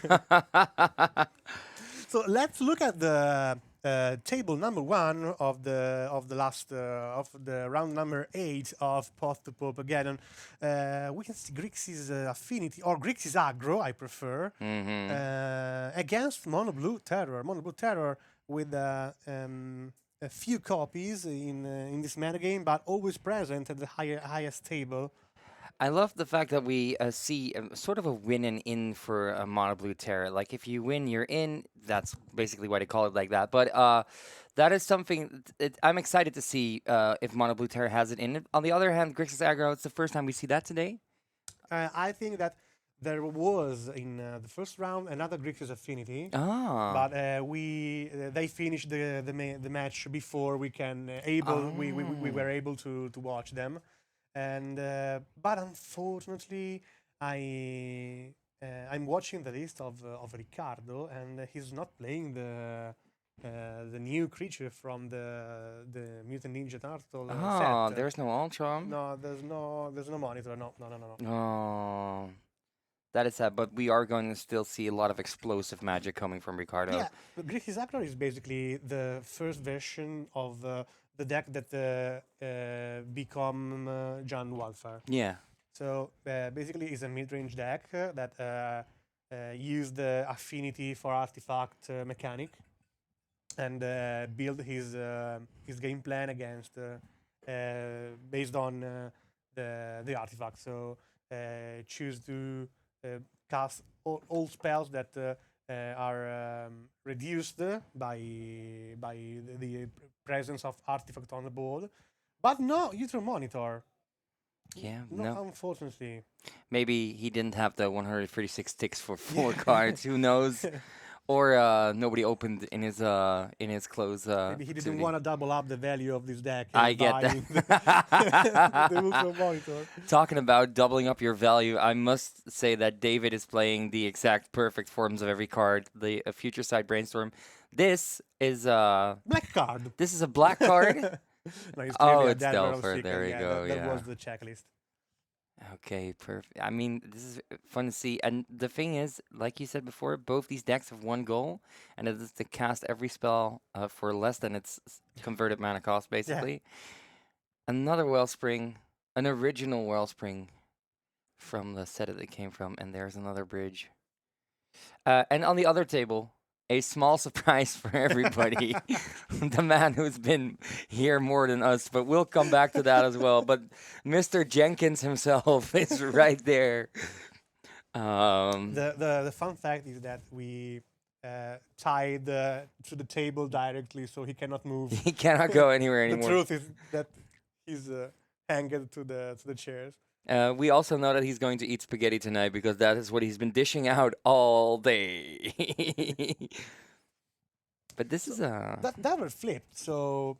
Yeah. I think that he will start beating. This feels like a bit of an awkward moment for Grixis aggro, even though it's a mid-range deck. I mean, getting that Delphi in your face every turn puts you on the clock. And there we go. The time is ticking. Also, finally somebody who has the same basic lands.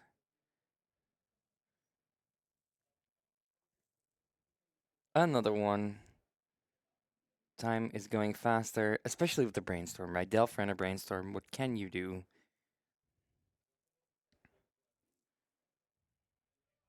Yeah, we can see Karklan Shaman there and Nihil Spellbomb. But I think that solve a Nihil Spellbomb is a prerogative here. Yeah. If you're not able to resolve the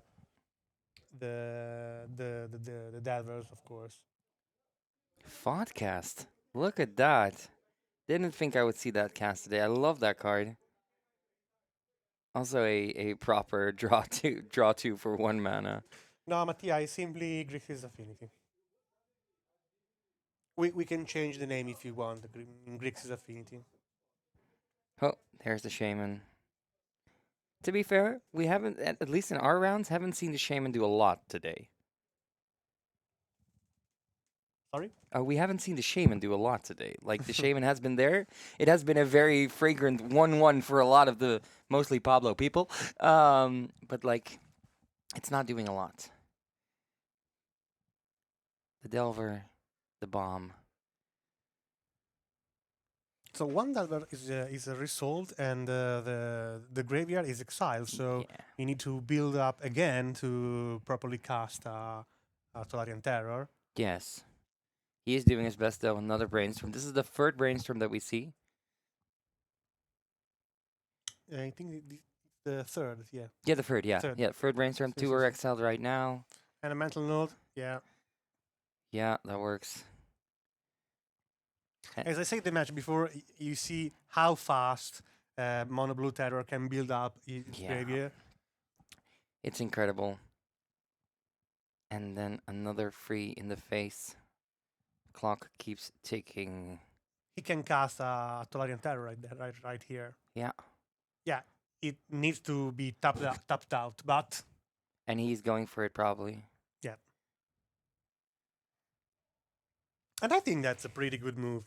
Yeah, that- To solve that Tolarian Terror, Ricardo needs to cast another Karklan Shaman with a Toxin analysis. Yeah. But as I can see from the list, he played two copies of Toxin analysis. Yeah, yeah. Ooh. Rod of the Black Mage. Final Fantasy making an appearance in Pauper, which I think is amazing. But once again, no Ultron monitors here. 2 mana. Another. Yeah, let's go. Why job select once when you can have 2 jobs in 1 turn? And oh, there is the Enforcer. That's nice because stole the Tolarian Terror, impeding the beatdown. So it's a pretty nice move. This is a Yeah. good. Yeah. I mean, still the aberration is still gonna fly over, but this is a big turn for Ricardo. This kind of explosive turn are pretty the particularity of Grixis Affinity that can explode and can refill the board in just one turn. Out of nowhere, indeed. Yep. Fun to see. It's fun to see, and that's the thing. I think Pauper in general does more game actions than most formats, especially the mid-range decks can just vomit permanents on the board. I particularly like the version of Grixis of Affinity that is played after the ban of Atog. Yeah. Took place years ago. But I hate that version because the combo that you had with the Atog and Fling Yeah. was too much and it was too dangerous for the format.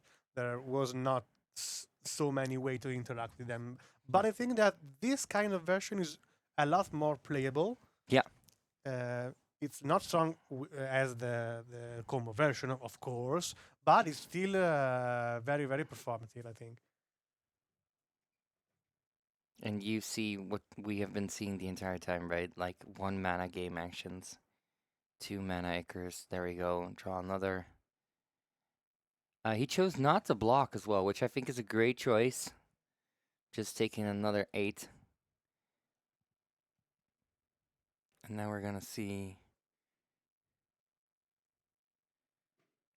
He can block now, by the way. But Yeah, you just can. the real problem here is the Delver that now he's can be blocked by the refurbished familiar. But I think that if David attacked the turn before with the Tularian Terror, probably we have a response in the hand. So I think so too. There you go. The mages go in. Another bridge. And there's more. That's the beautiful thing. There is more.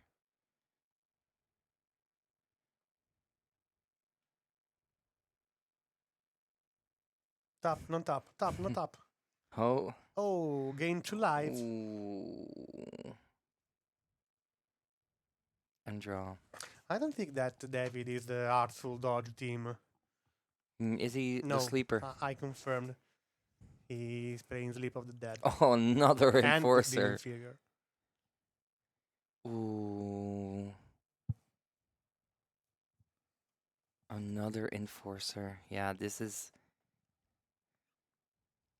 Oh, and there he goes. Turns it sideways.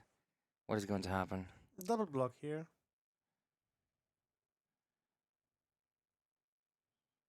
And a block here. Yeah. Up to you, opponent. And Let's go. he does the scoop. And that is 1-0 for Affinity. Wow. I mean, yeah, what can you... I said it before, and I'll say it again. Like, what can you do when you see a board vomit up so many permanents? I really like the mono blue terror, but personally, I prefer the eat set version. Oh, nice. I did not know there was an Izzet It's version. not a tempo. It's not a tempo deck like the mono blue version. It's more a control deck. I am more control than tempo player, so I prefer that approach to game plans. While the Dimir version is a mid-range instead. Is more mid-range oriented because it has removal, it has discard effect, it has board wipe, soft board wipe, like for example Suffocating Fumes Oh, yeah. in the main deck. Yeah. What the Eastern version is play a lot of drawing spell and counter spell and removal spell that are less effective than the black one. Of course, Snuff Out and Cast Down are the best removal in the field right now. Yeah. Cast Down not so powerful against the legendary Ninja Turtle. No, it does not do a lot against a I think turtle. that's not a problem. You cannot cast down a turtle. You have to cast Yeah. somebody to play the turtle. Yeah. But I really like the approach that the Ifset version of the deck has compared to this. For example, if you see this kind of situation is more easy to manage by the Ifset version. Yeah. Due to breath weapon in the main deck and so on. The Ifset version does not have the quick start of Tolarian Terror or on turn 3. Yeah. It's a very, very rare or impossible play because he doesn't play cards like Mental Note or Talkcast. Yeah. Talk Scour. It is incredible to see, though, that the Spellbomb resolving was such a pivotal moment for Ricardo to take this game as well. The Terror came out way slower, cost way more. That gave him some time, because you do see that, especially the early turns of the Affinity, It's just a slower deck compared to Mono Blue Terror.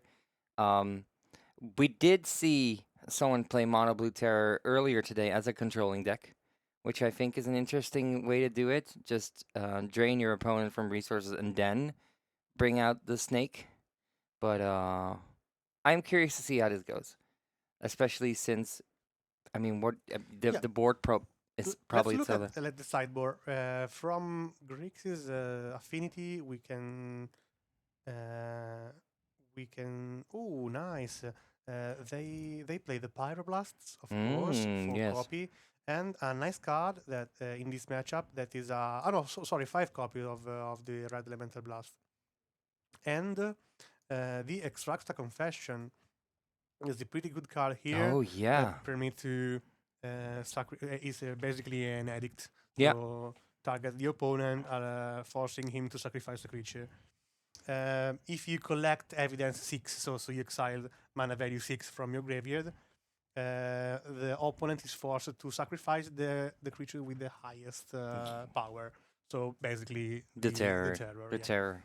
The serpent or the terror. If I have a Delver and a terror, I'm forced to sacrifice the terror. So it's really, really nice. No, Mattia, it's a played card.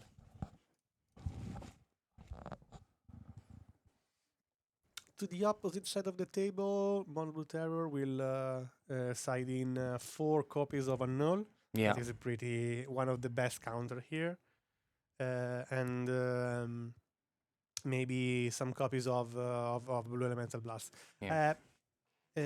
David is pretty scared by red. He Yeah. plays 8 copies of Blue Elemental Oh Blast. wow. The full set of Blue Elemental Blast, the full set of Hydro Blast. I don't think Ricardo's gonna resolve any form of spells after turn 1. This is just it. This is clearly a DPTS. Yes, yes, yes. This is what do we see here? A Mental Note and 3 islands. Yeah. Yeah. I think that took Scour. Fault and a spell bomb. Yeah. Obviously a good choice. Oh, and a note. Ooh. Basically, here Mono Blue Terror doesn't care about the Nihil spell bomb. He need to fill the graveyard as soon as possible. As we can see, he had also a Thuxcour, if I see right. I think so too. Yeah. The version with the fairies, with borderless. And there goes the graveyard.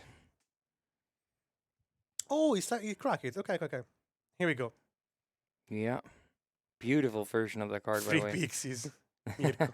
Free pixies. Mirko, Exactly. I'm literally watching at you. You are in front of me. Raise the head. I think Cloud of Pixies should be. I have something for that. I have a small token for Mirko. Mirko, if you're watching this, could you please look? Because we have this for you right there. In the meantime, the Mono Blue Finger and the Mono Blue Terror, look at that. Brainstorm after brainstorm. He's counting. So look at the graveyard. Yeah, like Would you see that was exiled something from there? yeah. Oh, Just look, one turn ago. look at this. We see the turn up. Here we go. That was a 3-minute game, I believe. That was insane. No, Mattia, no Arcum, no Astrolabe. Oh no, Astrolab, Stop please. it. Also, one of those muscle sliver is. I mean, yeah.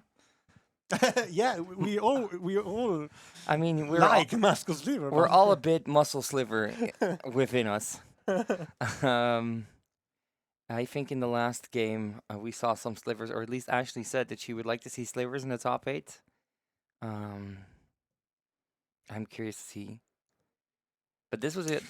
There was a Paupergeddon that took place in Milan that was right after the ban of Esper Familiar, Yeah. but before I started play elves, and so I watched all my decks and I threw up the only deck that was complete with all 75 cards. So it was Sliver. So it's one of one of my first deck that I play in Pauper. Always due to my childhood memories, where a friend of mine beat me every day with those giant slivers. Oh yeah. So I'd like to fight my DPTS playing them. So Yeah, I get that. Yes, I very much get that. Yeah. And still, in every format that they are legal, slivers are a miserable, miserable typo. Oh, couldn't what go. if we unban Arcum but we ban Snowlands? I think that you will ruin the format. I say snow deal, snow deal, Snow deal or snow no deal, deal? snow deal, snow deal. We're not doing that. The lab can stay on the list. Yeah, I agree. Here we go. Let's see if this is another fast game free. It seems like a good hand. A bridge. That is also a bit of a feels bad, right? I mean, the lands are very good, but Annul. yeah, it has to be an anno. No, Oh. it resolves. Okay. Oh, yeah, that's why. Ooh, another one of those. Not one of the best mill. No, that is mill shoes. that was one of the mental notes of all time, but not a good one. That is the second time we saw that happen today. Oh, this card, this card has been a red up for your safety. It's just a text box.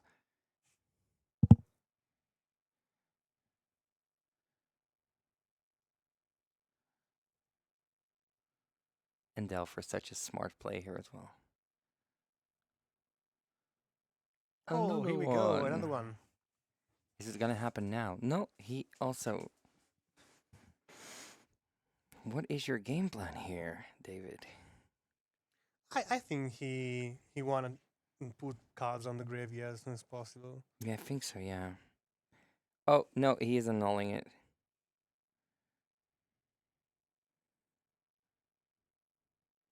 And another bridge. Attack for free. Will it flip?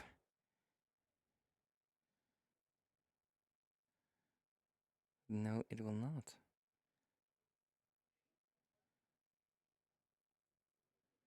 Hmm.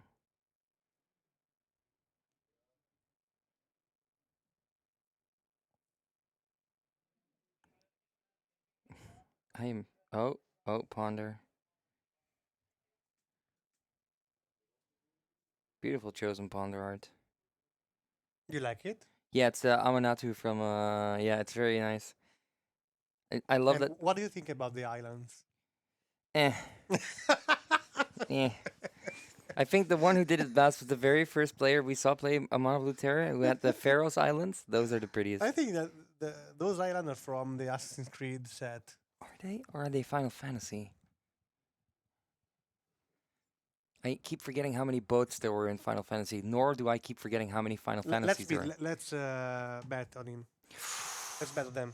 Ooh, yes, let's do that. We'll bet an apple juice. An apple juice, Okay. yes, Okay. very much. Check it. An apple juice, I think it's Final Fantasy.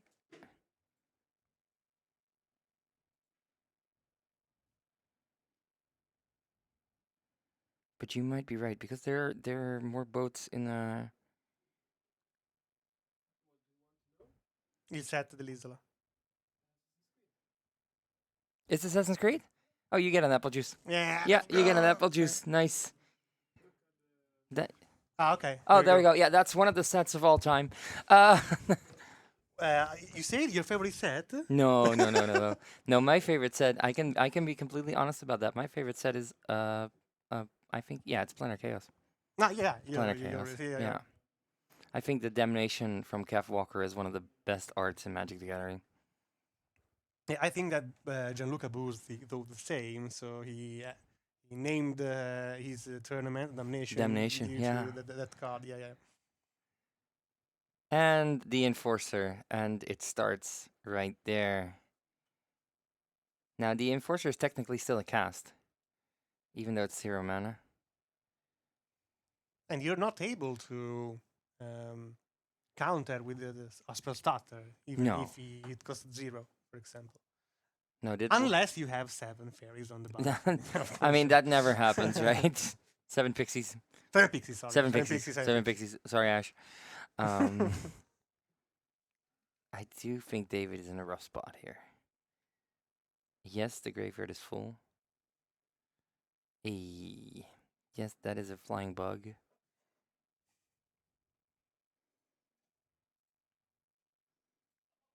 But he A has... flying bug. It's a flying bug.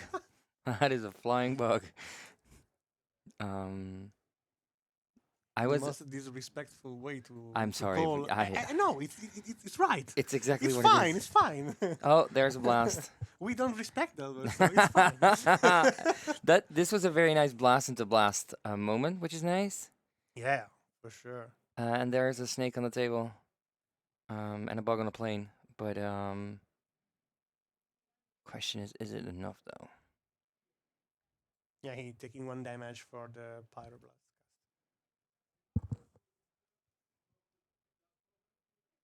Nice try, but I think that there are a lot of hydroblasts from this side of the table. Yeah. You're not getting anything through. What is your favorite Magic set? I think that I love the Scourge set. Oh, But more than Scourge, I love Legions. really? Yeah. I started play Magic not in a competitive way. We play without leaves on the streets. So we Raw dogging it. scratch cards like monsters. Ooh. Yeah, crime against humanity. Yeah, I know. We sorry can't for talk that. about that. Sorry the for that. spell I bomb. was a child. But those cards were the card where with I start play. So Yeah. first love. Yeah, that's your first love right there. The first card ever I saw of Magic the Gathering was Rocks. Really? Yeah, a friend of mine came to my home when we were something like 7-8 years old, and no, maybe 10 years old, something like that, and said to me, "Oh, Sapo, look at this," and show me, throw a rocks in front of my face. Look at this, you know this game? No. Oh, look at also this. The second card that I saw in my entire life was the Wizardrix. Oh, wow. Okay. And was two thematic decks that Yeah. that they bought in a shop near home. So we throw cards on the table that day. I thought we were playing, but we were not playing. No, obviously. Real Magic. No. For sure. So yeah, I think that Legions is my favorite set because I love the mechanic that see only creatures on the set and Yeah. all by Kindred. So Yeah. I love them. Yeah, I think that is the same goes. It has the same feel they tried with Alara, right? Like only creatures, and Alara was only gold cards. Yeah. Yeah, only It's only one of those things, right? That if it's an only set, they really go for it. Ooh, another one.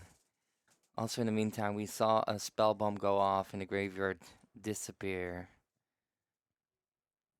and it is just rough out there for David. Oh, another ponder here. Ooh, and a good one as well. I think that David has a lot of cards in hand, so the game is still going. Yes. But David does not have so much time with No, I don't think no. that clock on the board. No, and especially with the amount of counter magic that's been boarded in and the Rod of the Black Mage, obviously. How do you think that Utero Monitor impacted this kind of deck? I think the monitor gives it a extra flying threat, a very cheap extra blue flying thread. I tried to see which card would leave this deck for the monitor. To be fair, like, would you cut the Rod of the Black Mage for a simple free tread, or would you would you choose to keep it because it does a lot of damage? We can clearly see it does a lot of damage at this point. Are you cutting on removal just to play more? Um, Maybe a fountain or two, but it will. I mean, it's obviously just a 1 mana free flyer, which is incredible. I should cut. I will cut 3 Black Mage Road and a monocopy of Makeshift Munition that I think in the main deck is not so brilliant. Yeah, I do not know why the makeshift munitions is there if I look at this list. Not to hit on the list, but I do not think this deck needs the makeshift munitions right now. It's overperforming and being very aggressive. And indeed, yeah, the rod for me would go and just the rod is not always a safety. The Ultram is. It's just it does exactly what it does. It's a 1 mana free flyer. And there we go, a big slap.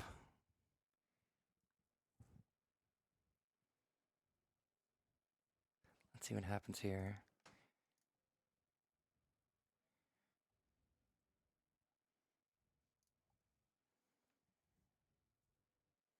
A lot of thinking going around. So beating for 6 damage. This is a road choice. You need to sacrifice the creature for kill the mage. Oh, and he equips the rod Yeah. to the enforcer. Uh-oh.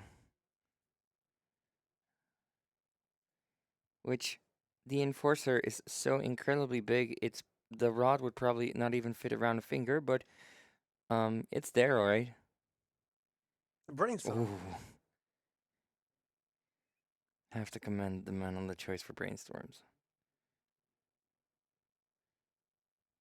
That's the bad part of mono blue deck. It's really, really hard to deal with the creatures that are already resolved. Yeah. Yeah, what do? You can't send it back to the hand. It will just be there again. And you cannot deal also with the Black Mage Road. No. So it's a pretty good No, I good think point. Let them resolve. the only thing you can do is annul it when it comes in, but that's it. Let those damage pass is really, really dangerous. Yeah. It's another ponder trying to look for a solution here. Digging deep for a serpent, probably. Or for a terror.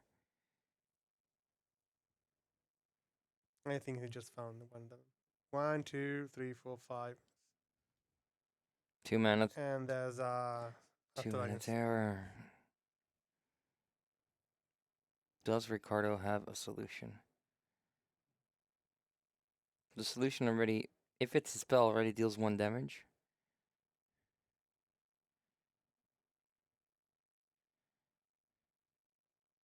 Only 1 card in hand? Ooh. And no. Ooh, that's a pass. He did not attack. Thought Scour. Ooh. Ooh, another serpent here. That's a shame.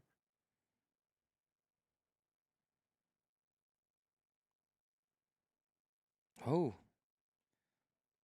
Another pass.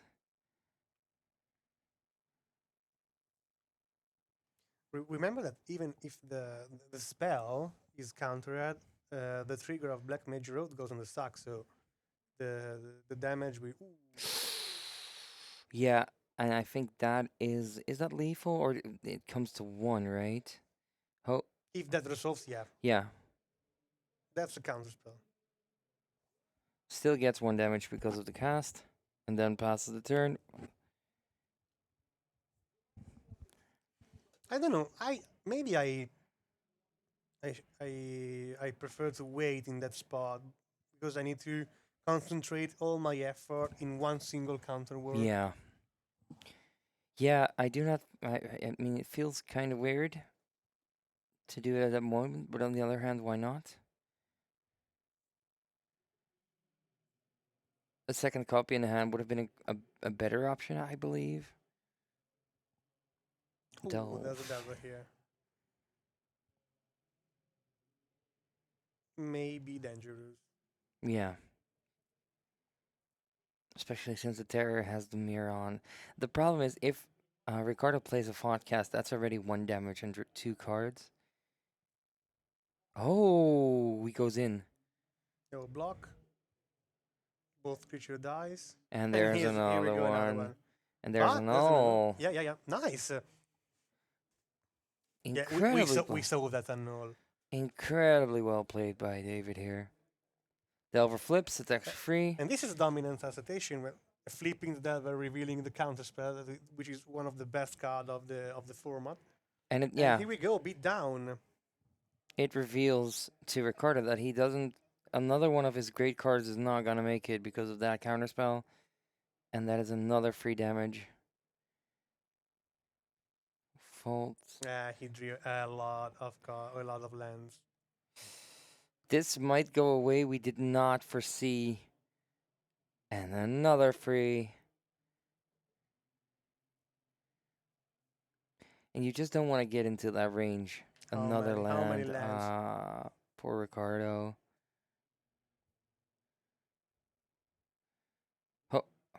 4 turns clock. That Delver is getting damage in MVP, the flying bug. Oh, you already know what's going to happen next. Sacrificing a land. Gaining no yeah, life. of but, course. A blast. Ooh. What are we doing? Oh, we have a stack. We have a stack. You need to sacrifice the land, even if the Yeah. if the spell does not resolve. The land has to go.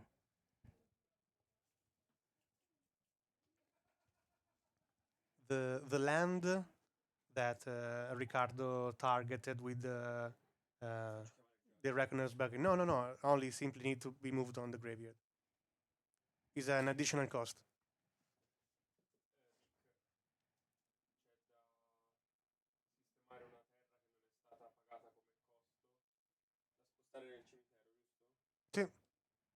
Oh, Foxcower. You can see David go for an answer. This is an interesting moment because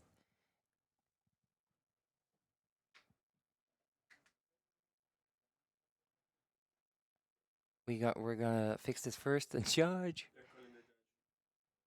We're fixing this first. In an interesting I moment. think there's no need for a judge call here, but okay, No. like you want. I mean, I think it's. Oh yeah, there goes the Foxcower on the stack. I think this is interesting.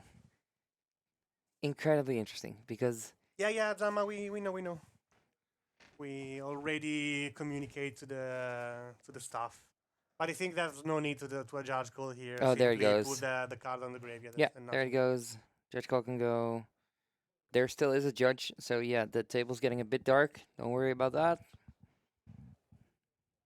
Here comes the darkness. Yes, darkness. Mother.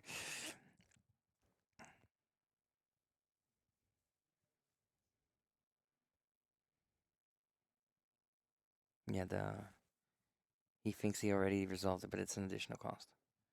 Doesn't matter.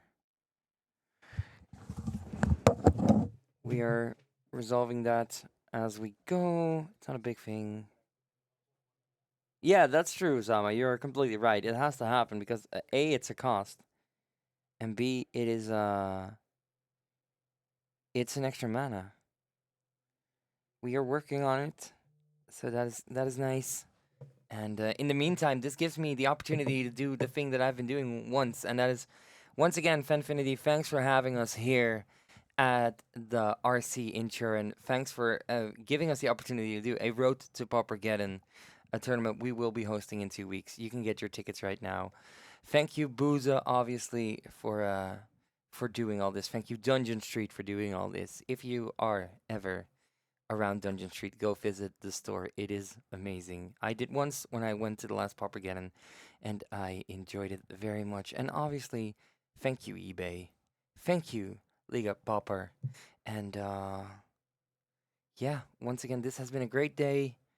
We are in the final round, so of course this takes longer because people want to get into that top 8 that we are going to do tomorrow at 9 in the morning. And the winner gets a buy for Paupergeddon, which is in 2 weeks in Lucca. And yeah, you should be there. You can get your tickets. No, Lord Virus, he is not going to lose. It is not that big of a deal. However, it is a rule. You just have to pay the additional cost before you cast that spell. And even if the spell is countered, the additional cost has to be paid. I think they overlooked that.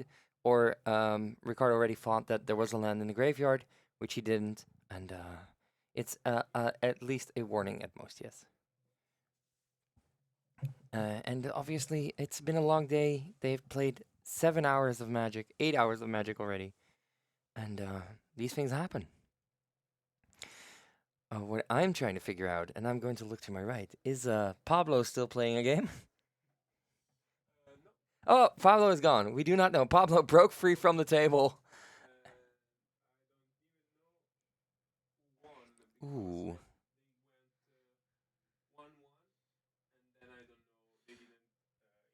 Oh.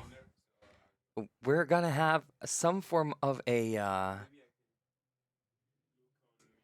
Pablo was on the other table and they played 1-1 and they did not enter yet who won, so we do not know what happened there. But that's a nice cliffhanger to hold on a day with. Yes, I believe they are, but there's enough red mana on the table for him to pay.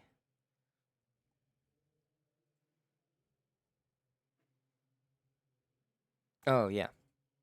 Yeah, Sam, I think you're very much right in there. Yes, yes, Lord Virus, I think that is the thing that happened. Pablo lost, ladies and gentlemen. For the Pablo enthusiasts at home, Pablo lost. What is his end record? Can you see that? 4-1-2. Ooh, 4-1-2. That might be a bit hard to get into the top 8, but we'll see after this round. We're still trying to figure this one out. Yeah, so he's 1 round short, right?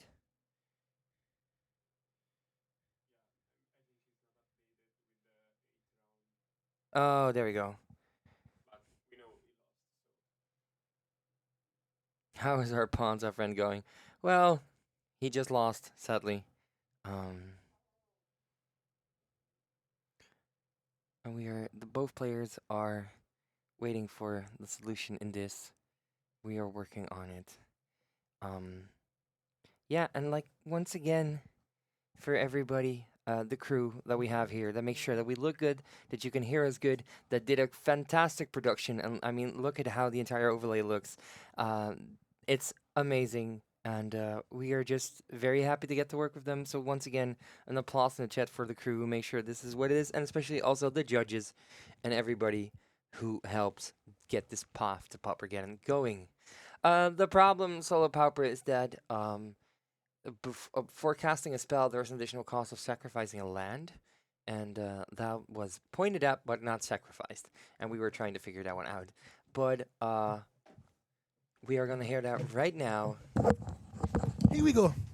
I follow the question in first Ooh. person, and as I said, there was no need of a judge call, No. just moving the land. I in thought the that was graveyard. it. No, the judge want to do an investigation because the player, David, so Yeah. his opponent, say to him that he need to move the land on the graveyard. So he moved the land in the graveyard after the judge call, but Oh. before the judge arrived. So he saw a problem and tried to reconstruct all the facts. Oh, there we go. We reconstruct what happened, and the judge say, "Okay, please go on." Nothing Yes. happened. We saw a Fought Scour in the meantime, and Yeah, they had the five time bonus that is already signaling in the timer, as you can see. yes.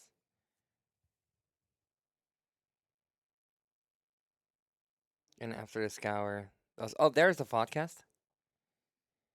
One of the most powerful card of the deck. I really love Yes. to cast. And there's one of those. Ratto matto. The Ray Tomato. Does the rod do damage when it's not equipped? Is the question. Oh, Sorry? there we go. Perfect. Does the rod do damage when it's not equipped?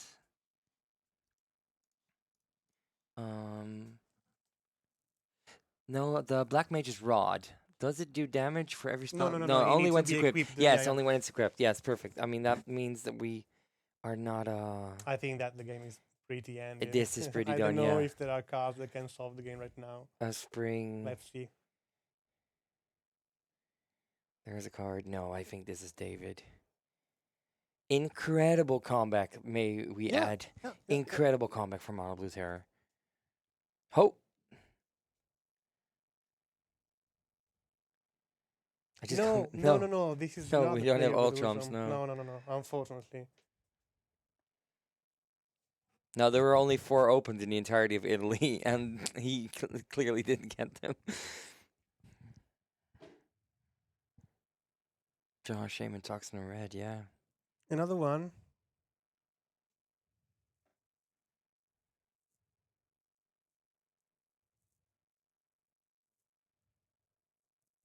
There's and here the we hand. go. Here we go. Beautiful comeback from Yeah, David. An amazing play. I think that Ricardo lost advantage when he chose to attack Yes. and champ block and to deal with the Dragon Terror and trying to resolve a creature with a full hand of Dimir Terror. So Yeah. it was a greedy move. I think that it cost the match to Ricardo. But I think we had a lot of wonderful plays here, a lot of wonderful match today. We will have the standings at the end of this turn, as long as there are other tables that are still playing. But the Pauper is not ended, because tomorrow morning we will come back here to stream the entire top 8 of the Paupergeddon 2026. But before wrap up, I'd like to ask you if you enjoy this tournament today. I had a spectacular time, and I'm not just saying that because I'm on camera. I truly had a spectacular time doing this and seeing Pauper for the very first time with my own eyes evolve as it does in 8 straight rounds of people resolving Chrysalis. Basically. No, I had a wonderful time. Yeah. It's once again, I said it before while you were out. It's an honor to have been doing this. Will you play a Paupergeddon one day? Yes. I hope you will play the next one. I would love to. I will be there in 2 weeks. I might bring some Ultra monitors because people are clearly looking for those. But yes, this has invigorated something in me to pick up a Pauper deck and play this format more. My 2 cents will go on Mono Blue Terror. Yes, I think so too. Yes, I own a couple of those, and yes, I would like to get them signed by the professor, just Cool, just okay. so I can flex with that. Okay. That will be great. A great flex, I think. Yes, but yes, I've enjoyed this very much, and it's such a intricate format for cards that are viewed as by most Magic players Yeah. the worst cards in a booster. That this is what Magic is for, in my belief. Yeah. This is why Yeah, Magic is such a great game. I am the same thought of you, of course. I really love Pauper. I really love people that play Pauper, and I think that there are a lot of mechanics of social and in game that will take this format in my heart forever. Yes. And for the people at home, don't forget you can play Pauper on Magic Online. Yeah, which is for sure, for sure. if you don't have a Magic Online account yet, go to the Magic Online website and make an account, because you can play Pauper, and Pauper, once again, even on Magic Online, is not that expensive, and you can literally start doing this now. Come to Paupergeddon, play the main event. If we Yep. do this again, you can qualify. And Lega Pauper Italia, via the Pauper Wave, has a monthly tournament. It's a completely free tournament where players can win a buy for the Paupergeddon it's called the oh, the Sprint Wheel event. So sorry. Oh. And we will award a buy to the winner of the tournament. So I think that I have something to discuss with you about this one. I We have can do this. yeah a lot of big stuff incoming. So We can do this. Yeah. Yes. so I think that we can wrap up for today. It was a beautiful day of I don't know how many hours are we online. 9 hours of Pauper still going. So I think we deserve a beautiful dinner. Oh, we do. It's probably gonna be sushi. Yeah. Let's be honest. It's gonna be sushi. My favorite Italian. Your favorite dish. Italian dish, yes. So I am Sapo. I really appreciate the chat and all the viewers that were here today, all the followers, all the Prime. Really appreciate. With me, the wonderful Daniel Kane here, and we going to dinner. But Yes. before we had a happy hour where we need to talk about Magic Online and About Lega Pauper Magic. Italia, and then Yes. we'll see tomorrow at 9 a.m. Italian time with the top 8 of Path to Paupergeddon 2026. See ya. Stay tuned. Stay Pauper. Mwah. Bye bye.